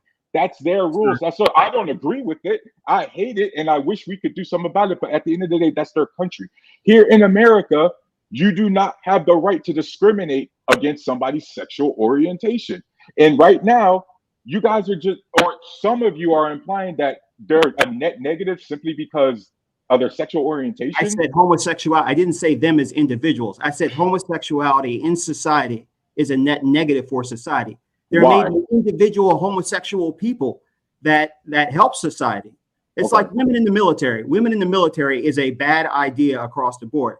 However, as somebody who's been active duty 8 years, I vehemently disagree with that. However, there are certain women that do add to the military. I'm talking about in principle, not in individual cases. I don't agree with you in principle either. Okay. See, now we have a fundamental difference, and that's why we're going to have this conversation, because I don't agree with you individually. We're not going to have anything. You're not going to tell me what we're going to have because you want to have it. We're not going to use that. I'm going to say that we're not going to use that. You just came up there. Well, I'm still going to debate your argument. I'm simply going to tell you. I'm simply So- going to tell you that if 1% of the population is responsible for 33% of child abuse, then I'll tell you something. Overall, there are more people who are responsible for that child abuse, but as a percentage of the population, that 1% is overrepresented. It's simple math. Who overrepresents? What sexual orientation overrepresents the amount of children that end up in the adoption system? Let me say something, because I probably have the most experience in this. All of a sudden, you got a blank. I have experience in the foster care system, sir. So if you shut your bald-headed butt up for a second, you might learn something. Wait, I feel that most, and I have a lot of experience with gay people also. So just shut up for a second. That's interesting. From my life experience, I would say at least 50% of the gay community that are not, these are not women at all, I'm just talking about the gay dudes, they're predators. They're straight up predators. If they have a chance to do something to a kid, they're going to do it. If there's nobody standing in the way, nobody's going to find out, they're going to do it. And now this guy wants to sit over here and say that it's a good thing for the economy by these people adopting children. Instead of creating children their own, it's a good thing for the economy for them to adopt children. So what a good thing for the economy is, listen, what a good thing for the economy is to create more people. I'm not going to listen to that. You just called all of them predators. I'm not going to listen. It's to create more people.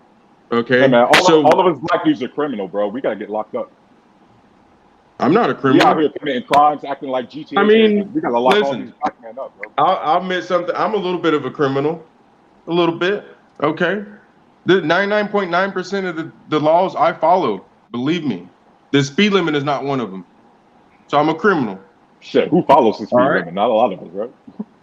So you a criminal too then? Yeah. You don't follow the speed limit, you're a criminal. Nope. And I smoke weed. Well, no, instead of Here's a fix to all this gay stuff, all right? I think if they really want to be gay and they don't like people hating on them, they should all go to their own little state, and then they can all stay there and die off. Yeah, I disagree with that. And then we won't have you know what's funny about that? White people tried the same thing. It's called the American Redoubt, when they all tried to move to Utah and Idaho to make an all-white state, and it failed because nobody moved there. Yeah, because white people are everywhere. No, because white people, like all Americans, they don't even they can't stand each other. Well, maybe gay people should be more tolerant of other people with Or different maybe opinions. gay people are just Americans and human beings like you and I, because guess what? Somebody being gay does not affect your rent or your mortgage on the first of the month. Somebody being gay does not affect your Verizon bill. Somebody's sexual orientation does not violate your individual rights in any way. It kind of does. No, it doesn't. Tell them that. I do tell them that. But I don't have to tell them that because they're not violating my rights. It does, because they're really, at the end of the day, okay, they are part of the economy. They're not adding very much to the economy, because you know what adds to the economy? Listen for a second. You know what? I make more money than you. Shut up. Yeah, you know what adds to the economy? There's a gay person that makes more money than you. Children add to the economy. When you create a child, that's what adds to the economy. Because there's money in education, there's money in medical. Can you tell the straight people to start fucking more then? Because our birth rates are down if you have it. No, we need people. What are you talking about? We gotta watch Yes, the you have to F-bomb. create people. Our Tyrus, we gotta watch the F-bomb, by the way. Gay people Okay. ain't gonna create nobody. Well, heterosexuals When ain't they get creating anybody old, either. when they get Heterosexuals aren't old, who's creating gonna take anybody care of either. them? Heterosexuals aren't creating They're anybody either, non-existent. Rock. Their non-existent children are going to take care of them? Rock, Or what no? is our birth Or are they rate? going to be Rock. stuck on society? Rock. Because other Why people's are- children are going to have to take care of Rock. them. Men and women, why are they not creating children in our country right now? The straight people, why are they not creating kids? Our birth rates are at an all-time low. Right now, our current birth rates say we cannot sustain ourselves. Money. Why aren't gays having children? Yeah, why are gays having children? Well, why aren't the heterosexuals who have the biological ability to have children not having children? Gays having children. Because they can I go and destroyed adopt him in the ones like that the 45 seconds. Because they can go and adopt the ones that the heterosexuals abandon. Hey, hold on. Let Savage go, man. His hand's been up for a minute. No, let Savage go. Hey, Gary, you just got in here, Jamaican. Get up out of here. Hey, I have a let question. the white guy go. I vote for white guy. Yeah, so one, Uganda, most base take of 2023. Two, if you look up the 1987 gay manifesto, you'll see what's permeating in our society right now with what they put in a manifesto and it went to Congress about their plans. Also, I was molested as a child by a gay man 18 years older than me when I was 10. So at the end of the day, if you're going to make the argument that gays are born this way, then why don't you support pedophiles? Why don't you support MAPS? Why So don't you Savage, support I'm them? glad that you used. Because I'm they glad you used they the were personal born that example they like were I did. born that way. They were First born off, I that way, respect right? you, Savage. I No, respect you for I don't being need you to personal talk like over that. me. That's disrespect me. But you just asked me a question though, or I was didn't that ask you. rhetorical? I that didn't was a ask you a rhetorical question. I didn't ask you. You just I asked wasn't me a talking to question. you. I didn't. Did I Sure, say your name? you are talking to me, and now all of a sudden you're not talking to me. I don't get it. I don't even know your name. But you're talking to me. Yeah, because you keep talking over me. But you're responding to me. Well, all right. Just mute up and let the man talk. How's that? Cool. So the reason that like the gays made the argument, we just want to be married, we just want to be accepted, and then guess exactly what happened with the trans. The trans did the same thing. We were born this way. We just want to be accepted. Now they're in our schools. Hey, guess what? Now the left is trying to make MAPS a orientation to where soon they're going to be in your schools. So there actually has been there's been a spike of female teachers sleeping with young boys. Do you see where this ideology of just accepting whatever people do or whatever's fine, how it just keeps being more and more corrosive because it's always going to keep progressing? Uganda doesn't want that happening to their those teachers get arrested. Uganda doesn't want these people in their. They don't want these people in their country because they know that it's not good for society. So Uganda is the number one place I will be visiting this year for vacation. Okay. Vacation, but not actually living there. And to good respond luck. to that, If you visit Uganda, good luck with the brown water and the hyenas biting on your ass. So I just want to let you know that. and Good Savage, luck what with I was that trying to say, Savage, what I was trying to say is I'm glad, like I did, you use a personal example because unfortunately people are way too vague sometimes on the panel. So I appreciate that. But guess what, Savage? Yes, that happened to you. Are you gay or are you still straight? Why didn't you turn gay? Oh, are you trying to rationalize it? No, Is that what I'm you're trying to saying- do?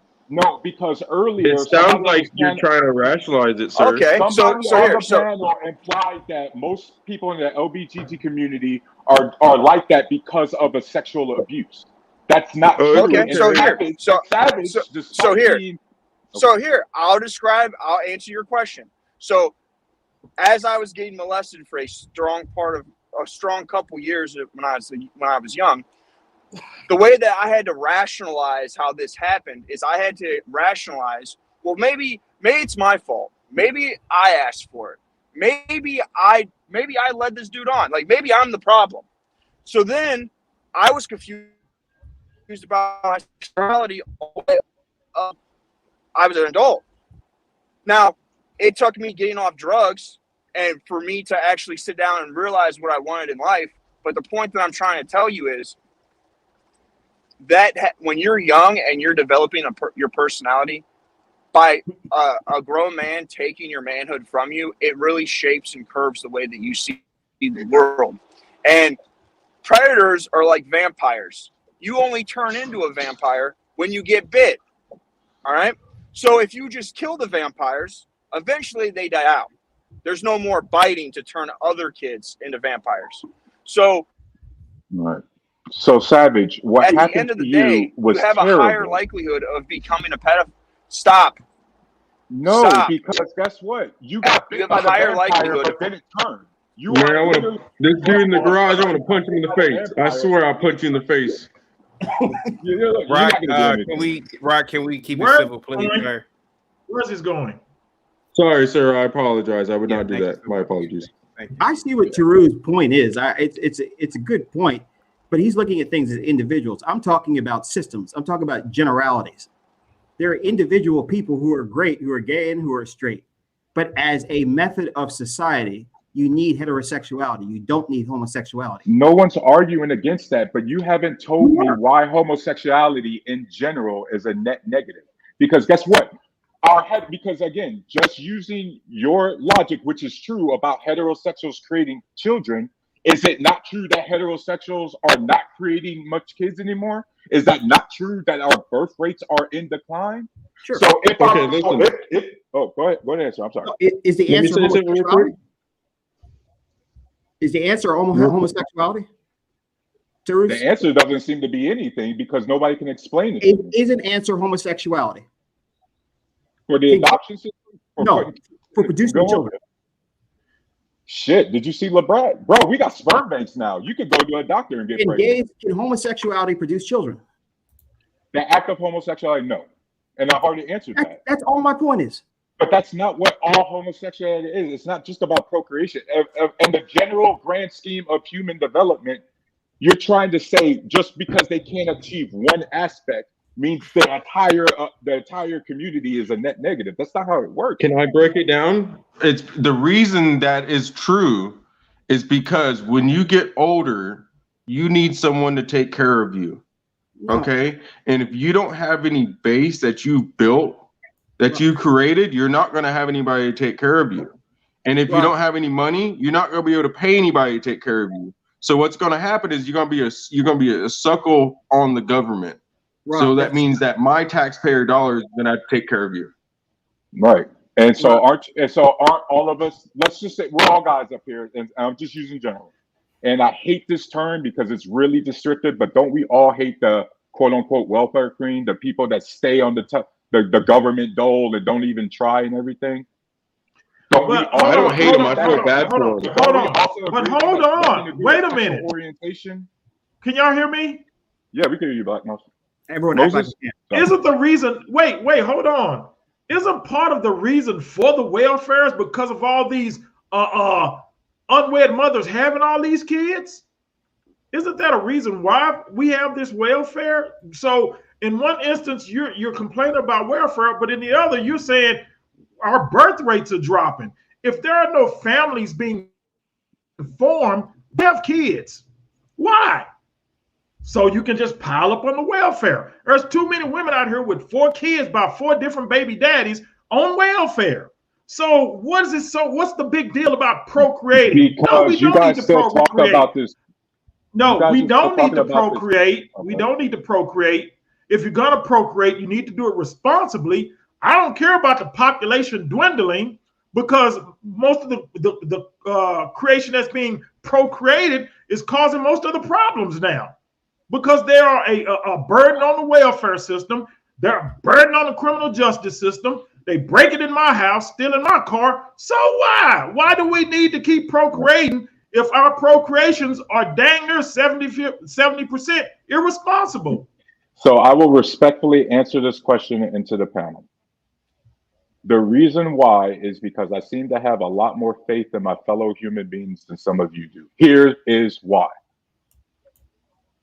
this narrative that people are all on welfare, guys, do you not see the unemployment rate? Do you not see the fact that including Black women, but American women in general, they're having less and less kids? So what does that mean? Women, including Black women, are keeping their legs closed. They're not having as much kids anymore. By the way, it is a statistical fact that the more educated a population is, the lower amount of kids they have. Same thing that correlates with Black women across American women. The more women are being educated, the less children that we. Hold on a second. Joe Biden's with the $5 super chat. Thank you so much, Joe Biden says, CT, please ask Tarus why monkeypox craze all of a sudden disappeared when they found out it was mostly attributed to the special rainbow community. Go ahead. Sir, can I read that out loud real quick? CT, please ask Tyrus why monkeypox craze all of a sudden disappeared when they found out it was mostly attributed to the special rainbow community. I have no idea. And by the way, most of the mainstream news and even the alternative news don't talk about it. Hell, as a matter of fact, nobody on the panels have talked about it for months. Why? Because nobody gives a shit about it because it went away. Right? Big Time with the $5 super chat says. Big Time with the $5 super chat. Thank you so much, guys, again for the super chat. Says children and women being raped in schools and prison due to changes in policy. It's affecting everyone. Go ahead, Tarus. To answer that question real quick, guys, don't we all agree that even before social media, I think prison rape or gay was been a thing for decades? Like this isn't new, right? He's not talking about. I'm not talking about the stories. I don't want to go there. I don't want to go there. Are we going? Okay, but what I'm saying is that's not a new narrative. We can go there, Black Moses. Like for example, Black Moses. I talk to a lot of these dudes who want to blame women for everything. Like they'd be like, "Oh, women ask for 6 figures. Women ask for this." Bro, I was 18 at 2005 before all that social media shit. You know what women were saying then? "Oh, I want a man with 6 figures and all this." Sure you do. And they was letting broke niggas like me slide up in. Oh, my bad. Percent the N-word. Chaotic truth. My bad. No, N-word's accepted here, sir. Hold on. I thought you gay. You know what I mean? Aren't you gay, dude? No, I'm straight. Aren't you a gay dude? No, I'm married for 15. I've been married 15 years. So nah, you gotta be gay, bro. So hold on there, bro.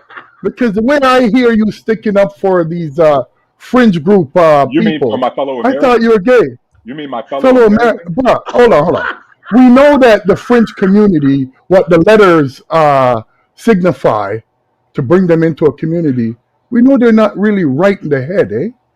No, but he's not. Because hold on. Let me explain. This whole movement is only about sex. It has nothing to do with anything else. Let's get real. Hold on. I'm probably older than you. First of all, back in my day, before they even made it legal back in '86, that they didn't put you in a rubber room, the L's, they don't get along with the G's. The B's, they don't get along with any of them. So I don't know when this little group, I guess I've been sleeping for the last 15, 20 years, that you are actually a group. It's just fringe people. Lesbians is a fringe group. Gays is a fringe group. Trannies are a fringe group. Whatever other letters they want to add on to it, it's just a fringe group. I don't even know why people even give them any time of day anymore. Because they're still equal Americans under the law. Okay, hold on. What makes them unequal? What they do in their bedroom? Why do because we're trying hold on. Let me kill this argument right now. I'm a heterosexual. Can I come and parade what I do in my bedroom on the street? Yes. Are you Gary? Because you can do it in hip hop videos all the time. Excuse me? Movies and music all the time. Are you Gary? Unlike you there, Mr. Black Fool, I've been with my woman for a quarter century. Congratulations.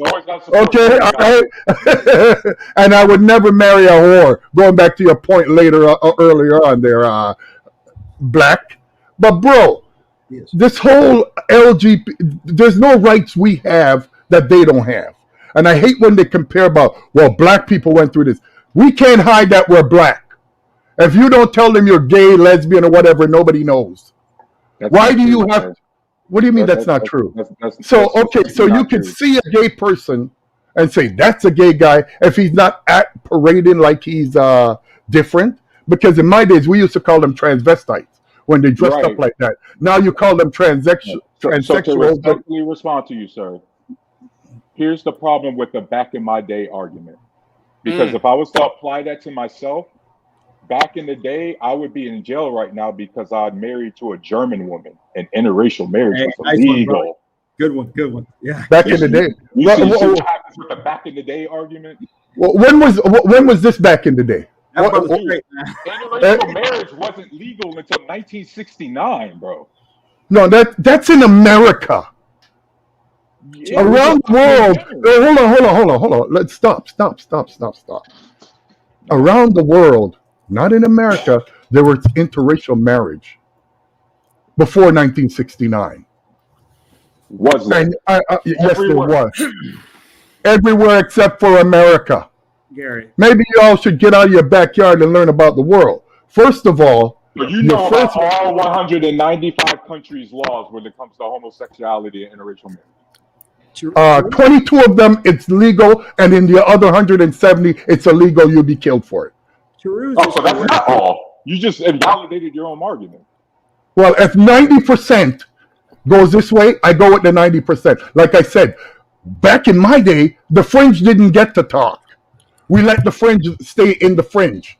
But now the fringe wants to come up front and make laws. Sorry, Sir, brothers. back in your day, men were wearing bell-bottom jeans. Like that doesn't mean. And so what? And today they're wearing bell-bottom jeans again. Yeah, and in the 80s they had to wear. So how does that validate your argument? No, because guess what? That's not illegal. That's the whole point. Whoever they want to be is not violating your rights. It has no ability on your mortgage, your cell phone bill. Okay, I will tell you how it's violating me. Number one. First of all, okay, you said it's not violating me. From you are inputting sexuality into children, that's a violation to me. Understand? Maybe it's not a violation to you, because I know this is the new generation coming. So back, like I love to say, There back wasn't in my sex on TV in the 70s. There weren't sexploitation films.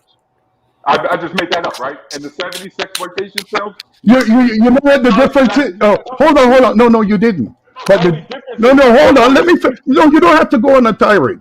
The only difference is we knew it was a film. I'm just fact checking you, sir. That's what I'm doing. No, you're not, because I can explain myself. First of all, in the 70s, we knew it was only movies. Maybe in today's society, you all take all this thing serious. We followed the rules in our homes, not on TV, not on video, not on movies. Maybe that's how you grew up, but that didn't go on back in the day, because we know what was acting. Thankfully, I grew up in a normal 2-parent nuclear household with a mother and father. I'm blessed, whatever. And guess what? I'm just thankful. And I don't even care. That doesn't even matter, because at the end of the day, however I grew up doesn't mean I get to try to dictate or legislate my feelings for someone else's existence. And by the way, you need to stop glorifying back in your day, bro. You're like, for example, you know how many, when I joined the army in 2006, you know how many NCOs was like, oh man, these new soldiers, they don't know what they're doing. And then when I got out in 2014, you know what my group of NCOs were saying? Oh, these new soldiers, they soft. Bro, if you listen to the generations prior, this country's been going to shit since 1776. Every generation turns up and down. The generation is different. And then guess what? In 10 years, us millennials are going to. That's why I know that. Stop talking, man. Like he hates Stop America. talking. You're ridiculous. I agree. First of all, no, I disagree with him, Bob. First of all, this is the best time ever in the history of men. So how the hell somebody that's born in, I should say, the internet age, where you can be in communication and get more information about anything you want in life today, and you're going to compare it to back in the day, and it's getting worse? The only thing that's getting worse is I didn't say anything was getting worse. You're the one implying it's getting worse. I love this. You don't even listen to what you say. You just said that. You just said that, you meathead. Oh my God, man! I can't. It's okay. I'm done. You don't even remember what you said. You're the one that just said it. No, you're Wow. over here complaining about other people's existence, bro. Quote, I never quote, complained Popeye. about anybody's existence. I'm telling you what, it's detrimental to our society. Because when I was growing up, unlike today, it was considered a mental condition. And we can see that it's a mental condition to see the behavior now that you have young boys thinking that they're girls and going to have surgery. And then 5 years later, they're realizing, I'm a boy. And they're having all kind of mental problems. Right now, there's a class action suit in England from all these things that's happened. Depending on how far you want to go to the back in my day, depending on how far you decide you want to start history. Well, guess what? I can start history 500 years ago when everybody thought the sun. No, you can't, because you weren't around and you know nothing about it. Well, you weren't around. No, we're trying to do. No. Unlike you, when I say back in the day, I'm talking about from the days I was here. What I seen for myself. No, not what somebody else told me. Correct. Just like I was born in 1987, bro. That's like me saying everything in 87 was correct, and nobody can change that shit. Bro, your information comes out all the time. I mean, it's pretty good, Nate. Well, 1987 was a great year. I can tell you about it because I was 22. Okay, but guess what? I like it better now when I can email my homeboys instead of having to write letters with my shitty ass handwriting. You know what that did? It made more stupid people because the majority of people now can't even write. The majority of people in today's society, they live on acronyms. They can't even say words. Most people of today don't even read a book. So what are hieroglyphics? What are hieroglyphics? Here's what I don't understand, real quick. Well, I'm There's sorry. 1% of the population out there. Well, first of all, I don't go back to hieroglyphics. And I'm going to go back to your day, so I'm going to go back to that day. You know nothing about that day. I can go back to my day, D-Jan. We're talking about something you heard. I'm talking about something I've seen. The whole point is history. Okay, sorry, Bob. Go ahead, bud. History does not start where you want it to start. The timeline does not start where it's convenient for you, Gary. It's not that it's convenient for me. I talk about history. Well, maybe I can finish a sentence without you interrupting. I talk about what I know. Saying correct information. Gary, you're holding the panel, Gary. Go ahead, Bob. Yeah, let Barnabas or Flex are getting here. They've been patiently waiting, like good white people. Hey, thanks for the intro. I'll take that. Can I talk? Yeah, good. All right. Barnabas ran away earlier as soon as I joined. Oh, if you got some smoke for me, I'm back. But Terus, how do you say your name? Y'all can call me Reggie too. That's my real name. Reggie, you don't need the He's help gonna blow your head because up you're now. handling these people easily. Okay, but I just want you to know I'm a quote unquote ally of the rainbow, like you are, I would imagine. And most of these people, they just want to live and be happy. Yes, there are some bad things that come with that, but I'm on that side. And if I can, I want to talk to Moses and Flex Henry III. You there, Flex Henry III? I'm here. Now, you know that I appreciate your knowledge that you give to me, Flex Henry III. You know that I respect your opinion. Are you there, Moses? Gosh, darn it, Moses. Check the back chat. Moses, you here? Truth. Flex Henry III. Private chat. Now, you've been trying to help me out. You've been trying to get me onto game and how to find a woman. I'm here. And okay, thank you. This is between you, Flex, and me. Now, Flex has been helping me out. He's been trying to help me find a woman. He's been giving me advice in the dating scene, how to be a man, and how to talk to these women. I'm an incel. I'm a virgin. I'm 46. I'm trying to get these ladies. I'm getting no response. I'm trying.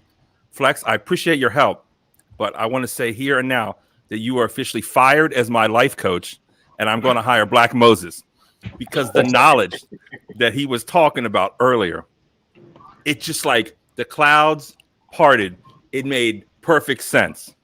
Thank you, Black Moses, for the best take of the day, in my opinion. I'm going to go look for reformed prostitutes, and I'm going to wipe them up immediately. So thank you so much. Now. Let me provide a disclaimer because I was misquoted and all this other stuff. Disclaimer. A disclaimer because I was misquoted. I didn't tell you guys to just go out looking for that. Oh. I said that some of the best wives are that. Are that. See, and this is where the line gets crossed between squares and game. That's what I'm talking about, because when you walk into the world of squares and you say something that comes from that side, That's my world, unfortunately. squares are I going hate to being a square. automatically misquote you. They're going to take one thing you say and say, oh, well, you said this. Like, let me reiterate or iterate. I didn't say that you should go looking for that, because a good woman can come from any aspect of life.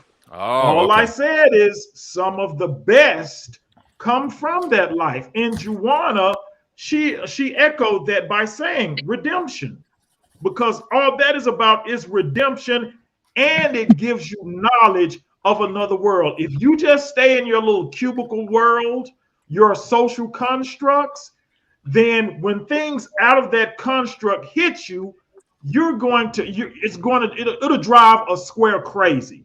It'll drive a normal man crazy.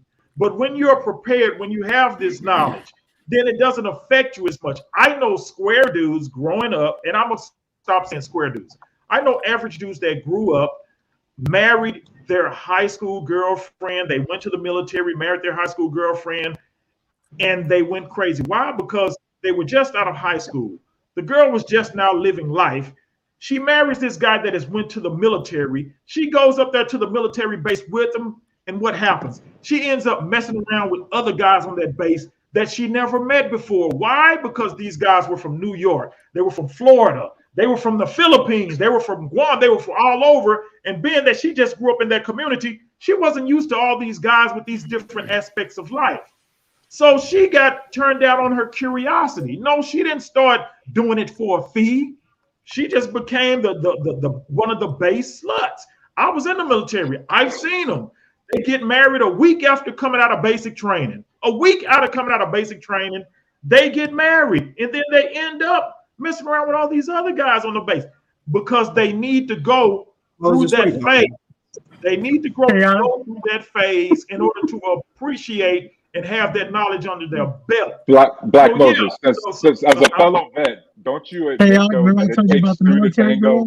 Us soldiers is out there getting wild, because let's be clear, when I first got into the Army, I had a lot of homeboys who would marry the first stripper they saw just to get up out the barracks. Like, it takes two to tango here. You know what I mean? Now you said stripper, but I'm gonna tell you, when I was in the military, when I was in the military, you could lose your wife at the NCO club. Yeah, you could lose your wife at the NCO club. I'm telling you this. You could get married to her one week. You never knew her. You got to know her because I was in Air Force, and in the Air Force they had co-ed squadrons in the Air Force. Co-ed squadrons. These people were in squadrons together, creating relationships. So when they got out of basic training and went to the ATC, which is their Air Training Command base, they got married the first week out of basic training, only to get divorced after 2 weeks of hanging out at the NCO club. Look, I agree. There's cases of that, but guess what? There's also too many cases of women who are in the military doing the right thing. I deployed twice, man. Like you know I said, what I mean? yeah, like I said. My second deployment, I was a gunner. We was doing gun truck operations. There was a woman, little 5'3", banging with the 50 cal with the rest of us. Like, again, that's a problem. You know what I mean? That's a problem. No, it's not, because it doesn't take. This is why we lost in Afghanistan. This is exactly why we lost in Afghanistan, bro. First off, exactly. This guy is the reason. This is exactly occupying. We beat our invasion was successful. Is that my light-skinned brother in the struggle? This is just not. Bro, it was not, bro. Oh, well, can you tell me what the anti-woke Russian military is doing right now against Ukraine, dealing with American hand-me-downs? They're not woke. Why are they beating their asses? So first off, let me just say this: you don't know what's happening right now, because in terms of Clearly, the report, Bob. are you gonna let me talk? You gonna let me talk? Once again, Do I need to go wrestle up? Do I need to go wrestle up some goat herders for you so you can get tapped out again, or what? Sure, go ahead. Okay. Akbar, we got a loose one over here. Like, let me finish talking. So you're going based upon information from one of the most corrupt sources out there, which is our media on what's going on in Russia and Ukraine. What about the European media? Are they corrupt too? Yes. So are you going to tell me? Are you going to tell me? So what? Number one site. Are you going to tell me that there has been no history of yellow journalism in the Europe and the United States in terms of what corrupt media everywhere, bro? But yeah, and there's a history of America losing in Afghanistan. There's a history of America losing in Iraq. There's a history of America losing, bro. Once again, in Mogadishu and Somalia. Right? Okay, it doesn't matter. America pulled out. Yes, bro. Okay, you didn't so once again, if you want to go to Mogadishu, you gave up the people that you captured. The guy Adid, one person got caught, and the people that you captured, you transferred from them, and you pulled out almost immediately. So stop. And the idea that America's doing so much better. Okay. All right, bro. Like, listen, you want to shield for a female military? That's fine. You want to shield for a female military? Go ahead. Let me not in real life who don't play army on the weekends. Who's actually done this in real life? Let me tell you the truth. You're playing with women with 50. Iraq, when we invaded, we successfully invaded. Afghanistan, when we invaded, we successfully invaded. America, when it comes to did Iraq have weapons of mass destruction? What America sucks at successfully invading. We suck at occupying countries, bro. We are not an occupying force. Those are two different things. Well, you did pretty well. You did pretty well in the Spanish-American War when you occupied Texas and California. No, I wasn't in the Spanish-American War. But I'm just saying, you want to talk about what America did. Hold on a second, Rock. You want to talk about what America did and what they didn't do, right? The point is this: you're shilling. No, we're talking about women. Are you going to let me? You're not letting me talk. No, okay. You're not letting me. Listen, bro. Listen. You're not letting me talk. You just shield for a woman fighting for America. You just shield for a woman fighting for America. Like you're a joke. You're the laughing stock, like literally, like you are a laughing stock. You just shield for a woman who's 5'3". Yes, absolutely. Do you feel that is a place for a woman? Yes, that's a place for anybody who wants to defend that's a joke. Like I said, defend the country. Defend against what? Yeah, this dude's a fool. Defend against what? Like you literally just cited sources about Ukraine and Russia. Yeah. See, you don't know what you're talking about. So anyway, you don't know what you're talking about. You're literally going off of Western media of what's happening in Ukraine. Everybody, come on, you're a joke. Panel. How do you think Vietnam? Do y'all know what Vietnam? Do y'all think we storm in the beaches of Normandy? Do you think we go into the middle of the field yelling "Ready, aim, fire"? Obviously, you're going in with rainbow flags and women. Obviously, you're going in with rainbow flags and women. That's what you're doing. Yeah, and whooping people's ass because guess what? Who have you whooped? No, you're killing a million. You're killing a million children. That's what you're doing. Who have you whooped? I can whoop you. How about that? And you're going into a country. You're going into a country. Not if I'm armed. Not if I'm armed with Rogaine. You can't. Not if I'm armed with Rogaine. You can't. Wait. Hey, should we? Yeah, let's ask him a question real quick. Absolutely, Sergeant Spatula. You need to respect the taxpayer for paying you. You do my bidding for me. Now go dig my latrine. All right, and go protect my oil. Go protect my oil on the tanker. I gotta hear it. Real quick, 1 second. Go protect my oil. We'll see where he's at. 1 second, with one question. Thanos, should we have went to Iraq and invaded? Yes or no? Should we have went to Iraq and invaded? Yes or no? It was a legal war. That war was illegal in Iraq. It was legal? I said illegal. Illegal. So how do we win anything by creating an illegal war and killing millions of children? What does that have to do with whether or not women can I don't necessarily care about the children. I care about winning. I don't care about the children at all. Yeah, I don't really care about the children either. Hey, I wouldn't care about the children if we would have won, but we didn't win. So I'm pissed. Exactly. It's funny because one of the things Mr. Jarhead up here, whatever Army, not Marines. Okay, all right. So go down to Fort Bragg and flip some pancakes. So one of the things, yeah, I'm sure. One of the things that he doesn't realize is this, right? Initially, the enemy that we went in to fight in Afghanistan actually gained more power once we quit. Yes. Okay. So I think I can measure that as a loss. What's up, Bob? No. Yes, How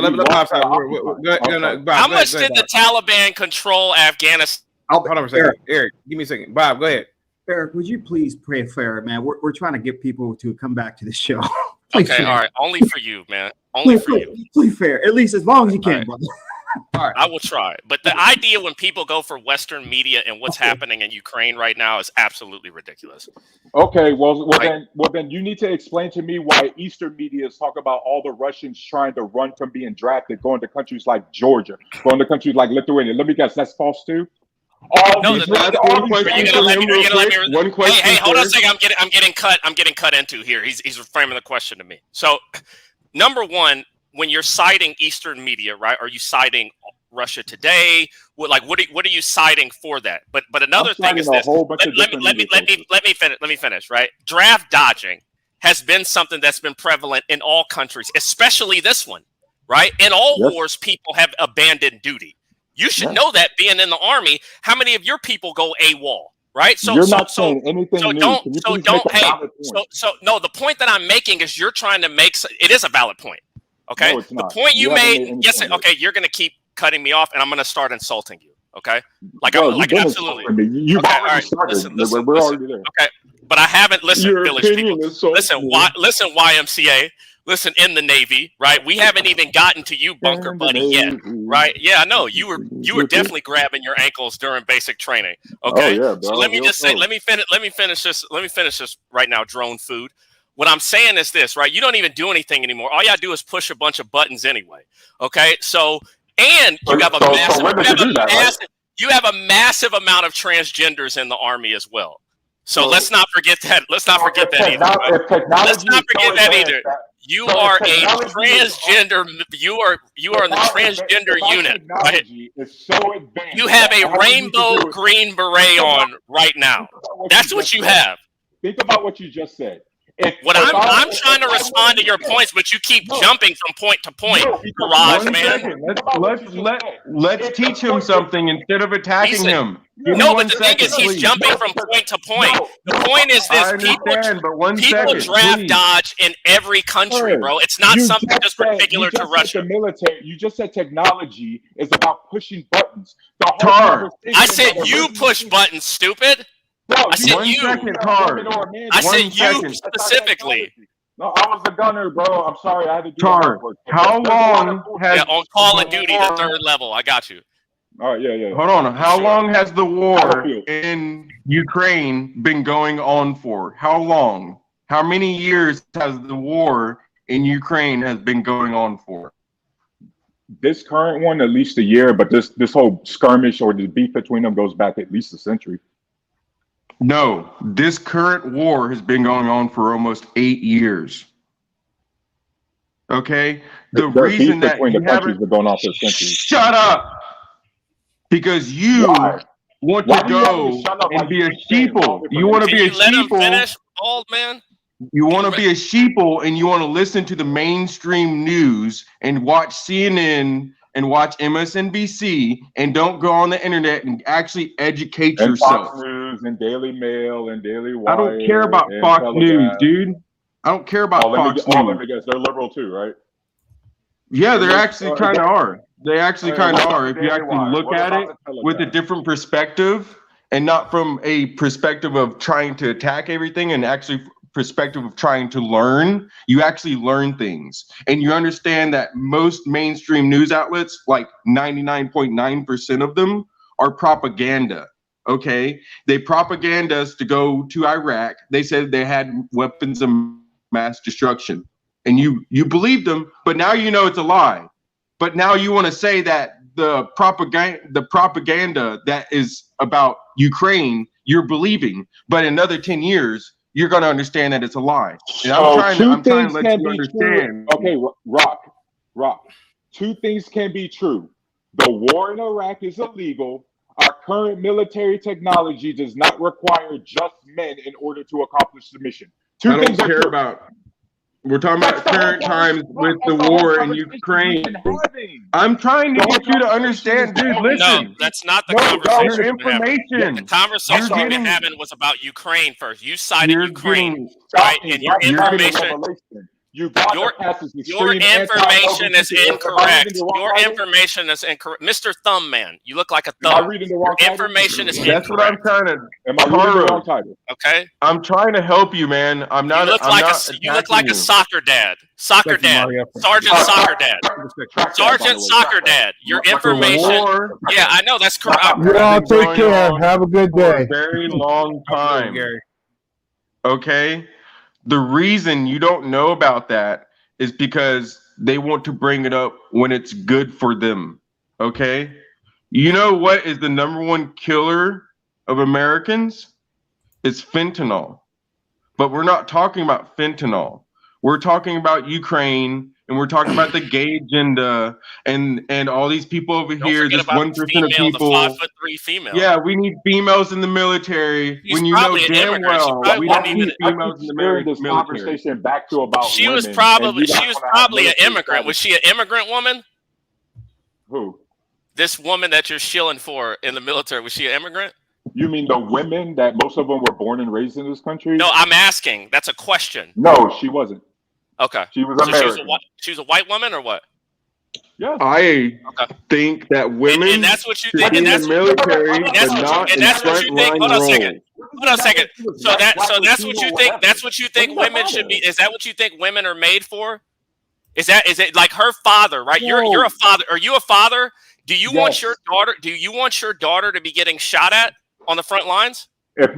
Straight up, if my 2 daughters grew up and said they wanted to join the army, like it doesn't matter what they say. I say yes. It doesn't matter what they say. What if they say they want to grow up to be a hoe? Be a unicorn. What if they say they want to grow up to be a professional prostitute? Would you deter them away from that? Okay. I would try to. Okay, but you wouldn't deter them to be put in a position of something that's not in their natural nature, that's not natural to them. Bro, you don't even know what natural is. Oh, we don't know what. This is exactly why. This is exactly why we cannot. This is exactly why we lost the Afghans. This is exactly why a bunch of goat herders with old AK-47s had us running out of there because we lost our identity. We lost our identity. You don't know what. Let me read the super chat real quick. Joe Buttons, thank you so much for the $5 super chat. Says, I respect Taros or Tarus or anyone for standing for what they believe against many, even if he's wrong and gay. But Tarus stopped listening to the media. Hold on, let me read one more super chat real quick. You just signed up after Don't Ask, Don't Tell. Hold on for a second. Bob, thank you so much again for the super chats. And I think I missed one, but wait a minute. Ivan, go in, man. You wanted to say something. Go ahead, sir. Yeah, because thank you for that question, Patriarchal Eric. Thank you for that question. And I think Savage Red brought that up earlier. And I can speak to that because you said, what if your daughter wants to be a prostitute? And Red said, what if my daughter told me that she got a train ran on us? And I'm going to tell you this because I speak from both sides. Now, if my daughter came to me and asked me that, I'm going to make sure that that's her choice that she's made. But as opposed to what Savage Red said, my daughter coming and telling me that she got a train ran on her, did she do it for free? That's where we have a problem at. That's where we have a problem. See, because I've been on both sides, that stuff doesn't affect me. Like I said, it affects guys in the square world. If that's my daughter's choice, I can't chain her down and make her do the opposite because that's only going to make her more enthralled to enter that world. Now, do I want her to enter that world? As far as affectionately, emotionally, no. But as far as somebody experience, I know I can't stop that, and I would prefer to her to be able to make a living out of what she chooses to do, rather than, like I said earlier, behaving like the neighborhood slut. They got a train ran on her, as what Savage Red asked earlier. Now, there was a young lady in here named Japrice, and she was making her judgments. You know, some of you people make these judgments. You're so boule and bougie and conservative like UCT, knowing that you got ashy ankles. Come on, let's not play these games. And you're Nigerian. Let's not play these games. And Black people, especially in the inner cities and urban areas, are primarily street people.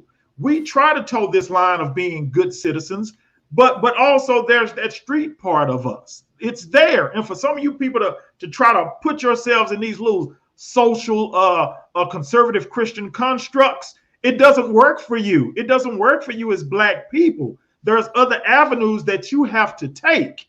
So yeah, if my daughter was Savage Red, I'm talking to you. If my daughter came to me and told me she got a train ran on her, I'm gonna say, did you charge them? Did they pay you? Because it's $150 an hour per guy. Savage, I got the money right now. Call her up. Savage, I'll answer your question. Yeah, right. But you're married, right? But you're married, right? Don't be silly when I'm hitting you with facts. Now, let's get I gotta dip off. I'm not finna go into the insults. I'm not going to the Hold on. I want to hear this. All right, Eric, I'm not going to go into the insults with you, but I'm going to say this. When I brought up the fact that Donald Trump's wife, Melania Trump, the former first lady, was a former adult entertainer, you start stammering and stuttering. Oh, well, that's Donald Trump. No, but I'm going to tell you this about Melania Trump. She did that for a fee. She wasn't just a slut running around Eastern Europe. She was doing it for a fee. Even Donald Trump was paying the fee before he married her. And if you're at the top of the food chain in America, which is the president of the United States, and you're the first lady, but you were a former hoe, a real hoe, getting it, how further can you go than that? How further more in an example? So are you telling us that you were a gay prostitute for the money? How further more of an example can you get than that when you're former president, the one that people want to get back in office? I get what he's saying to a certain extent. I actually get the one that most of these people want to get back in office is married to a former hoe, and I think he was with a hoe before that. Yeah. Because Savage, to answer the question, I'm glad Black Moses. Obviously, no, I'm not gonna ask my daughter if she charged, but I get what Black Moses says. Savage. No, you're going to ask her if she go into a green zone. So, Savage, for example, let's say my daughter came to me, open or whatever. She's like, hey, Dad, I got trained on. I'm going to be pissed off. And then here's what's going to happen. Was it consensual or was you raped? Because if you was raped, now I got to go grab this body. That's where your mind would go. You're always trying to make a victim out of everybody. To that effect. The third question was it in Ukraine? Tarus, to your effect, you just get trained on. That was her decision. As much as I don't agree, the last train from Ukraine. But this is what I'm saying to your effect, Tarus. This is what I'm saying to your effect, Tarus.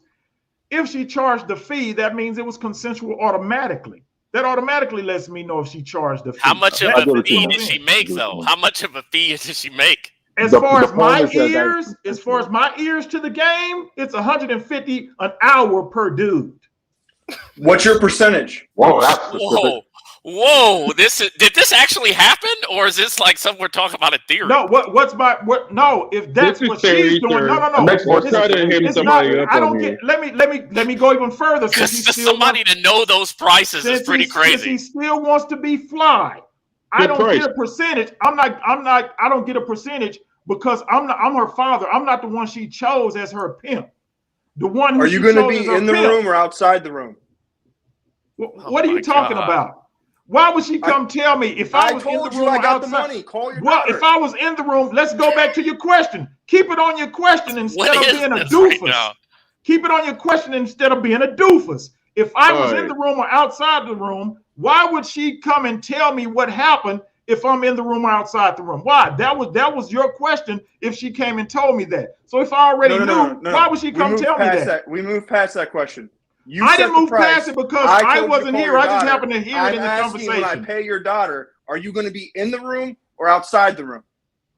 All right, I'm telling you this right now. He wants me to. This is the first time I've ever even felt offended. No, hold on. He wants me to get emotional about the question.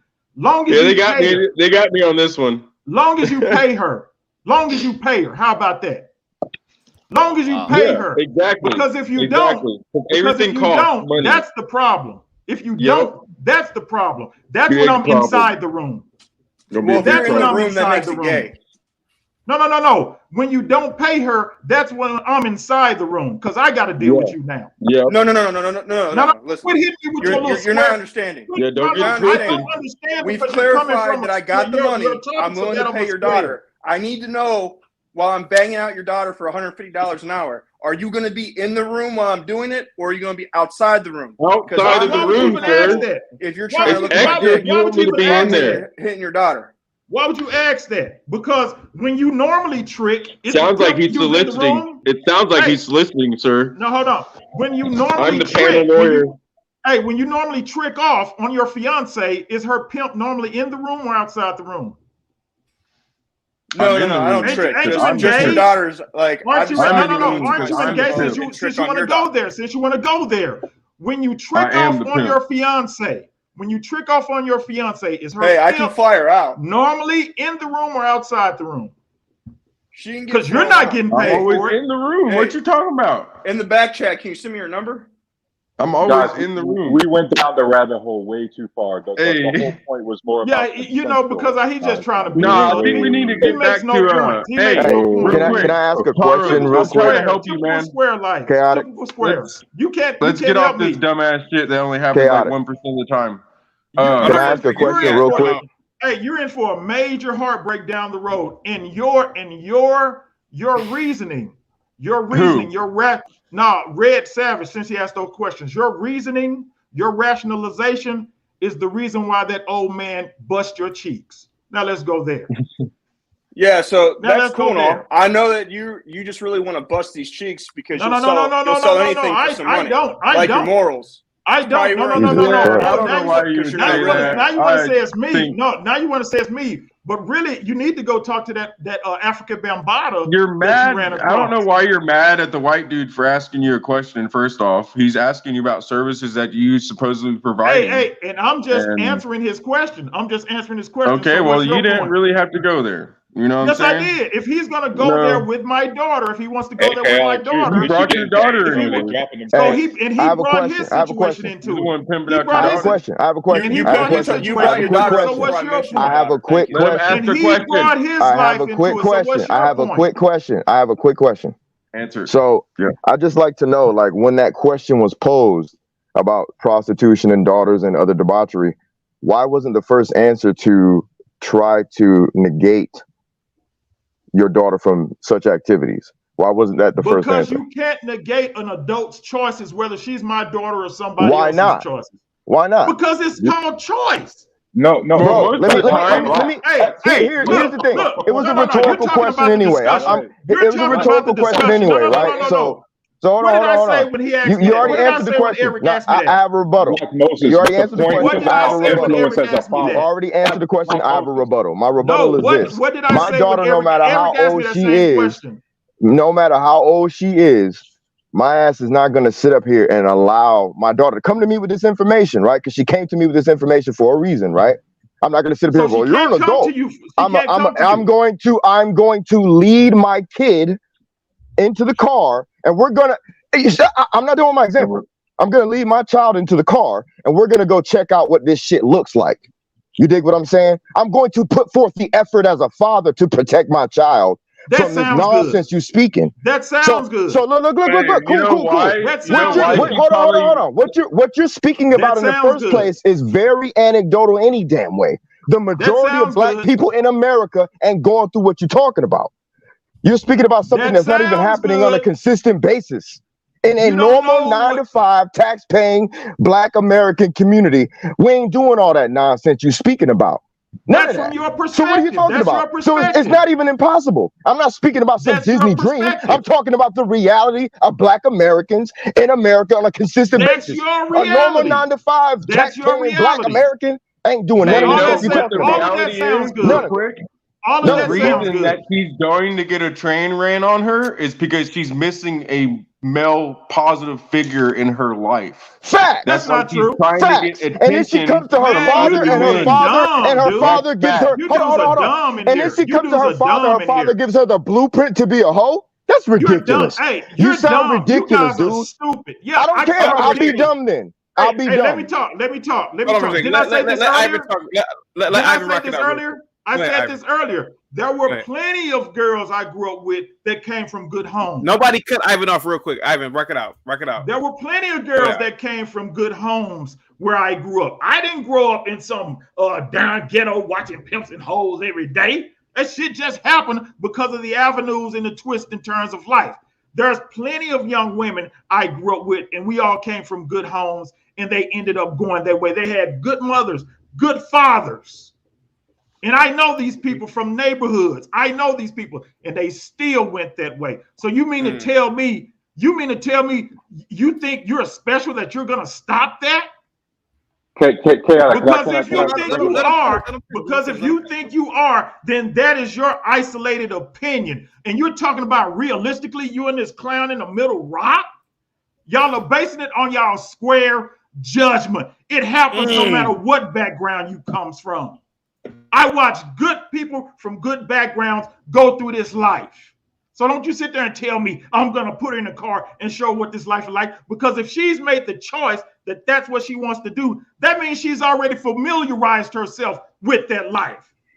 Y'all need to keep it moving now, because I think he's. Let him finish. I mean, this is what I hear from dummies all the time, and I say square because, like I say, I've told both lines, so I'm coming from experience. Not only me, but other guys.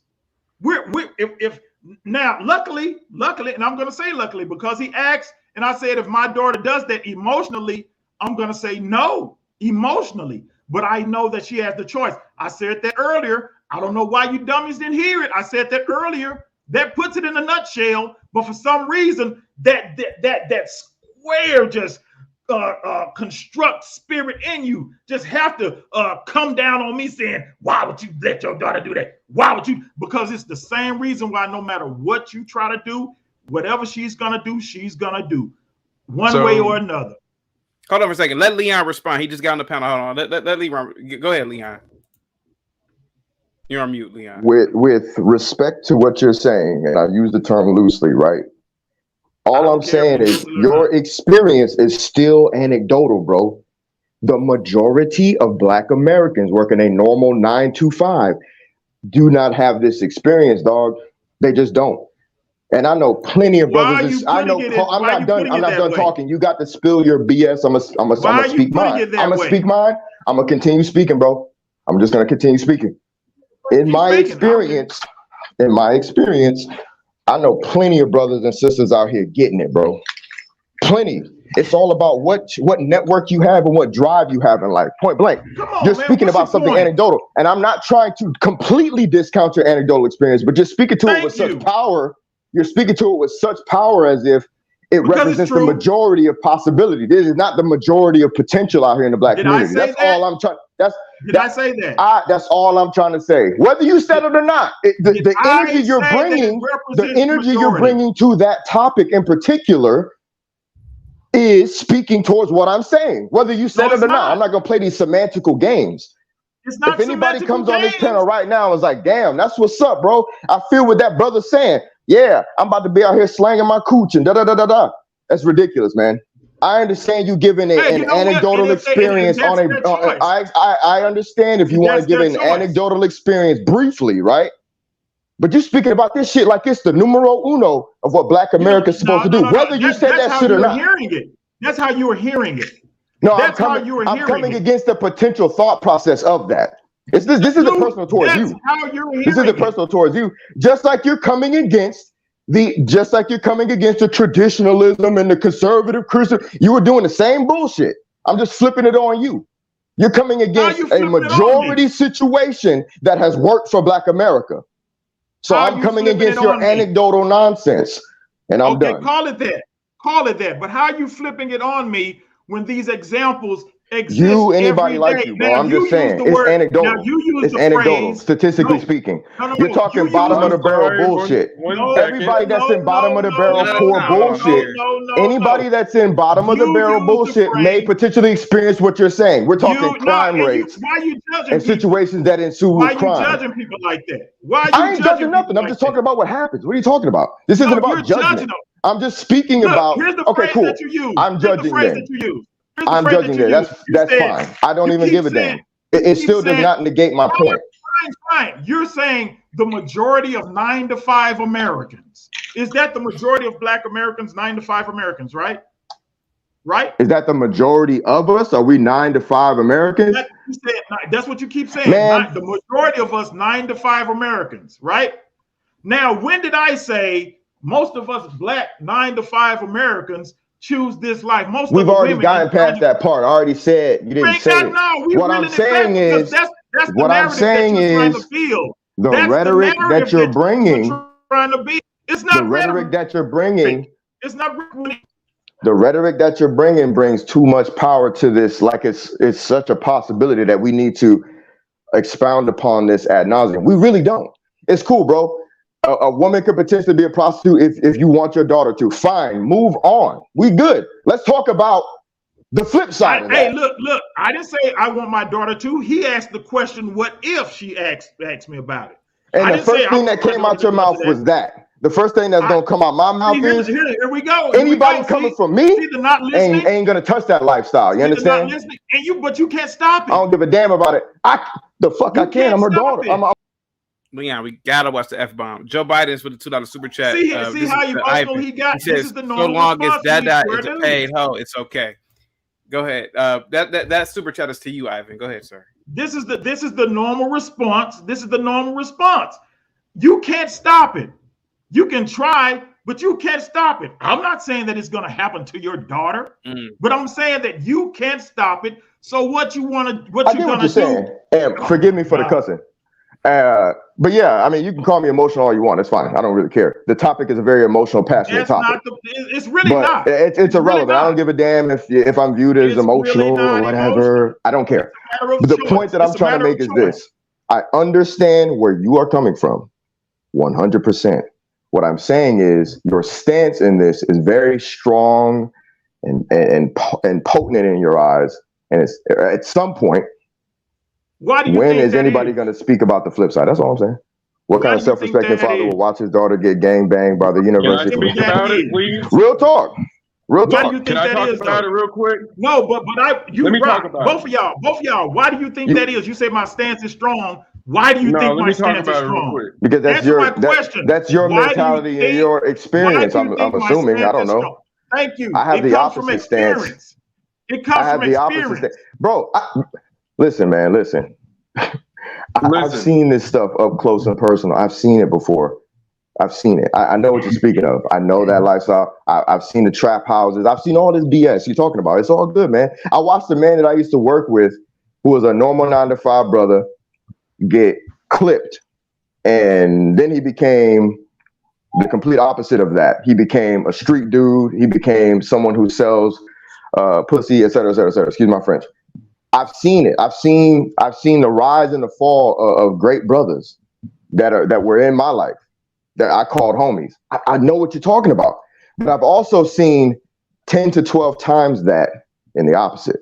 So all I'm saying is, and you make this face like it's odd, bro. There are people out here that are. What did I say earlier? Hey, what did I say I don't know. earlier? I don't know. My fault. What? I said, hey, you can find a good woman anywhere. But some of them come from that life. Some of them are good wives, and they come from that life also. I said that earlier. Nah, bro, I'm good. I'm good. I don't. Okay, that's the thing, man. Like, I don't get caught up in this. Like, I don't get caught up in this anecdotal. Oh, she might be good. Nah, bro. Why do you keep using that word? Because it is anecdotal. 1 second. You're not Right. speaking about anything that's in the majority. The experiences that you're speaking of are not majority. This is picking me off also. I've been Hold on for a second. Ivan, this super chat is for you. Joe Biden's once again. Thank you so much, Joe Biden, for the $5 super chat. Really appreciate that. It says Black Moses, if your son wanted to sell drugs, would you deem it okay, contingent upon him making a good living from it? What say you, sir? Can I answer that question? That's why the super chat is here. You can answer it. Yes, sir. Go ahead. I can try to tell him, because that's not a line that I toe. I don't come from that world. So I can try to tell him the dangers of that world and what comes with it and what to expect. But I can't stop him from entering that world if that's his choice, because even though he's in my face and it seems like he's good and all that, as soon as he goes outside and is with his homeboys, he could be going rock, from block to block. And ain't nothing I could do about it until he either ends up in jail or I find out about it, or something bad happens to him, which I hope doesn't. But to Leon's point, that is bad parenting.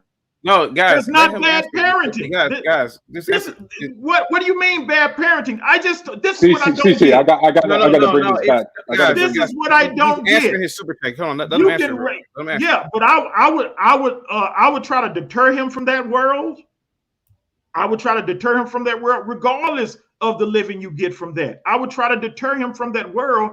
But again, for some reason, this phrase just falls on deaf, dumb ears. It's still his choice in the end. For some reason, y'all don't get that concept. We're not negating choices. We're just negating this whole lack of effort.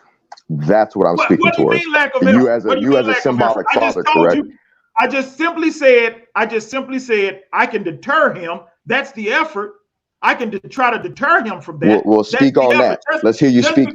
Now, Joe Biden says. Now this is for Black Moses. He says, and thank you again, Joe Biden. Thank you, all of you again for the super chat. Says, then Black Moses, you are too accepting of being a failed father. What say you about that one, sir?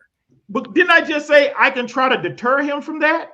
What are you not getting about that? You spoke on the deterrence. You didn't speak on the details of deterring. What am I supposed to say? That I'm going to drive him to that world and show him what goes on? I didn't say all that. All I said is I'm just going to try and deter him from that.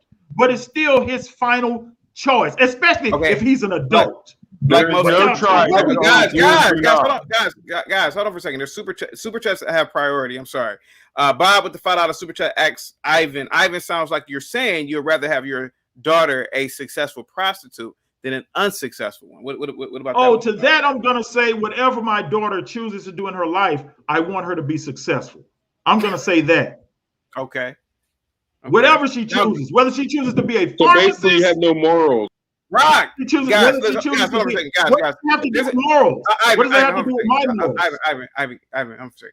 Guys, if there's a super chat, and the super chat man, is directed people are dummies, man. What is this? Special ed class? Let the panelists answer the question. Bro, you ain't got to use science, my dude. Calm down. Guys, let Ivan. I can't be emotional. I'm emotional. I'm emotional when I talk. I'm emotional. Ivan, just answer your super chat, please. Sorry, guys, please answer. It's his super chat. Go ahead, Ivan. Oh yeah, well, if that's her choice, Bob, then yeah, I want her to be successful in whatever avenue she chooses in life. I want her to be successful and happy with what her life outcome is. I would rather her choose happiness than unhappiness. How simple is that? Even the squarest stuff you dudes should understand that. Go ahead, guys. Go ahead. You can rebuttal. Go ahead, Savage. I gotta come back. I gotta come right back. I'll be right back. Y'all go ahead. I'll be right back. Sounds good. Savage, you want to go or you want to go? I'll go. Well, since I'm a square, face tats and all, 2 baby moms and a wife. Since I'm an absolute square, my first criminal charge was aggravated trafficking. I guess the only thing I can do to be a successful father is when my 2 sons get caught selling drugs, is I got to go build them a brick press and teach them how to cut it. And I'm going to need to take a 10% fee so that I'm successful father, because I'll be successful, so that my children can be successful in the re-rocking of the brick and they can stretch it and make that little bit of extra money, because the most valuable part of this is to make sure that they get that bread. Because it'd be horrible if they didn't know how, if they were just messing up the product, or they weren't pressing it right, or they were just fumbling the bag, because only my children that get all the money are good sons. Exactly. Okay, Dude has no morals. That guy has no morals, man. Maybe it's my fault for opening this can of worms, because we was talking about things like women and military and LGBT. Leon, to answer your question directly, just like I have asked Savage, because the original question was, if your daughters wanted to join the army, would you let them? And my answer is yes. While I do, would I want them, Leon, to try to go to college first? Yes. Like try to make it before they join the army, like I did, like a dumbass just went straight. You know what I mean? Yes. But ultimately, if they decide, I would be supportive. This whole anecdotal, this crap with the train thing and the process, I don't know where it went, because the whole point, Leon, was if my daughter told me as a dad that she got trained on, I would be pissed off to no end. The issue from based on the actions I'm going to take is based on whether or not it was consensual. So I'm going to be pissed off at my daughter and try to lock her ass down if she just happened to be a gutter thought. She was being the team morale booster voluntarily. It's different if she was sexually assaulted or raped. Now I got to grab the shotty. And even in a world where she's an adult, hell no, bro. I'm trying to grab my kid out. Like if I find out she's doing stuff like that, I'm driving. I got to take a flight, whatever. I'm going to try to bring her home. I'm going to try to do whatever we can do and just figure it out. And unfortunately, we see that a lot. Like to Leon's point, most of Americans, when they see, especially dads, when they see their daughters, y'all know what happens to a fault when like the daughters get on drugs. Unfortunately, the dads end up unintentionally making it worse, because they know their daughters is using, but they try to support their daughters because they don't want to lose that connection, the connection, even though the reason they're trying to is to try to bring them back home, hit the reset button so we could try to figure it out. This whole I'm a support, like I don't know where that went. I would never support my daughter being like a prostitute. That was just weird. I think it comes down to your failure as a parent to provide different opportunities to learn different things. And in turn, that gives different opportunities to do different things. It really does disgust me, that guy sitting up there saying that he would I'll ask her, how much did you make any money? Man, it made me punch that dude in the face. So right. I warned you earlier. Stop making physical threats, man.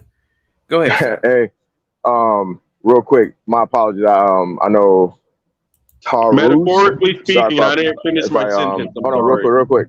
I apologize if I mispronounced your name, but Tarus, I couldn't really hear you in totality, but I heard some of what you were saying. You were explaining about the military question that kind of got turned into something else. But yeah, I dig what you're saying, bro. Like, and just real quick, I understand his stance of choice. My only issue was there was literally no point in which he illustrated any sort of pushback in detail. He instead detailed how he would give his kids the blueprint on being criminals and hoes and whatnot. You get what I'm saying? More game to do it. That was crazy. And then lastly, this whole idea that because you would come against such atrocities and BS, right, that you would want your children and your family and anybody you love to be higher, right, to achieve greater, is somehow square. That's some BS to me, man. Right. I'm in a career right now. I'm a licensed therapist, bro. I'm about to go meet clients right now. Like, I'm achieving. You dig what I'm saying? And on the side, because I'm achieving, I'm able to do some old lame, geek, nerdy stuff to make a buck, sometimes on YouTube and off of Twitter and social media. You dig what I'm saying? I'm able to do lame stuff, quote unquote, so I can earn. So that's my whole point. There are other avenues in life to which you can achieve greater. Leon, don't you mean square? Don't you mean square, Leo? Right. Go ahead, Savage. So, because I'm your typical white square, I have 2 sons and 2 daughters. All right, and I don't want my daughters to join the military. I don't want my daughters to be boss babes. I would like to raise my daughters to be wives so that they can get the best man that they possibly can get and have a family and find fulfillment in that. And if my daughters decided that they were going to be hoochies, because back when I was shooting heroin, I knew that a girl that would take a needle would definitely take my male member, and we're quite loose.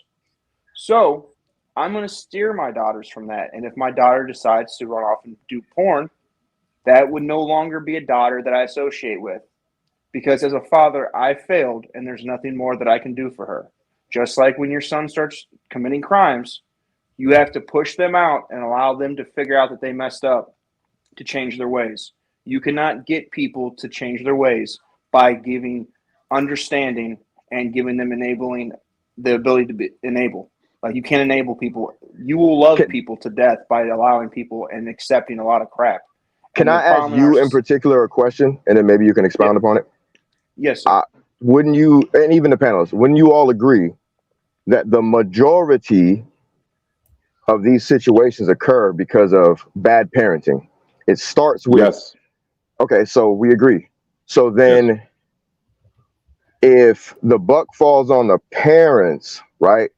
Because the majority of this stuff, in my opinion, and correct me if I'm wrong, I would probably find that statistically speaking, that if you raise your children correctly, and then we don't need to get into semantics of correctly. We all know what that word means. We get it. We're all adults, right? If you raise your children right, then 9 times out of 10, they're never going to come to you as adults with these weird, I want to be a hooker. I want to be no, they're not going to do that. Well, you have, right? You have Would you agree or disagree? I agree with you to a point. You have 2 issues.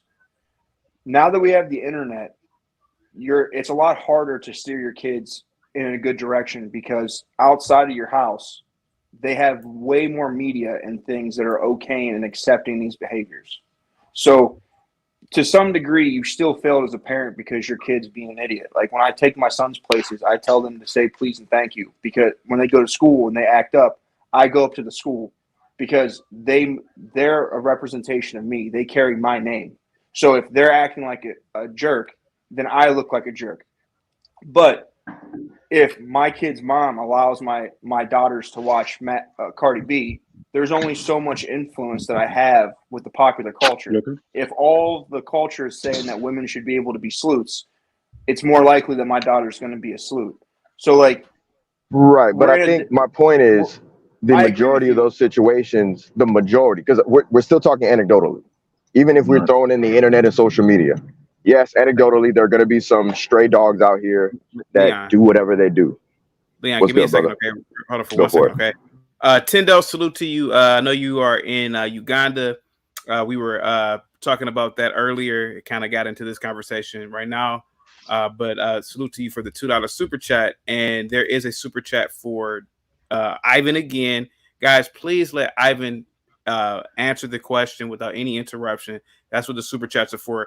Joe Biden says Moses, or Ivan, James Evans, father from Good Times, would never utter your words. He died for JJ. You would run for Mad Dog and Warlord to let them have your son. Talking about the gang in Good Times. Go ahead, sir. What say you about this goofy comment? Thank you so much. I like that example because it kind of reflects on what these guys are saying, which is just way off base. I've heard these guys say, if my kid ran off and did this and did that, that means I'm a bad parent. No. It doesn't mean you're a bad parent. If you fed, clothed, and took care of your child and gave them tender, loving care every day of your life, and they still end up as adults doing something different, why would that make you a failed parent? That doesn't make any sense at all. You're going to say you failed as a parent when you watched your child grow up happy in the household, only to leave the household and do something other than what you thought they would grow up to be. And now you're a failed parent because of that? Where are we? What are we talking about? This is the stuff that I'm talking about. I don't know that because I'm not sitting here saying that I would do this and do that and make these efforts. I'm a barren parent because my daughter chose that life. And then y'all are just gonna skip over the word choice like it didn't matter in this equation, because it is the equation. But because they still chose to do something outside of what you thought they were gonna do when they left your house, you're a failed parent. Dude, that is the worst. That is the worst type of philosophy that I could even think of. If I love my daughter, my kids, and they go out of this house, once they leave the house and they become whatever they choose to become, they get involved in whatever life they choose to become. If it's negative because of the constructs, some things are looked at as negative. And if it's negative, it's supposed to reflect on me as a bare parent. And I want to say something. Some dude said that he would smack me in my face. Dude, I'm from Texas, dude. I got a closet full of stuff that'll burn your fucking face off. Do not fucking threaten me. Do not threaten me.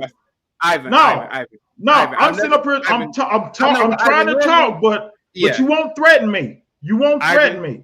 I guarantee you that won't happen. Because I'm from that side.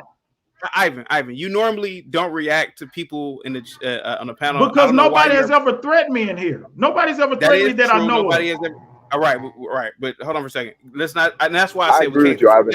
Hold on, guys. That's why I keep putting people down when they make physical. Just because you disagree with my point of view on life, you'll smack me in the face, dude. You won't even get within 10 feet of me. I guarantee you that. I agree with you on that. Guys, once again, guys, too, if a super chat comes on the screen, we gotta let the individual answer the question that it pertains to. We can't cut them off. That is the reason. Now, to answer Joe Biden's question, Joe Biden, I am James Evans. If my child, my son or daughter are out there and I come across it and they're being disrespected or mishandled, then I am JJ Evans. But ain't nothing I can do when I'm not around and they're living their adult life. This is the concept that you don't get. This is what you don't get.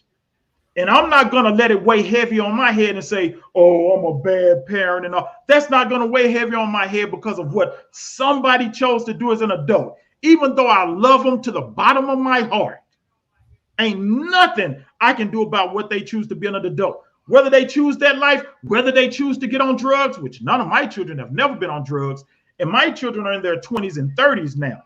None of them. My daughter doesn't live that life. My sons don't live that life. So I think I did a pretty good job. But if something was happen to happen, ain't nothing I could do about it but try to get it back to as normal as possible for them out of love for my children.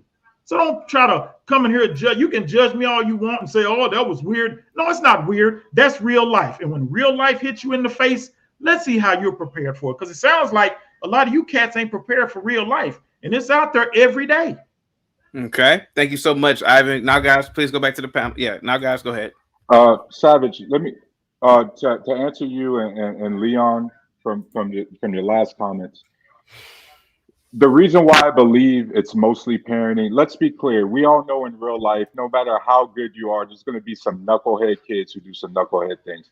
My issue is, why did we go to such a fringe example of your kids being a knucklehead?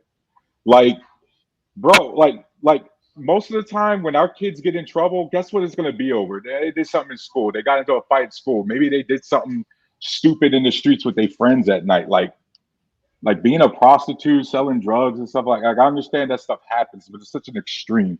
I think, Savage, to answer you directly, the reason why I'm okay with my daughters, because I got a 14 and 12-year-old, the reason why I'm okay with them joining the military is because I wouldn't be here if my mom didn't join the military. I was born in Germany on the base. You know what I mean? Like, there's too many, my whole family, and I just want to be clear, guys. CT, I grew up a military brat, and I was in the Army active. So unfortunately, a lot of my life experience up until I was 27, I'm 35 now, is just military. So that's just what I happen to go on to. I can't raise Savage. I can't raise a woman to be a wife because I just need to raise my kids to be productive members of society first. And at the end of the day, how can I raise them to be a wife if there's not a lot of, or we're struggling with high quality men? What are my daughters supposed to be doing in the meantime? Well, in the meantime, like I do now, I teach my daughters about credit, the importance of budgeting, spreadsheets, how to make sure that you pay your bills on time. That way you can increase your credit score. You can apply for loans easy. I tell them that, hey, start thinking about some of the college degrees that actually are important, like STEM, like the medical field. Like my wife, she's an RN. Like there's certain things I got to do to get my children ready in the meantime, because guess what? At the end of the day, I can't get them ready for a wife or a husband we don't know who is, but I can get my daughters ready for life. That's my response. Savage. Chaotic. I got a question for you. Okay. I'm a married man. I got married as an adult. My wife is a full-grown female woman. She was an adult when we married. She has her own choices and decisions, and she has her own autonomy. Got a question for you. So if I'm married to my wife, and my wife decides to hit up Black Moses and have him pimp her, and she starts doing porn, would you say I failed as a husband if my wife chose to go become a prostitute? No. In our marriage? No. Yes. Yes. Yes. I thought he was asking. He's asking. The marriage failed, but that doesn't mean you were a failed husband. Guys, Savage was asking me the question first. Let me answer. Oh, my bad, CG. No problem. No, I wouldn't think that you failed as a husband, sir. No, I would not say that. No. Okay. So if my wife cheats on me, did I fail as a husband? I'm sorry. Say that one more time. If my wife cheats on me, did I fail as a husband? I don't think you do. No, I don't. If she files for divorce, did I fail as a husband? I wouldn't say you did. No. If you've done everything right, as long as you haven't cheated, you haven't, if you provided, no, you're a good husband. Even if she's filed for divorce, in my eyes, yeah. Okay. So the problem with this is even if you do the right things and you fail, you still failed. That's the issue. Mm-hmm. Well, that's the way I believe certain people will view it. Yeah. But that's what it is. Mm-hmm.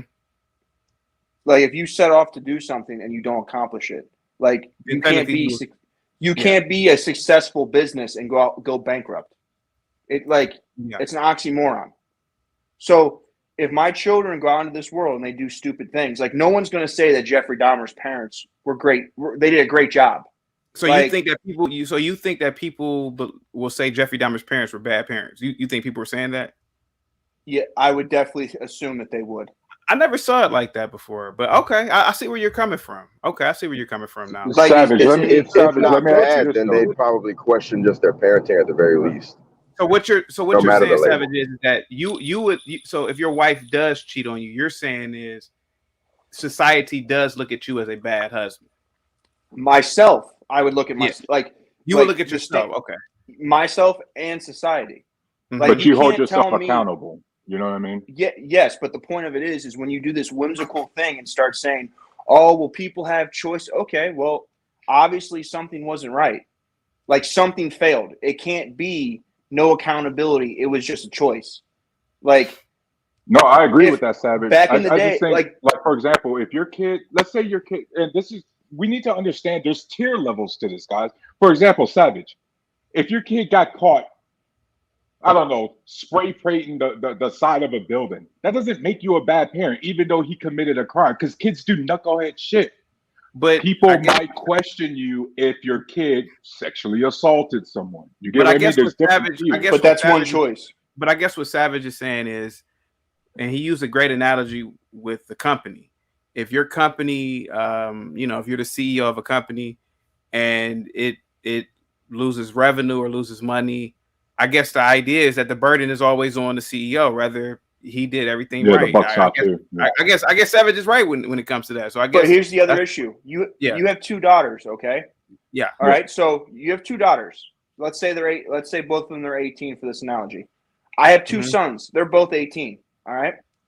So you're not going to say, oh, well, those boys that they got kicked out of school all the time, they always got these different girlfriends, all these bad behaviors, these small things like ditching class, spray painting the gym, getting in fights. You're not going to say, you probably should date them.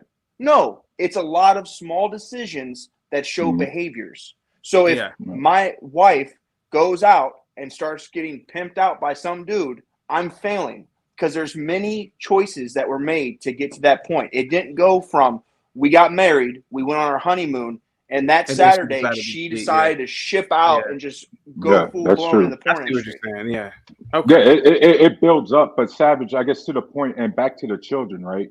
And in the same analogy, you got 18-year-old sons, I got 18-year-old daughters, right? And no matter which group is doing that, if they got if my daughter's got repeat history, you would probably not only tell your sons not to date my daughters, but one of the reasons might be, oh shit, look what the dad's doing. They learning it from the dad because you see their dad constantly getting in trouble too. So that's the part. It's like, okay, yes, most of the times there's good parents, but then sometimes guess where the parents or the kids are learning it from? They train wreck parents. You know what I mean? It's a cycle. But it's the same thing if you have kids and your kids are in school together and they're hanging out and you guys start hanging out with their parents, all right? Your kids are best friends with them. And then you go and hang out with the parents and you see what type of piece of trash these people are. Are you going to say, oh, the dad's drunk, but he goes to work. Him and his wife are always fighting. I think it's a great idea for my kids to be best friends with their kids and hang out all the time because there's no possible way that these kids are going to get influenced by these other kids who are influenced by their parents. Like, the Savage, even that there's some kids who are really great kids and you're shocked because their parents are train wrecks, right? Yeah, but again, I agree with you, but the issue of it comes down to parenting is we're trying just to lower the chances of it happening. We can't prevent everything. You know what I mean? And that's why you could be great. Yep. You could be trash and your daughter's great. And I'm going to tell my son not to date your daughter because it's a higher probability. Right. Guys, on that note, I was supposed to end almost 2 hours ago. I gotta take care of a few things. It was great having you up here, Tarus. Any last words, Tarus? First off, I've checked out your show a few times, and thank you for having me on your panel. By the way, sorry if I interrupted. No, you're good. Guys, first before I get into the final thoughts, I hope none of us have beef. We're just passionate. Like, I really love discussion because guess what? I always believe that at the end of the day, how do we break a cycle if we stay away from the cycle? How can we break into echo chambers if we avoid the echo chambers? How can we get to know each other if we don't even try to talk to each other? So I really appreciate that. Mainly, guys, we just got to understand that in the world, some people have a certain lifestyle that it might offend you, you might be uncomfortable with, it might hurt your feelings, or it might do something to your feelings, but at the end of the day, that doesn't make it illegal. Personal example, CT. I actually still am battling the fact that I get uncomfortable when I see two men kissing. I also acknowledge. Yeah, I do too. Yeah. I also acknowledge that I don't have a problem when I see two women kiss. I don't. No, well, two good-looking women, right? Right, but what I'm saying is, just because that makes me uncomfortable doesn't mean I don't support their right to do that. Because at the end of the day, me being uncomfortable is not violating my rights. Them showing love and affection does not violate my individual rights. So guess what I could do? I could turn away. The moment I try to legislate my feelings and try to ban them from doing something, now I'm trading on their rights. Even though if I was to show affection and somebody was like, yo, we got to pass laws to stop people from kissing in public, wouldn't that offend me? And so I'm just saying, guys, we got to make sure. Sometimes lifestyle, I don't want to say lifestyles because the LGBTQ, I believe they're mostly born that way. But regardless of what you believe, whether it's a lifestyle or they're born that way, at the end of the day, they're not violating your rights. At the end of the day, them being gay is not affecting your mortgage payment. Don't let people like that live rent-free in your head, because at the end of the day, that means you're the one with the problem, not them. Those are my final thoughts. Thank you so much, Teresa. Thank you so much for serving this Thank great you for country. having me. Right. Peace, man. Any Yeah, last nice meeting you guys. Bye. Oh, yeah. Any last words, Leon? Go ahead, sir. I got to get the hell up out of here, man. Yeah, excellent panel, y'all. It's an interesting topic. Moses kind of took us in a direction that was unexpected, but I appreciate it. I appreciate your thoughts, nonetheless. You know what I mean? Like, I don't want you to take away any of my words. Like, I think you're some lunatic or something. It's just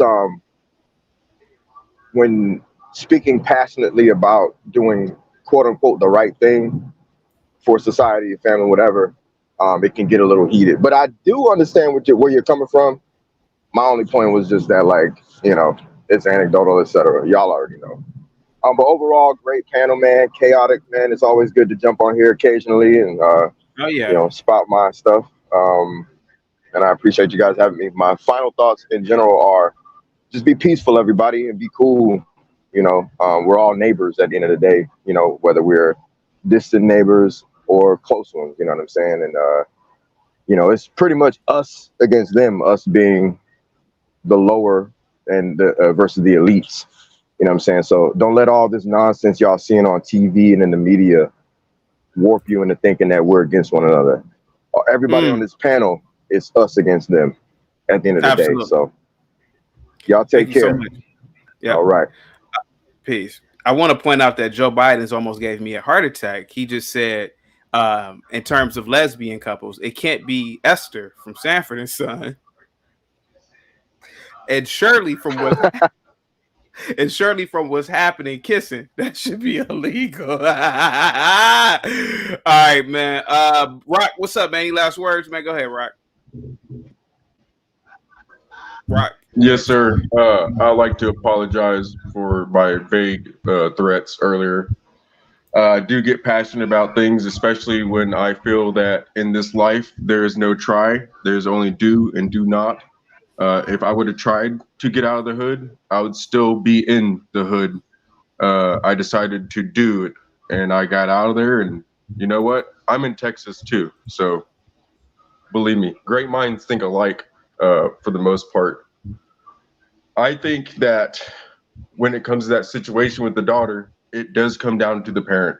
The only reason I am the way I am is because my dad had morals. He had character.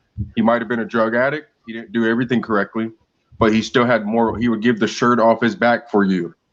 Okay? That's how I am too for the most part. But I'm getting older now, so I'm trying to focus more on myself.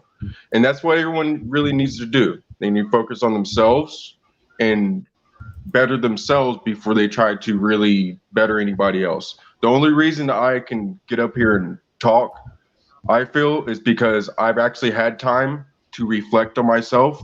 I've had times where I've made a lot of money, and it gave me the opportunity to take a whole year off. Okay? When I'm 20 something years old, I took a whole year off of work. Didn't have to worry about anything. I had money. I did what I wanted. And at the end of it, I figured out a man needs something productive to do. If they don't have something productive to do, they turn violent. And that's facts. That's why we got all these young kids running around shooting each other, because they don't have anything productive to do. And it's not us against each other, it's us against the system, man. That's for sure. Check out Go ahead. What you say? CT. I really appreciate you, man. And you're gonna keep blowing up. I know you're secretly in Uganda and you're trying to get to America.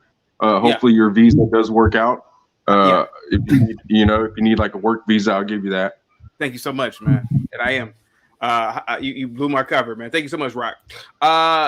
Fantasy Island Girl and Eve. Yes, you can come up. I dropped the link for you two specifically. If not, I'm gonna end it off with Ivan. Ivan, what's up, man? Hey, great show. You know, I don't get to come around a lot. Great show. Sorry, sorry for that little spurt, little spurt of irritation, you know. Yeah, that's normally not me. You know, that's not me. You know, I'm normally Yeah, no, logical, I was kind of shocked. Yeah, I was kind of shocked. but I don't like that. You know, so it is what it is. But I just want to say this. Yeah, people are people, and they're gonna do what they're gonna do no matter what. Hey, you have to enjoy the life that you've been given, regardless of what happens around you. And that's kind of a part of that Rudyard Kipling poem, If. Yeah. When all around you is failing, you got to keep yourself together. Then you can call yourself a man, regardless. And that's a part of it. And I just want to say, Red Savage was asking if his wife, if he did everything for his wife and she chose to come to me and be a prostitute and all this other stuff. Did he fail as a husband? No, Red, you were a good husband. I was just a better pimp. All right? And that's what that's about. And that can happen in your life. Sorry to say that, but that's what it is. You're a good husband. Yeah. Everything you said about your kids growing up doing stuff, it doesn't reflect on you as a father or a husband. It's just that people are individuals. They have their own mental states, their own emotions, their own choices, and they're going to go with that based on the strength of those before mentioned things. But yeah, that just means I'm a better pimp, which is usually the case. But other than that, hey, like I said, enjoy the life around you. You are an individual. You got one day at a time. And I know people have their opinions, perspectives, and all that. Doesn't reflect me not one bit. I try to enjoy every day of my life. I've struggled in my life. I've had successes in my life. And just like Ecclesiastes, dude, it's all in the wind. It all means nothing. All you can do is enjoy the moment that you're in right now. And if you can't do that, add to that. But don't interrupt me, woman. I'm sorry, baby. No, but like I said, all you can do is enjoy the life around you one day at a time. Make every moment count, regardless of if you're in them streets pushing or if you live in that, like I said, square life. If you're living just the average life, which is the average life. Most people want to live that average everyday life of just having family. That's the construct that's been built. But if it goes awry, you got to be able to accept that too and have the mental state to accept that too, because it can happen. It is a possibility. You don't know where your life can go. This life is a whirlwind. What's up, Eve? I ain't seen in a minute. What's up, baby? Real quick. Hey. What's up, Fantasy Island girl? And what's up, Eve? Real quick, Ivan. Did Blac Chyna bleach her skin? Like some sort of skin lightening cream or something? No, she's always been light skinned. She's always been like that. What she did and why it may look like that is because her hair is short. When I seen her hair was short, so her face is more prevalent. I mean, what I saw at that awards show looked nice to me, but like I said, Chyna done been through it. But she was able to, I don't want to say take down, but she was mentally and emotionally able to defeat two people that was pretty much at the top of society. Tiger, who was a top rapper at the time, and Rob Kardashian, who comes from one of the most popular families. She was able to, those two guys went crazy about her. Yeah. You know what I'm saying? But that doesn't really speak to. Let me get in there quick. Well, hold on, because I'm about to drop off. Eve. So I where need we you are up here, now. though. I need you up here, Black Moses. All right, well, let me do something real quick. So where we are now is, like he said, she's 34. So hanging out with the young rappers and the young real life TV series stars ain't her thing. Now she wants somebody that's sitting like at a CEO of a Fortune 500 company, no matter what he looks like. And you can step on it because you know what? Now that they came up, you know, we can if you got time, Ivan. So is that why she's going more conservative now? Yeah. Oh, okay. Because look, let's look at the other two examples. Look at the rapper Eve. Look at the rapper Eve. Yeah, that's a good example. Yeah, the rapper Eve. Yeah. And not only the other person, it just left me, but the rapper Eve is a prime example. She was in them streets. She was a stripper. Eve was a stripper. Now look at her now. She's married to like some European rich guy. After this long rap career, being had this affair with Stevie J where he just ran through her and did all this other. She's still on top. And where are these guys at that she was messing with in the hip hop world? Most of them fell off, and she's looking like she's shining like a diamond.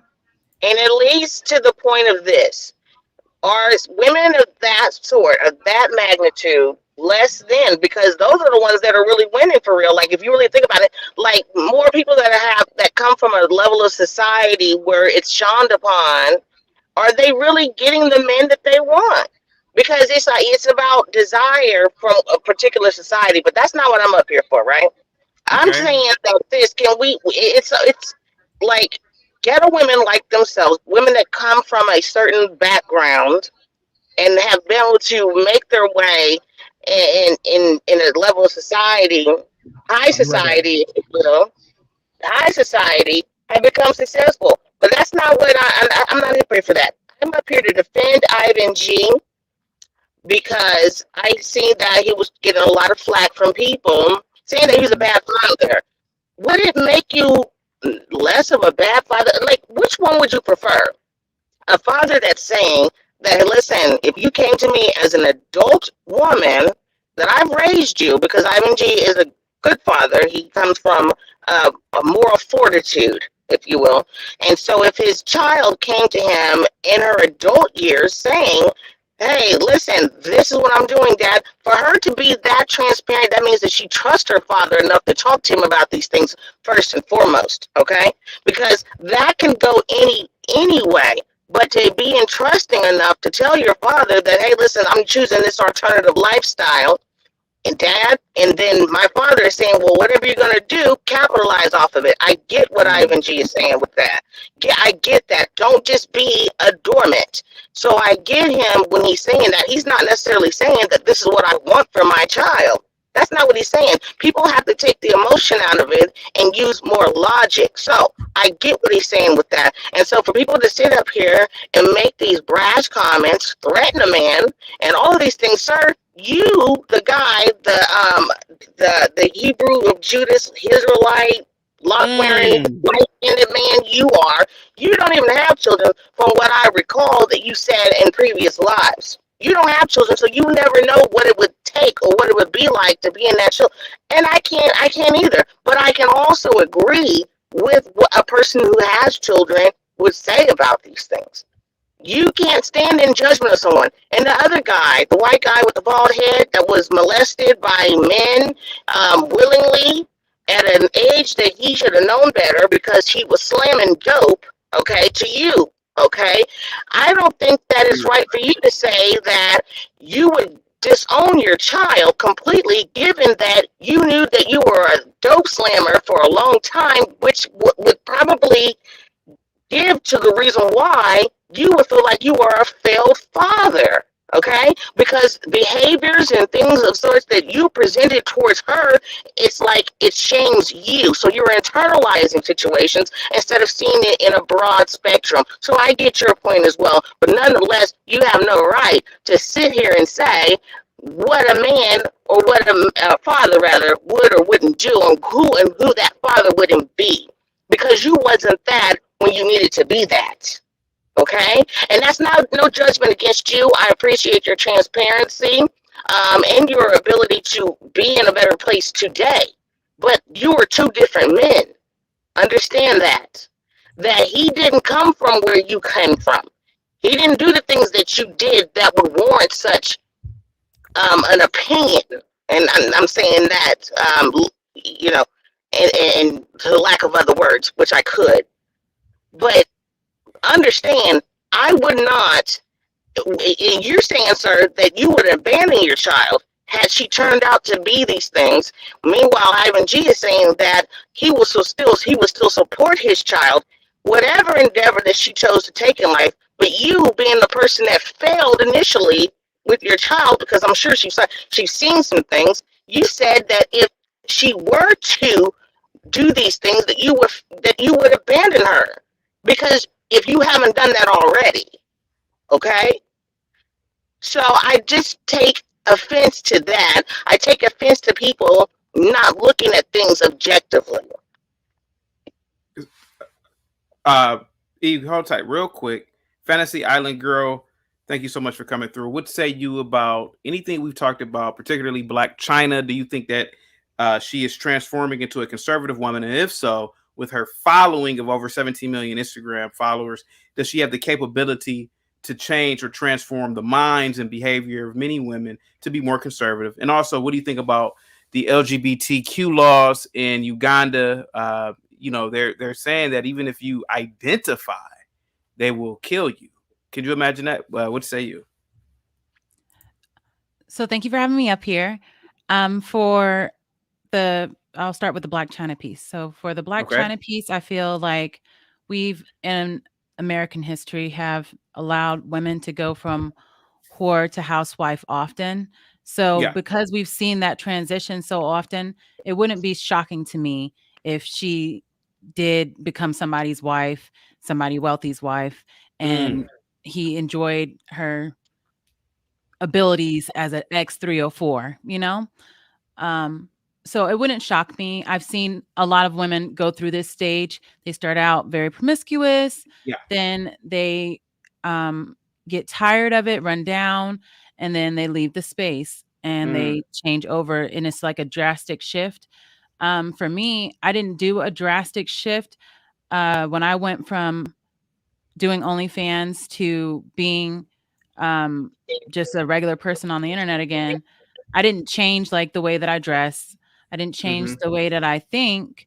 I just decided I wasn't going to sell any content anymore. So I'm still wearing low cut shirts and crop tops and things like that, but I'm just not selling any content in that regard. So I feel like you don't necessarily have to take that radical shift for you to not be a 304 anymore. You just have to stop sleeping around. And if you're not sleeping around and you're just giving off the image, just know that that label is going to be stuck to you as you look like a 304 as long as you're wearing the attire. So you can't really run from it if you know what you're wearing. I know what I'm wearing. I'm not ashamed of what people are saying. So you have to own that portion, I think. And I think she's changing her look so she can not be associated with 304s anymore, which is fine. I believe it, yeah. And then I also, your second point with Uganda, I think we're all getting to a point where we don't really understand where this LGBTQIA plus thing is going. So them having this hard correction makes sense to me because they see how toxic this environment is becoming. People don't know what to call other people. People are outraged over mistaken identities or mistaken pronouns, and it's just getting crazy. People are losing their jobs over being called TERFs, or they're losing their ability to sell money over these type of things. So it just makes people feel very uncomfortable accepting the movement that started out pretty common sense. If you're sexually attracted to somebody of the same sex, then you are this label. That was pretty easy. But now that it's becoming so complex, people are over it. And I know that I was fine with LGBTQIA until I started hearing of the Zims and Vims. I was like, you guys are just making shit up. And I'm not doing this shit with you. I'm not going to do it.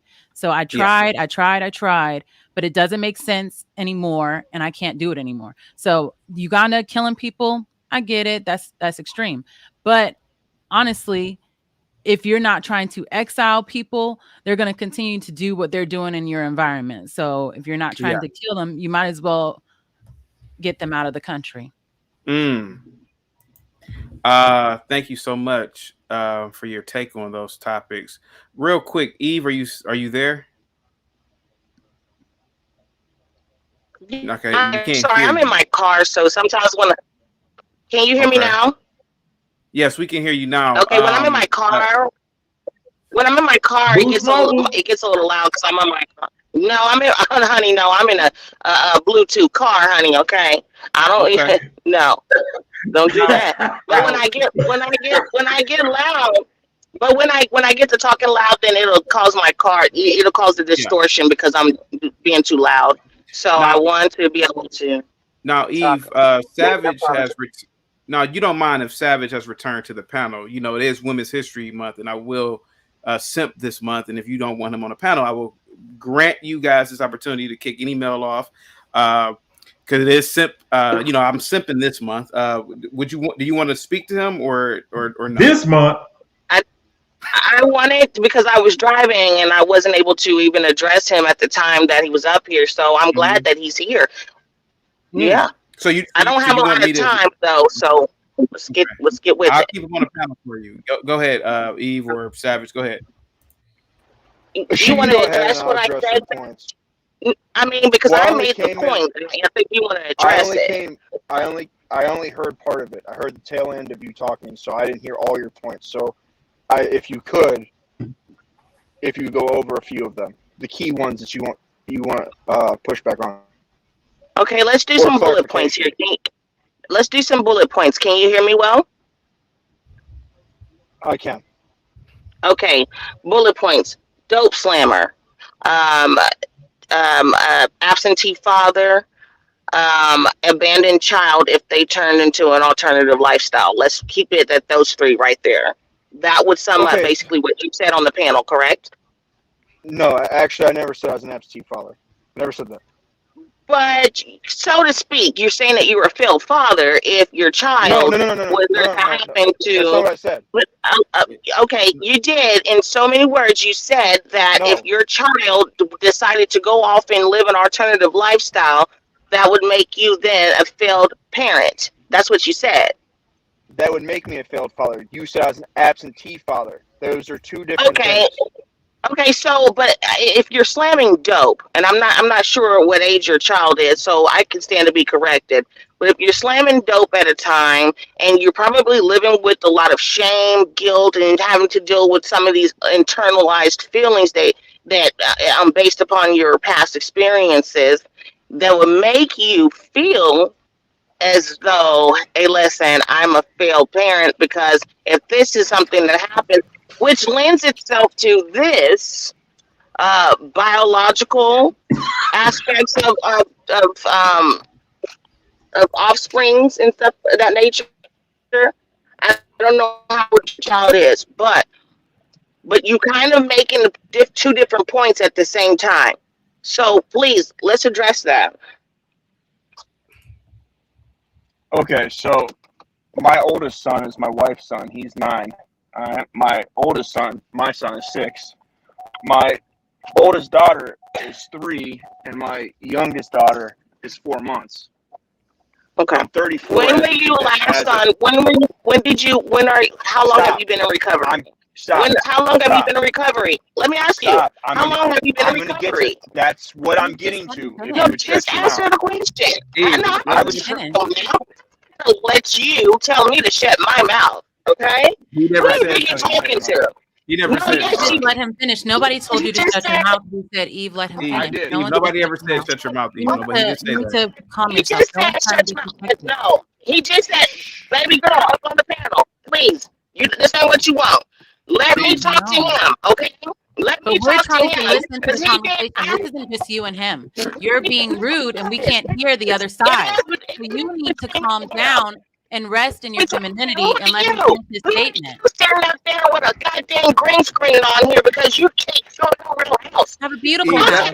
I'm glad you think that my house is a green screen, but it's beautiful. So moving on. I'm correcting your behavior because you're disrupting the panel. We can't understand what's happening when you keep cutting him off. It's not the conversation with you, African lady. I don't understand why you're upset right now. We can't even understand you. Hey, Boost Mobile. We have a Boost Mobile alert. Boost Mobile alert. Boost Mobile alert. Trying to be patient with you. Yeah, you gotta be patient with me. You've got to be patient. Your mic is really irritating everyone, though, so it makes it harder to be irritated to be patient. It's no one can understand what you're saying. No one can understand you. Wait a minute, real quick. Let me read the super chat real quick. Hey, Matifi, thank you so much, man, for always coming through with the 10 pounds. That's oh my god, that's euro. Sorry about that. With the 10 euro. Says greetings, chat and YouTube to let this conversation go on. Eve, go ahead. If you can't hear what I'm saying, why do you keep responding to me, though? We can just hear noise. That's what we hear. Noise. Every time someone's trying to speak, we hear noise. That's what you are right now. Be quiet. Be quiet. Because you just up here. You need to be quiet. Okay. You need to be quiet. Okay, be quiet, lady. Shut up. Shut your ass up. I'm over here. This man can't. Man, fuck her. Okay, I don't care if you say fuck me. I don't care if you say any of these things. You're making yourself look like a fool. That's what you're doing. You're making yourself look like a fool. I know this is a trend for you, but you need to calm down. I'm a foolish woman. I'm a foolish woman. You are a foolish woman. You're irritating everyone. People are asking for the cash app because they want to get rid of you. I'm just irritating you. Do you see him? To get me up out of here, honey. That don't mean see how you're hurting his ears? Do you understand that you're being irritating to everyone? Be quiet. And so let me get my point across, okay? Yeah, oh my God, you came up here after I came up here, though. So you needed a moment, didn't you? Okay. I didn't. I was invited up here, ma'am. No, shut up, black girl. Shut up. Okay. Okay, let's not do that, Eve. You just that's just what she is. Okay, she's one of the most ignorant women I've seen on YouTube. Hey, I have a question. Can I ask my question real quick? Eve, are you leaving happy hour or going to? Eve, you know I love you to death, Eve, but that $25 cash app has been paid. Guys, by the way, me and Eve, Eve has hosted or co-hosted many shows with me. Nothing is ever personal over here at the Chaotic Truth. When people start throwing that Skrilla around, you know, hey, Eve, you know, I got to get you up out of here. Thank you so much, Ricky. I got the cash app. Eve is gone for the rest of the day. Eve, you know, I rock with you. I'll Instagram you, Eve. Salute to you, Eve, but you're out of here. And I'm assuming Eve is probably, you know, a little bit drinking and driving, but Fantasy Island Girl, I don't know what she meant by black. I don't care what you meant. Proud, dark, colorism. That was colorism. Yeah, exactly. I don't care what she meant. I don't care at all. Yeah. So what were you saying, Savage Red? Go ahead, Savage. Okay, sorry about that. Okay, so what I was saying is I'm 34 today. I was saying how old my kids are. I started getting arrested at 16, and I stopped getting arrested at 25. So none of my children have ever seen me arrested. None of my children have ever seen me do debauchery. All my children live with me, even though I have 2 baby moms. Savage, you broke up for a minute. You broke up there for a minute, Savage. Joe Biden says CT. Okay, go ahead, Savage.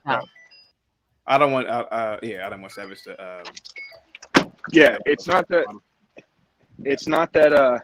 Because I got touched as a kid, or I have some sort of guilt, but I can see wrong in my actions, which is part of being a man, taking accountability for your actions and correcting them.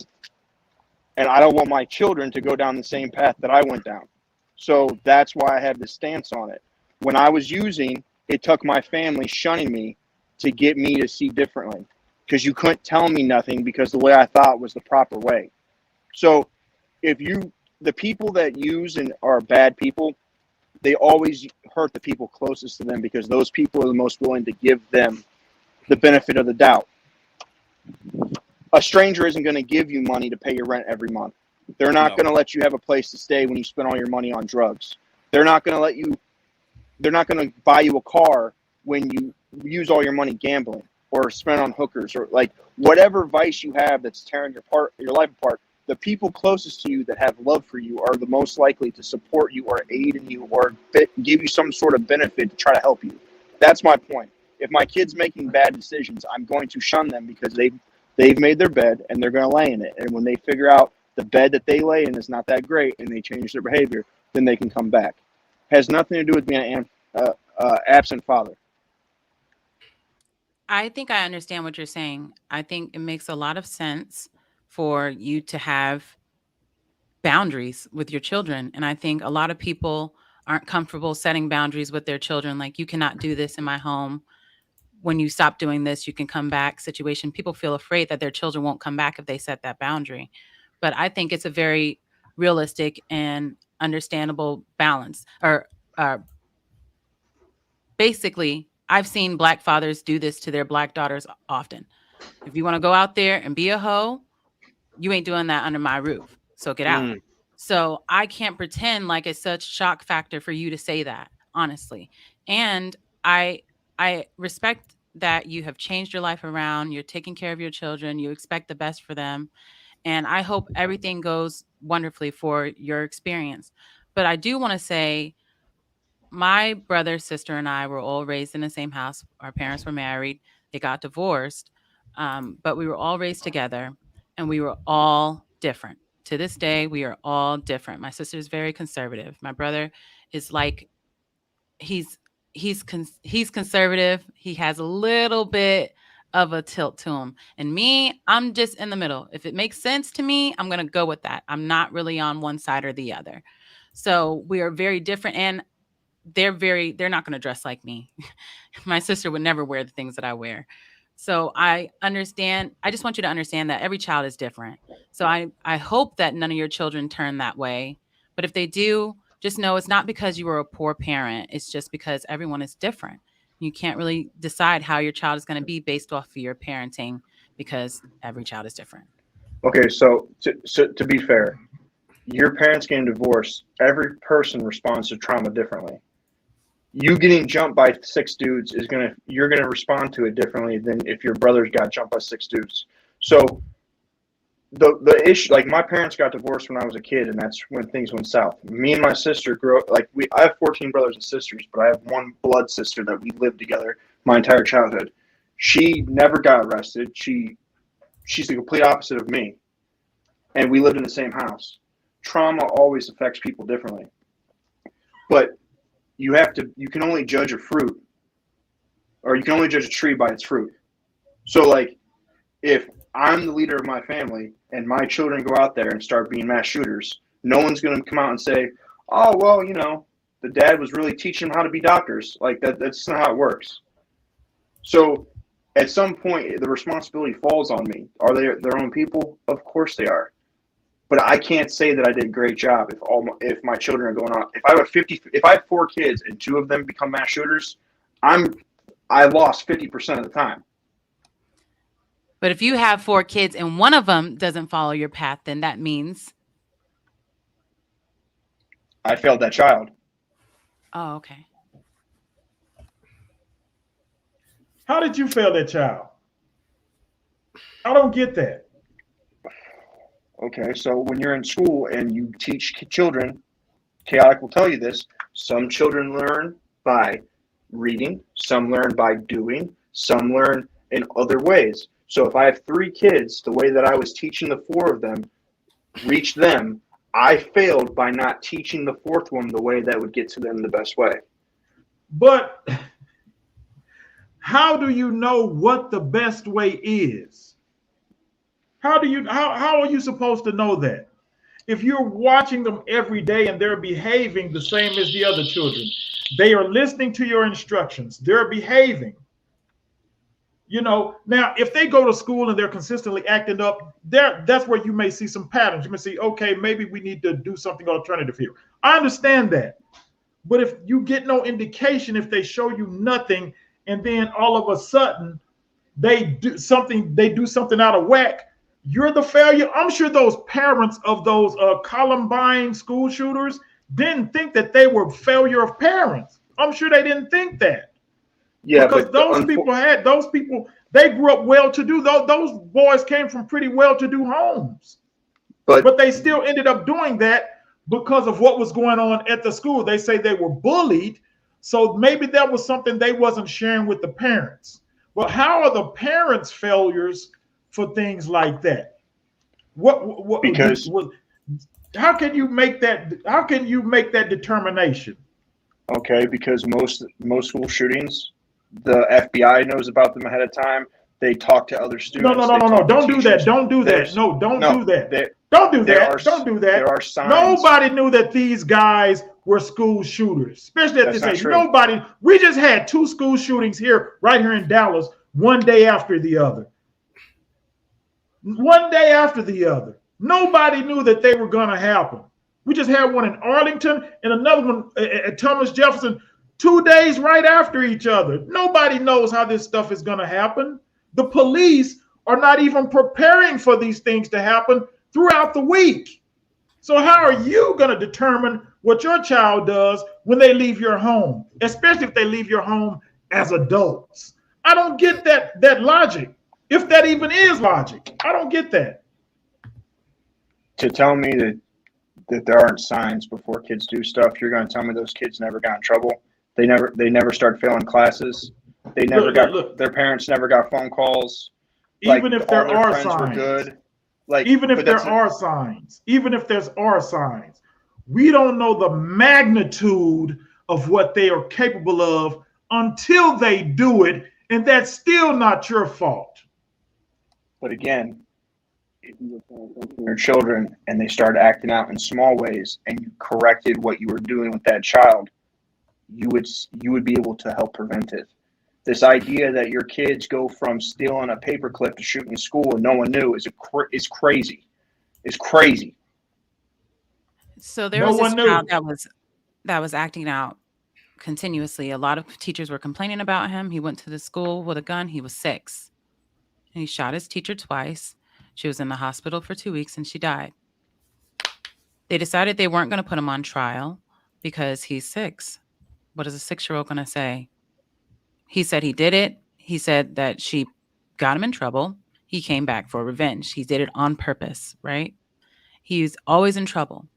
What type of child is this going to be to society? Because his parents were now on trial for this woman's death. So when they go to jail for their son murdering him, what type of person is he going to be for society now that we've allowed him to murder on purpose, get away with it without any consequences, and continue his life as an orphan? If my dog, go ahead.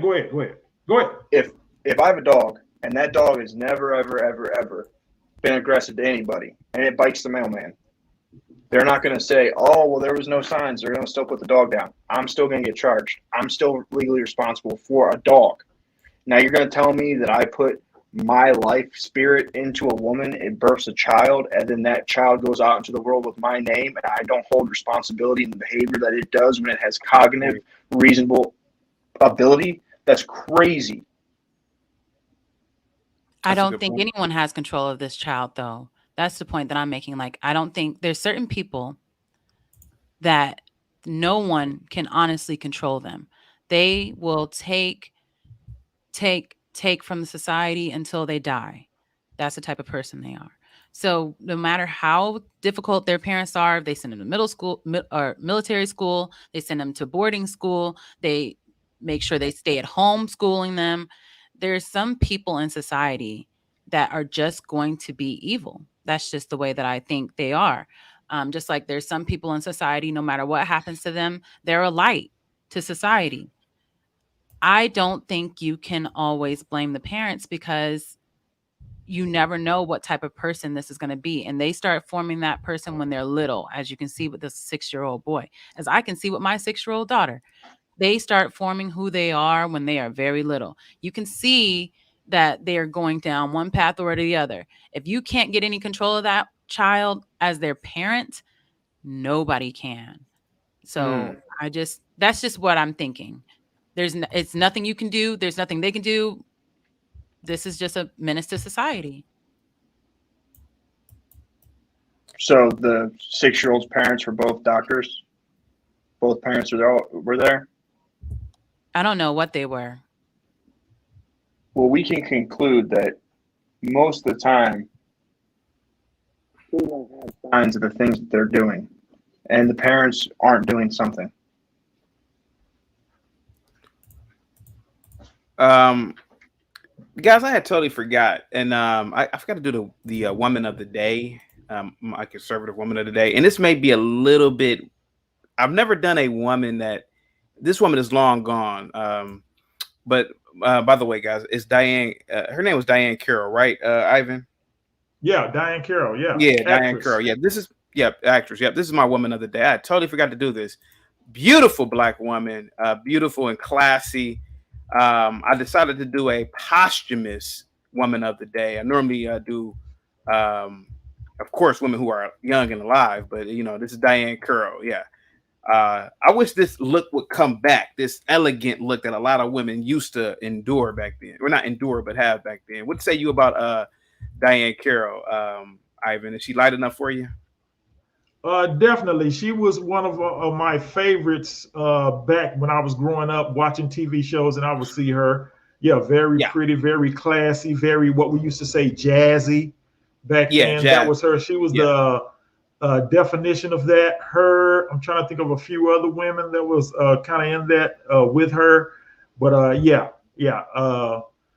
You know what I don't get? And today we tend to think, and I'm gonna say this as far as Black folks, we tend to think that Hollywood was just treating us this way and doing all these things.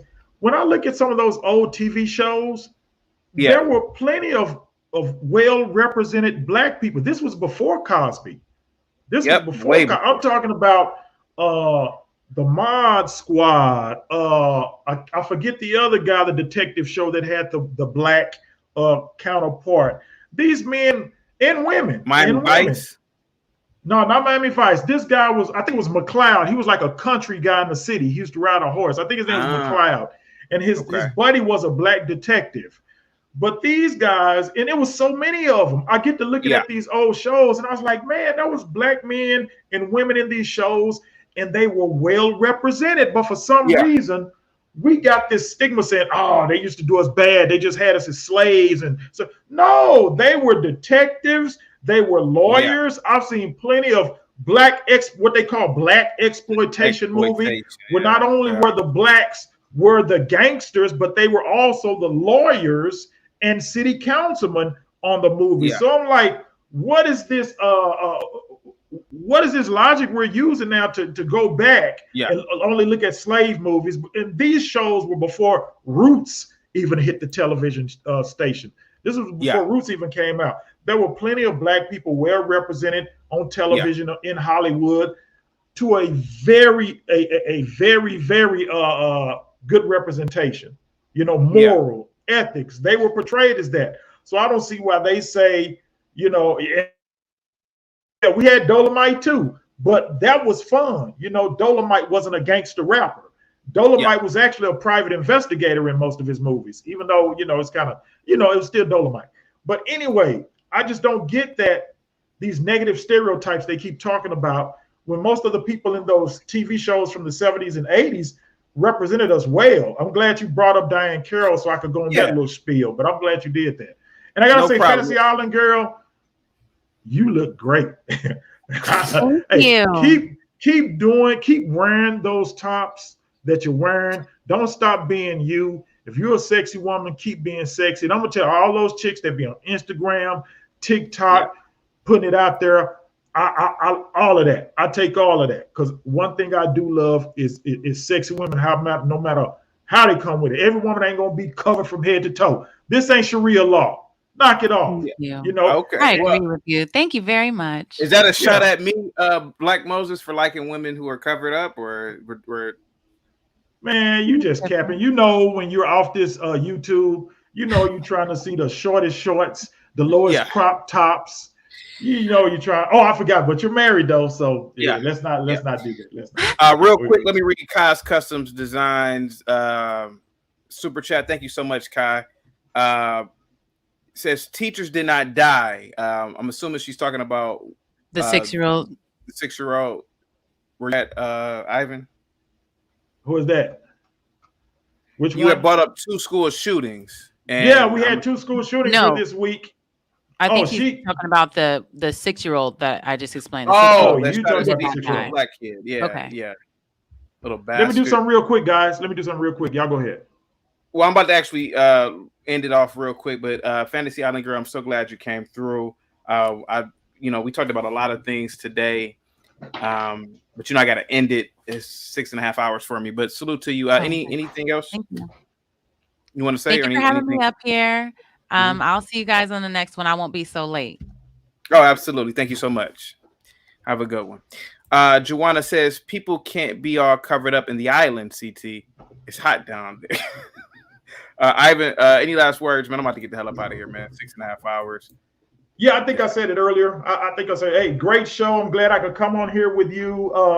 You know, and a lot of stuff, I don't try to avoid this. Like I said, I love the internet, love social media. I'm everywhere. Twitch, I love Twitch and all this other stuff.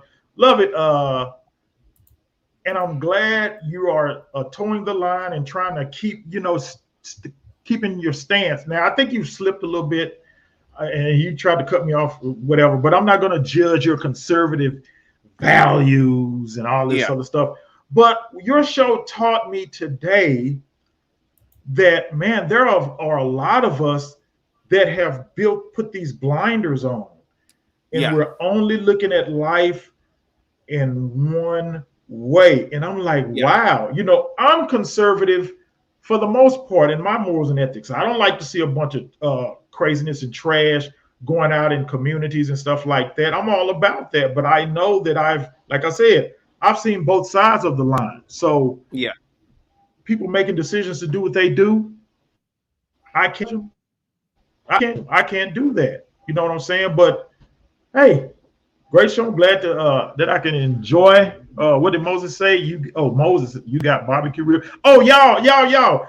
Yeah, you see my thing there, man. Y'all subscribe. I got a small little channel I'm trying to get back up. Ivan G, aka Black Moses, which is soon to be Black Moses Walks. Black Moses Walks. You know, just like Jesus walked, Black Moses walking. Y'all subscribe to Ivan G, aka Black Moses. I'm trying to build that channel up, and it's strictly live streaming. That's gonna be my live streaming channel. I got another channel that's just shorts and videos, but I want Black Moses to be my live streaming channel. Hey, matter of fact, I'm gonna do a show on cosplay and sexuality. That's my show coming up. It's about cosplay and sexuality, how it's become about sexual. I'm trying to, and if any of you ladies, I ain't worried about the fellas. Any of you ladies, if you are into cosplay, if you don't mind joining me on that show, hey, please subscribe to Ivan G, aka Black Moses. We're gonna talk about cosplay and sexuality, and also why do women choose, and this is about everyday women, why do everyday women choose OnlyFans over a relationship? Thank you so much, Ivan. 06, brother. Positivity's coming. 06, great show. Hey, I'm a frat too. They don't know I'm a frat. I've experienced a lot of life, and I take it all in, and this knowledge is here. But take your blinders off. Take your blinders off. Good show. Salute. Salute, Blackie. Salute, Blackie. See you later. Ivan has really toned down on his colorism, by the way. Salute to Ivan, man, by the way. Salute. Let's see, guys. When the video ends, hey guys, you guys rocked it out the entire day. Thank you for the coffee. Thank you for everything. Crazy Chick Chyna, Rise Girl, all the other mods. Respectfully, thank you so much. You guys are great. I will be back tomorrow, same time. I really enjoyed today. The panel was incredible today. I want to give a shout out to everybody that gave super chats. Kai, so much. Joe Biden's, thank you so much. Matifi, man, thank you so much for the euro. Bob, of course, thank you so much. Mario kept coming through with them super stickers. Thank you so much. Tendo, all the way from Uganda. Thank you so much. Roz Girl, thank you so much for this super chat as well. Who else do we have? Big Time, of course. Ty Israel, thank you so much for your super chat. Who else do we have? Tarus, I'm going to get the name right. Thank you so much for your super chat. Who else? Ash came through. Salute, man. Kirk Burning, thank you so much for your super chat. And I forgot to read Kirk Burning's super chat. He said Black Moses is a simp. Black Moses speaking facts. He also says squares are sharp on all four corners. Sorry about that, Kirk Burn. I'd apologize for not reading your earlier super chats, man. Sorry about that. Kirk Burning also. Oh yeah, and I tried to read the one about Elon Musk.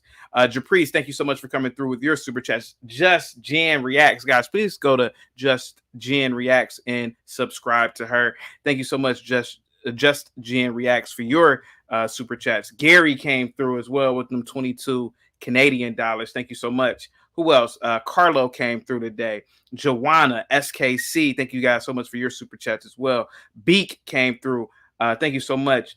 for your super chats. Guys, I'm out of here. Eve, what's up? Eve says, but he accused me of colorism. I came up to have your back, oh schnigger, and you burnt me to the crisp. Joe Biden says, CT, how did we get enough watch hours and can I be a mod? You gotta ask him. Let me see. Sam says, great show as usual. Oh, by the way, Rick, thank you so much for your cash app to get rid of Eve. Eve, you know I love you, but hey, man, cash rules everything around me. Jesse, thank you so much for your $5 super chat. Cash app. I apologize, guys. Who else? I don't want to miss anybody. I will be back tomorrow at the same time. Let me see. Eve says, shout out to that. Oh, come on now. Stop it. Let's see. Let me see. Okay, I'm still trying to read some of the chats. I think that's it for me. I'm out of here. What's up, Ant Dog? Dem Kane, salute to you. Positivity is definitely coming your way. Roller skater, Texas girl. I'll be back tomorrow, guys.